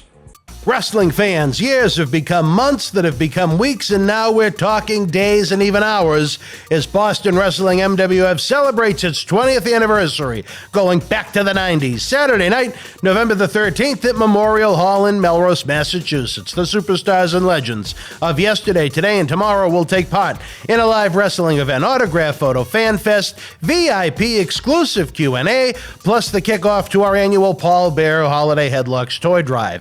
After Jimmy Kimmel embarrassed Melrose for, well, being Melrose. We're also going to have a superstar costume contest where Best Dressed wins an awesome autographed prize. On November the 13th, you'll see and meet two-time WWE World Champion and Hall of Famer Bob Backlund, WWE Hall of Famer Bushwhacker Luke, WWE Hall of Famer Alundra Blaze, a.k.a. Medusa, from WCW, WWE Intercontinental and Tag Team Champion Marty Jannetty, the Doctor of Style Slick, Doink The Clown, Duke the Dumpster Droese, Portuguese Man of War Aldo Montoya, plus two-time Impact Wrestling World Champion Die Hard Eddie Edwards, JTG of Cryme Time, John Cena Sr., Oscar of Men on a Mission, AEW's Jora Joe, and more. VIP packages and tickets are on sale now at BostonWrestling.com. We'll see you live November the 13th. Wrestling fans around the corner, around the world, I'm Dan Marati. And I'm Mr. USA WWE Hall of Famer Tony Atlas. The road to WrestleMania has begun. Wrestling fans are looking to add to their man caves.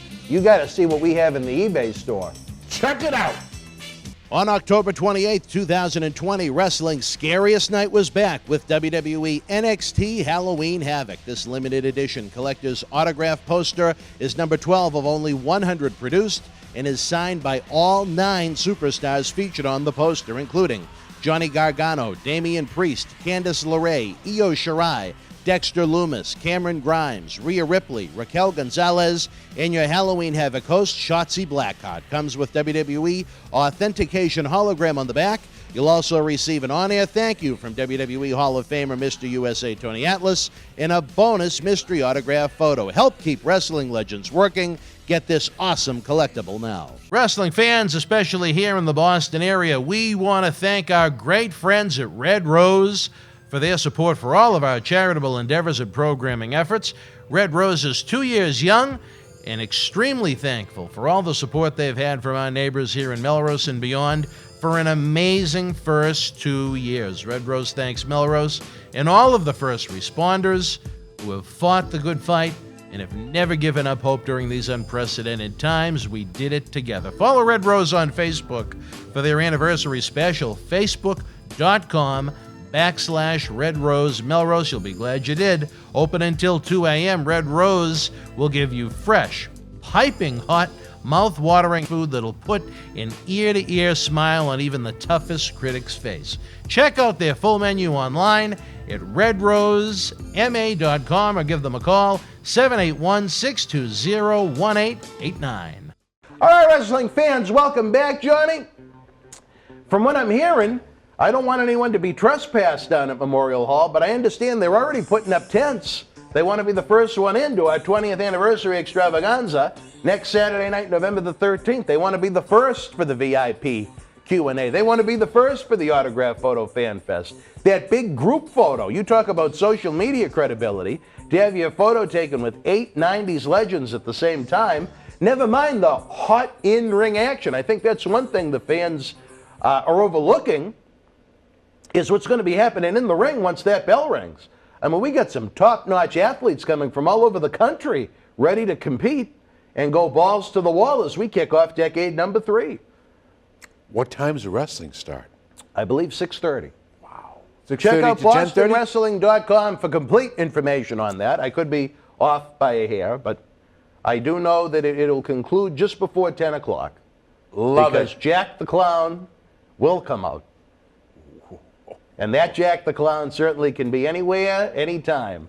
Tootie, better watch out, because Mrs. Garrett she cracks a whip. But anyway, Johnny, sad to say, I don't want to make light of it because it has cost a lot of people their job, but one company that is not going to see decade number 3, it looks like, is Ring of Honor. Certainly going through bad news all around. What they're calling reimagining. I think you and I are smart enough to realize is what it is. It's not going to be long for the universe. They're gone. It reminds me a lot of what was going down with ECW when it went out of business in 2001, 2001, as I kind of had a front row seat to that because that was during the time I spent working with Ed Cohen in WWE. So as WCW was falling apart, as ECW was falling apart, and WWF was having some of its greatest success ever, it was a very unique period of time to be working, in the industry as opposed to Not that we don't now, but to be, officially involved with WWF at that level at that point, to see what was going on with the other major league companies. I think for Ring of Honor to say after WrestleMania, they're going to run a couple of events between now and WrestleMania weekend, then try and promote pay-per-views with independent talent that's not under contract. How do you have a champion? Can't. You can't. I mean, I think people have to be realistic that you can't. It's sad. They gave no. I almost was going to say they gave it their best. I have two different trains of thought on that. The athletes gave it their best. The athletes went balls to the wall each and every time out. Sinclair Broadcasting should be ashamed of themselves that they invested so little in their product. This is a company that has more money than WWE. They never even gave that company a shot by giving it a time slot at the same day, the same time every week, like you see with the other national wrestling promotions. They should have been AEW. All of those superstars that went over on top of AEW when that promotion kicked off all came from Ring of Honor at virtually the same time. Well, other than Jericho. You can see everybody is so happy to get out of the company, get released out of their contracts. It's like they can see the handwriting on the wall. And I think what happened with Ring of Honor, they grew too fast, too quick. I completely disagree with you. Well, I don't think they ever really grew. Well, they did. They started out as a local indie presentation, wrestling show. Then they went that next level where we have the biggest and best talent. Then they went to their TV. I think that, and a lot of people like Brian Malonis, Todd Hansen, our friends, people we've worked with, there's so much good talent there that when this does happen, forget the re-imaging and re-bringing together, there's going to be so much to select from out there. I hope that these young men, and now's a good time to start the fabulous world of women's wrestling, because there's going to be a ton of talent a lot of women's out there. wrestlers out there, yeah. Yep, and I just wish them all the best because they have worked so diligently and hard to put over a product that was difficult at best to put over. They beat all the odds. And I'm not being facetious when I say that they bing, bing, bing, bing. They thought they were the best. I mean, they were on the wrestling sites. Wow, how come we're not on the wrestling sites? Announcing our 20th anniversary. So they really went all the way. However, when you try to go that fast, that quick, and you don't Johnny, have... let's not go too far now. They've been in business 19 years. I understand that. Oh, okay. But when you have the parent not supporting the child, usually something goes wrong. And that's exactly... I'm basically backing up what you said. Yeah, you're right. It did start basically as a regional independent, as a way to try and sell videotapes after ECW went under. It was kind of emulated off of an independent tournament that took place in California with some of the great talent at the time. I believe Bryan Danielson, Samoa Joe, and those types were involved. And it was certainly a cult favorite for many years before it almost went out of business in 2004 when the former owner, Rob Feinstein, was found as part of that sex sting. I still don't understand why people want to engage with him, but, everybody has different levels of characters and morals, I guess. But anyway, for them to survive, that was a great thing. They hung on until finally Sinclair Broadcasting, gave them the rope. And you'd think, my God, again, here is a company, more money than WWF, television channels all over the country, and they never really did anything to prop them up. No. If anything, they kept them level and then led to a decline. And I think that's sad. I think the athletes, the great professional wrestlers that they've had under contract, deserved a better fate and they deserved a better platform to compete on. I agree 100%. 100%. They reached that pinnacle. They started out, they grew. We're good, we're better. They get to that point where they can say we're good, we're better, not the best. I was not a fan. And all of a sudden, Daddy says, hold on. It's sad. It's sad. But you know what? Maybe you talk to Dr. David Reese, and maybe that all becomes part of Boston Wrestling. Well, I don't think we could afford that, but it does bring up a very interesting question. What do you think that video library is worth, and who is it worth the most to? WWE, they're willing to pay a certain price for footage, and that's that. AEW, I'm sure, is going to want to get into the streaming business eventually, and Tony Khan has deep pockets. Impact Wrestling, for what it is, has its own streaming service. New Japan Pro Wrestling, where a lot of the foreigners have come from Ring of Honor. Would it get more people from outside of Japan to sample the New Japan streaming service for them to invest some money in that video library? They could have some bidders for it. You probably get a guy like Vince McMahon who'll buy it and just put it on a shelf so nobody else will have it. You know, when you talk about what's best for business, the thing you always think about is, JFAB, John Cena Sr., don't let the competition get their foot in the door. Take it, buy it, shelf it, use it when you need it. Well, where subscriptions are kind of stagnant, do you think it's time? Or do you think right now where it's a Peacock licensed entity, WWE really doesn't care? I might go along with that last statement. Yeah. I recently grabbed Peacock TV because I wanted to see that last Halloween Kills. Oh, we went and saw that down. You didn't like it? That's horrible. Why? What didn't you like about it? That is the worst movie I have ever seen. What? Oh, yeah. And I'm not the only one that said that. Moniz, who's a Halloween fan, her son, Tommy, who's a Halloween fan, talking to people down at Universal, same thing. It was just, they killed everybody off now, basically. Well, I don't think, did the daughter die at the end? They're gone. There's only one daughter and Curtis left. That's it. Everybody else is dead. So, you know, my thought is the way it's going to end, hopefully it ends. It's like, see this urn? Yeah. That was the power of The Undertaker. If you notice throughout that Halloween movie, the power of Michael Myers was in his mask. Let's see how it goes. I think it's the mask of the house. You think that's going to be the finish? They're going to take his mask mask? of the house. That's the only way to destroy him. You notice when they're kicking the shit out of him? He didn't have the mask on. As soon as he grabbed his mask, it was like, whoa, the dead man rises. I mean, listen, he took all these slugs, he took all these beatings, and she stabbed him. And the son of a bitch still got up. I thought that was a bit of a stretch. But I would not call it the worst movie I've ever seen. I wouldn't call it the worst Halloween I've ever seen. I'd give it a 4. Really? Yeah, I'm not a fan. I like those movies. Baby Marty and I enjoyed it. We went on Monday. When you were playing your miniature golf, we went and we saw Halloween Kills after... at the IMAX Theater on City Walk? Right on City Walk. Oh, let's get back to wrestling. Who won the miniature golf game? I believe it was me. You believe? I believe, well, I wasn't keeping score. Oh, all right. All I know is I won, and the scorecard disappeared. Doesn't make it, all right. Yeah, it does make a difference. She got a silver ball, though, so it means she must have done something right. Well, again, we had the time of our lives that week. I love it. It's too bad we didn't get a chance to cross paths where we were basically going when you were arriving. But anyway. Oh, please God, we're all healthy next year, and we can do it again. But some sad news, Johnny. Certainly, it has made the rounds in the world of pro wrestling, and it certainly affected us directly with that 20th anniversary event. Hacksaw Jim Duggan, America's hero, going in for emergency surgery, then prostate cancer surgery. We can only send best wishes to Jim.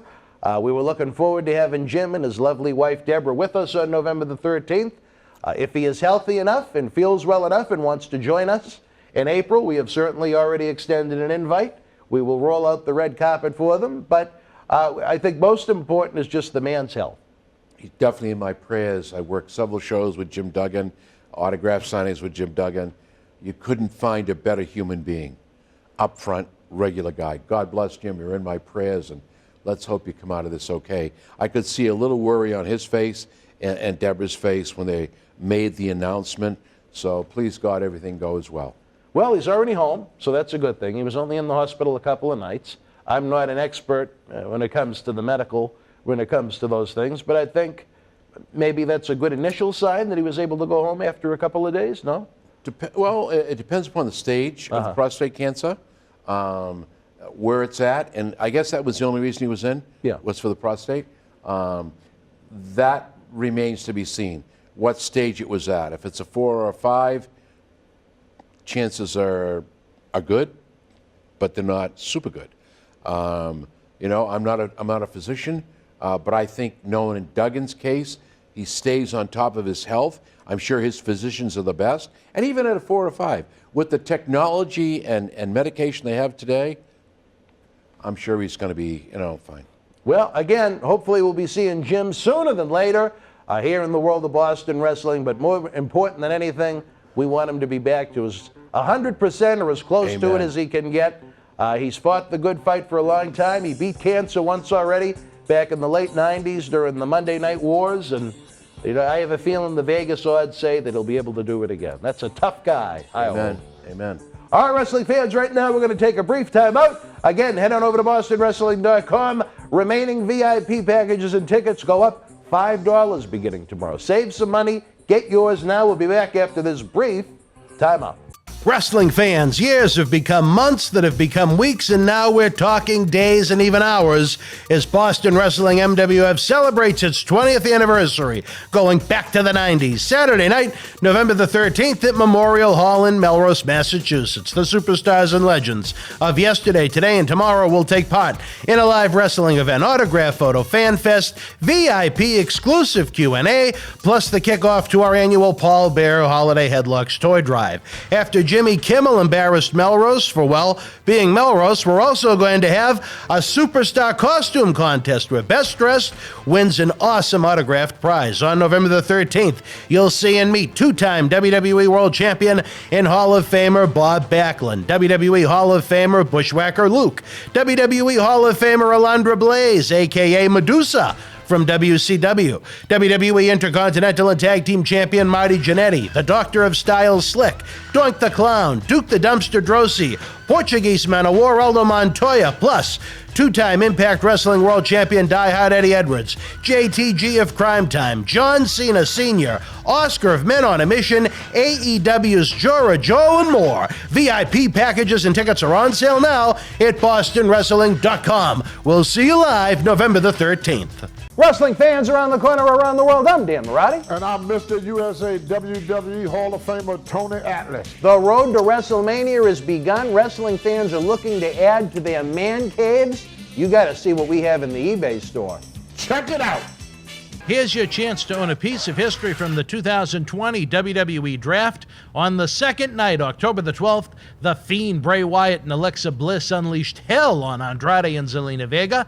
This limited edition 11x14 collector's poster is number 26 of only 50 made, personally signed by both The Fiend and Alexa Bliss, direct from friends at WWE. Comes with certificate of authenticity hologram on the poster itself, suitable for framing. You'll also receive a bonus autographed mystery photo and an on-air shout-out as our thanks to you. Get this ultra-rare autographed Fiend and Alexa Bliss poster now.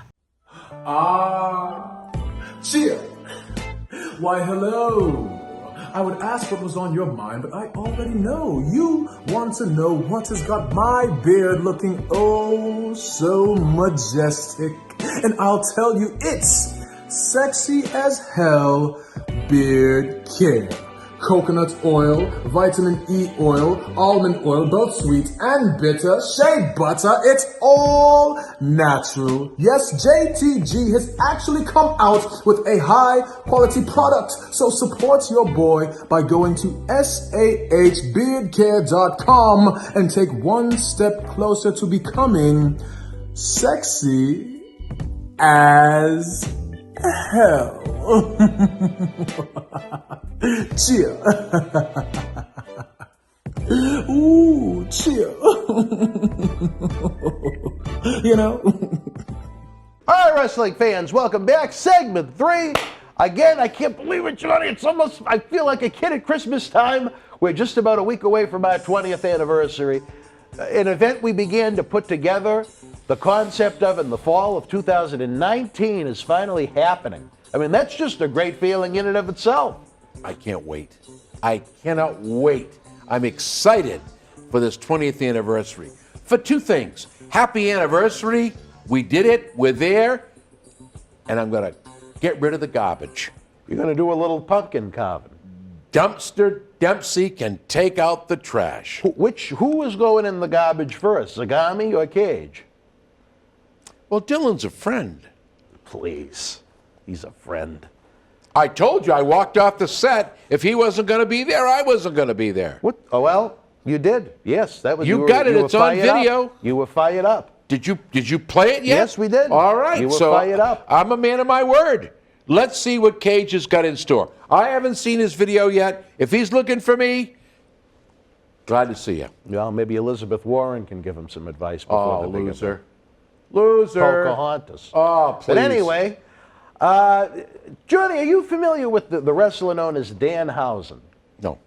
Well, we want to send out best wishes to the gentleman. He suffered a hellacious injury. I believe it was on Halloween night. But I'm going to send you a video. I think what you may look at once or twice is the absurd really grows on you. He is kind of almost like a Dracula type character with 100% humor and fun behind it. Is he a wrestler? Yeah. So he's with Ring of Honor He's now. not like Gangrel? Huh? Is he a Gangrel ripoff? The polar opposite. Really? You're talking almost like the intensity of Gangrel compared to that, remember that serial character that was a vampire? Count Chocula. Right. And I'm not trying to say he's trying to be Count Chocula, but he does things in a very funny way. And, you know, with Ring of Honor in the situation it is, apparently this is going to cost him a lot of money. So, you know, if there are fans out there that are fans of his, I know he's active on social media. I'm sure there's various ways they can try and help the cause. But, you know, I'm interested to see what you think of him. I'm going to send you a couple of links, short links, just to see what you think of the personality. Because at first, the first couple of times I hated it. I thought it was absurd. And then he's so good at it. It's like, how can you not like it? So I'm interested to see. I didn't know if you were familiar with him yet or not. But no, Ring of Honor I don't watch. He broke his fibula and his tibula, I think. And he had how'd that happen? In a match. So he had a rough night at the office. See, and people say it's fake. Yeah. Well, on top of that, Johnny, we have to send out best wishes to a good friend of the show's, a man that's been in that very seat, the Hall of Famer himself, the voice of professional wrestling to many, good old JR, Jim Ross, as he has to deal with radiation himself. Skin cancer, I don't know if you can ever say cancer is a good thing, but maybe is the ankle a good spot or no? Yes. Okay. Yes, because it's easily removed. I don't know if they're doing radiation for that. Usually that's not required. It all depends upon the stage. All depends on what type of cancer it is. Mm-hmm. You know, one of the words that I hate to hear is that C word. Yeah. I cannot believe, and I say this all the time, and the fans will probably, you know, either back me up or not, but with all the technology and great scientific minds we have in this world, you can't tell me that we don't already have a cure for cancer. If we put it out there, too many other people will lose money. You know what I'm saying? Why not do the right thing? Let's get it out there and let's cure this beast. When I do stuff for Make-A-Wish, that's my first cry. We're at war, and we're at war with something that's got a big letter C. We will overcome and we will destroy. But I just don't get it. I don't get it. Isn't Jim going to do cannabis now, too? He's, I guess, bought land in Oklahoma, and he's Just going to out a open farm. up a farm, yeah. Is that something you've thought about doing up at Fabulous Estates? You know what? I can only say this. When I talk about when I talk about investments, that's probably one of the best investments right now. They just built one in Haverhill, Mass. Did they? Called Mellow. The average projection for the first year's income, what do you think? Take a shot. $3 million. $10 million. Wow. So there's What's money. the name of it again? Mellow. Is it a I'm publicly giving him a traded plug. company? Oh, yeah, it's there. Yes, okay. And then a fellow who used to promote professional wrestling, I don't know if he's still doing it or not, he's investing in his own warehouse and cannabis. So there's a lot of money out there. Finally, they legalized it. Thank God they did that. At least people are getting quality. Now, have you ever partaken in a little medicine? I have never in my whole life. Really? Ever. Well, I think maybe that's why you and I are two peas in a pod. I don't know about Howard, but... Well, the number one abused drug in this country is alcohol. Yeah. Oh, yeah. Alcohol. And some people don't look at it like that. Well, it is. If you do when I teach driver ed, I did a lot of research, and alcohol is the number one abused drug. So when people say, I don't do drugs, if you do alcohol, you you're doing drink, drugs. yeah. You're doing drugs. Cannabis or marijuana, whatever you choose to call it, they say it's a form of pacification. It has a healing factor in it. I don't know. I've never done it. Don't want to do it. I guess it gives you that real calm feeling, and who knows? Everybody reacts differently. I just say, thank God, now you're not getting oregano mixed with street grass, and so please God, it's going to work out. Let's hope. Have you invested in Mello? No. No. Will you invest in Mello? No, because I'll tell you what. Why? There are those things that I'm in favor of and those things that I'm not in favor of. And even though I say it should have been legalized all along, it doesn't mean I fully support it. I got you. Well, I'll tell you this. When I travel where it's a legal thing now, I like the TCB oil. Cannabis oil? Yeah. You put a couple of drops under your tongue. That's good. And it helps my lower back so much. You see, I'm in favor of that. I'm in favor of that. And it's prescribed sometimes. So, you know what? Just because I don't go with it all the way doesn't mean I don't approve of what can be done when it's handled correctly. That's what you want. You want That's it to be handled with, Yep, correctly. Correctly. Well, all right. As I lose my voice, I'm so excited about, excuse me, Johnny, November the 13th. I'm really jumping. You're losing your voice here. Yeah, voice, it's gone. Johnny, do you know how little sleep I've had the past month? Well, the whole time we were in Florida, other than those Halloween Horror Nights, I had to work trying to replace Jim Duggan. The Berserker's father died. We forgot to talk about that. Ken Nord, we lost him. We want to send our best wishes to the Nords. Yes. John, I should send you the mass for him. Yep. I don't know what the terminology is that would be in the newspaper, but it was obituary. It was written by one of his sons. It's obituary, and it talks about how the Berserker was reading out of the Bible as the father passed. It was very nice. Well, we're gonna. I know there's a guy selling you a seat down there, so don't worry about it. Oh, please. Well, you know what? I wouldn't be surprised now that you mention it. He's a snake. And you brought him in. I ignored him when he tried to come down here to the studio the first time. You brought him in thinking you were going to get a new Virgil. Well, look at what that turned into. We're going to see Saturday night, November the 13th. I know you're lining up your man to challenge Cam's guy for 20 grand. So I could lose. You could. What happens when I lose? You're going to be 10 grand out. There goes your money for Halloween Horror Nights next year. I'll tell you how confident I am. How confident? If I lose that match, yeah, you'll never see my face again at Boston Wrestling. Ever. At live events or the talk shows, or both? Ever see my face in both? Anything connected with Boston Wrestling, never do it again, ever. Really? If I lose. I'm that confident. And I know Slick's tough competition. Yeah. But JTG, Cryme Time, hang on. But I mean what I say, I'll give my word.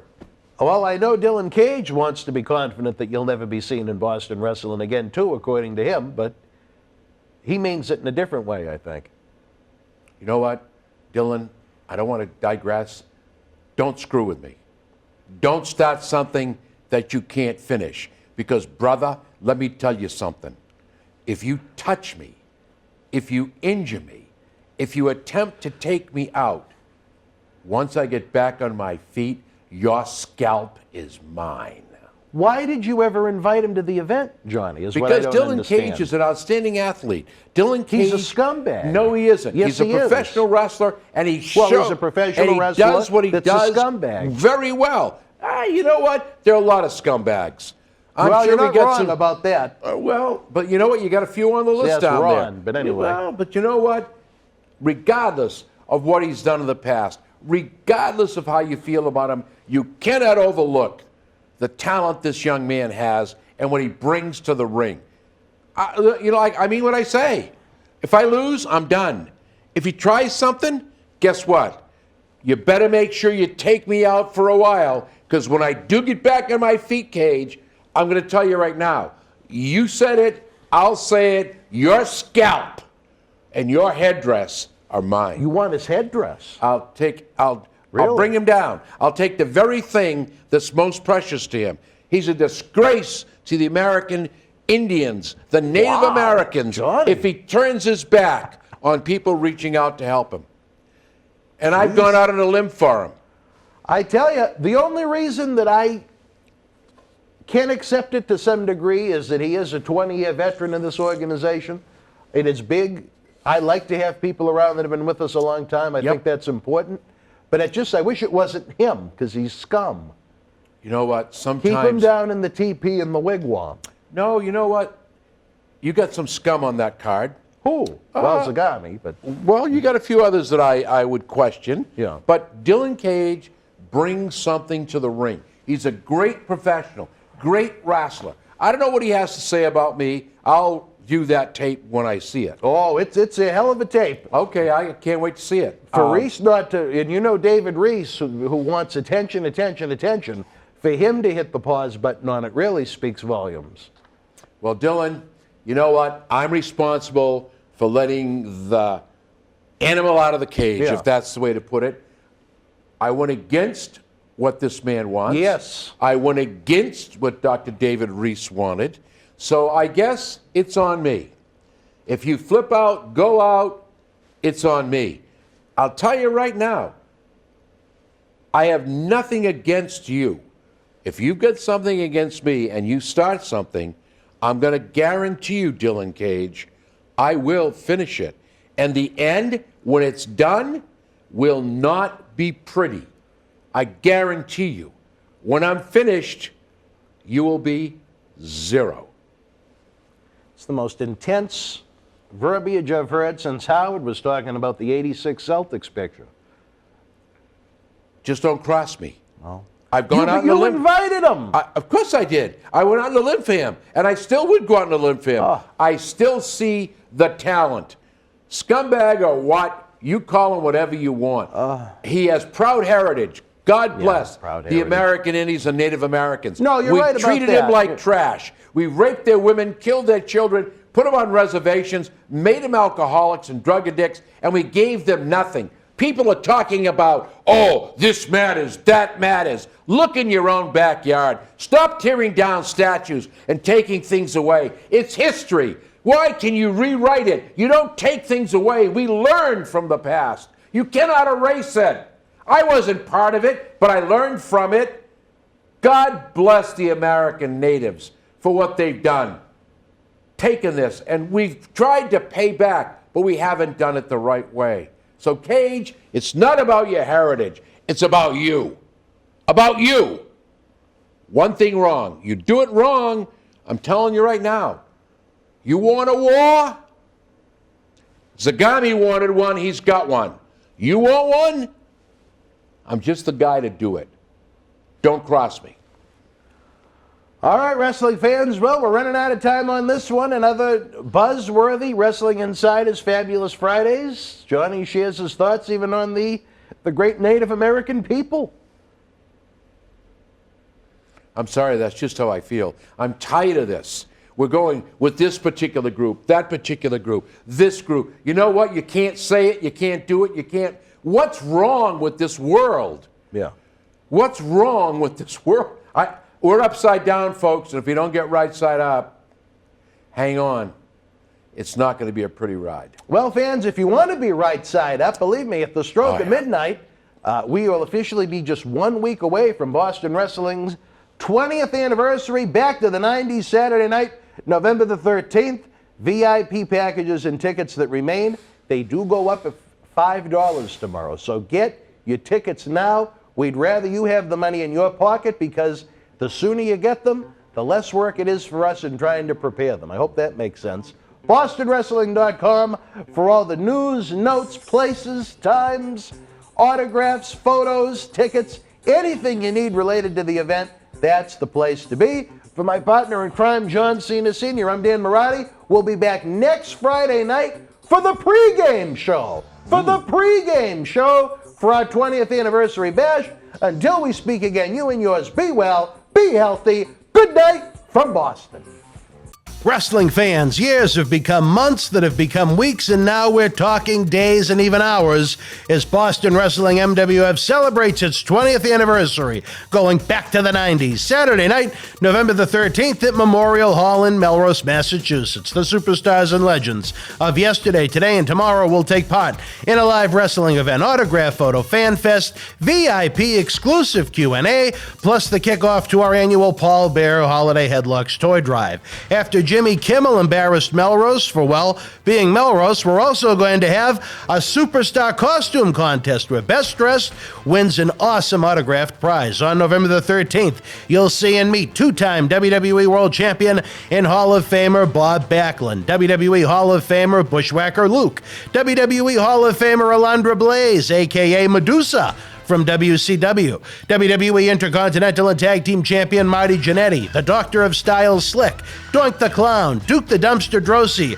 Portuguese Man of War Aldo Montoya, plus two-time Impact Wrestling World Champion Die Hard Eddie Edwards, JTG of Cryme Time, John Cena Sr., Oscar of Men on a Mission, AEW's Jora Joe, and more. VIP packages and tickets are on sale now at BostonWrestling.com. We'll see you live November the 13th. Join John Cena Sr. for Wrestling Insider's Fabulous Fridays every Friday night after SmackDown and AEW Rampage for his unique perspective on the King of Sports. With that said, wrestling fans, it's time for our 20th anniversary back to the 90s week, and what a week it's going to be. We'll have outstanding video content all week long, superstars and legends galore. The places to be, patreon.com/Boston Wrestling, and subscribe to our YouTube channel for alerts for all the great content and guests we're going to be having. Sunday Night Live tomorrow at 7 p.m. with myself and Charlie Wilson will be the official kickoff. We're going to be doing a Survivor Series watch-along. All week we're going to have special guests and friends. You're going to love it. In 20 years, myself and Chairman Neil Manolian have never put so much work into one live event. That is our gift to the fans that give of their time, open their wallets to be there with us live. Every time it looked like this event was falling apart, our great team, a team, helped the cause. Our friends at WWE helped the cause. I'm damn proud of that, and I'm even more proud of what we're going to give you next Saturday night, November the 13th at Memorial Hall here in Melrose. Even if you can't be there live, fans, please share the link to the event on social media. The city of Melrose doesn't want us there. Let's be blunt. The ultimate FU to the political BS is to pack Memorial Hall, and as Bo Douglas would say, let's make some noise. Again, VIP packages and tickets are on sale now. The VIPs are the best deal in professional wrestling. You're going to regret it if you miss this one, folks. Running out of time in more ways than one, believe me. We thank you for joining us on Wrestling Insider's Week in Review. Like, share, and subscribe. Don't forget to tip the bartender. The Super Chat button is open for business. Help us bring you more and more great legends. Every fan, every dollar counts, and that means you. You count. You're part of the team. You're part of the family if you want to be. Always hate for this show to come to an end. I love the marathon type feel to it, but it is that time. Until we speak again, friends, stay safe, be well. We'll see you next Saturday night at Memorial Hall. Good night from Boston. Wrestling fans, years have become months that have become weeks, and now we're talking days and even hours as Boston Wrestling MWF celebrates its 20th anniversary, going back to the 90s. Saturday night, November the 13th at Memorial Hall in Melrose, Massachusetts. The superstars and legends of yesterday, today, and tomorrow will take part in a live wrestling event, autograph photo, fan fest, VIP exclusive Q&A, plus the kickoff to our annual Paul Bear Holiday Headlocks Toy Drive. After Jimmy Kimmel embarrassed Melrose for, well, being Melrose, we're also going to have a superstar costume contest where best dressed wins an awesome autographed prize. On November the 13th, you'll see and meet two-time WWE World Champion and Hall of Famer Bob Backlund, WWE Hall of Famer Bushwhacker Luke, WWE Hall of Famer Alundra Blaze, a.k.a. Medusa, from WCW. WWE Intercontinental and Tag Team Champion Marty Jannetty, the Doctor of Style Slick, Doink The Clown, Duke the Dumpster Droese, Portuguese Man of War Aldo Montoya, plus two-time Impact Wrestling World Champion Die Hard Eddie Edwards, JTG of Cryme Time, John Cena Sr., Oscar of Men on a Mission, AEW's Jora Joe, and more. VIP packages and tickets are on sale now at BostonWrestling.com. We'll see you live November the 13th.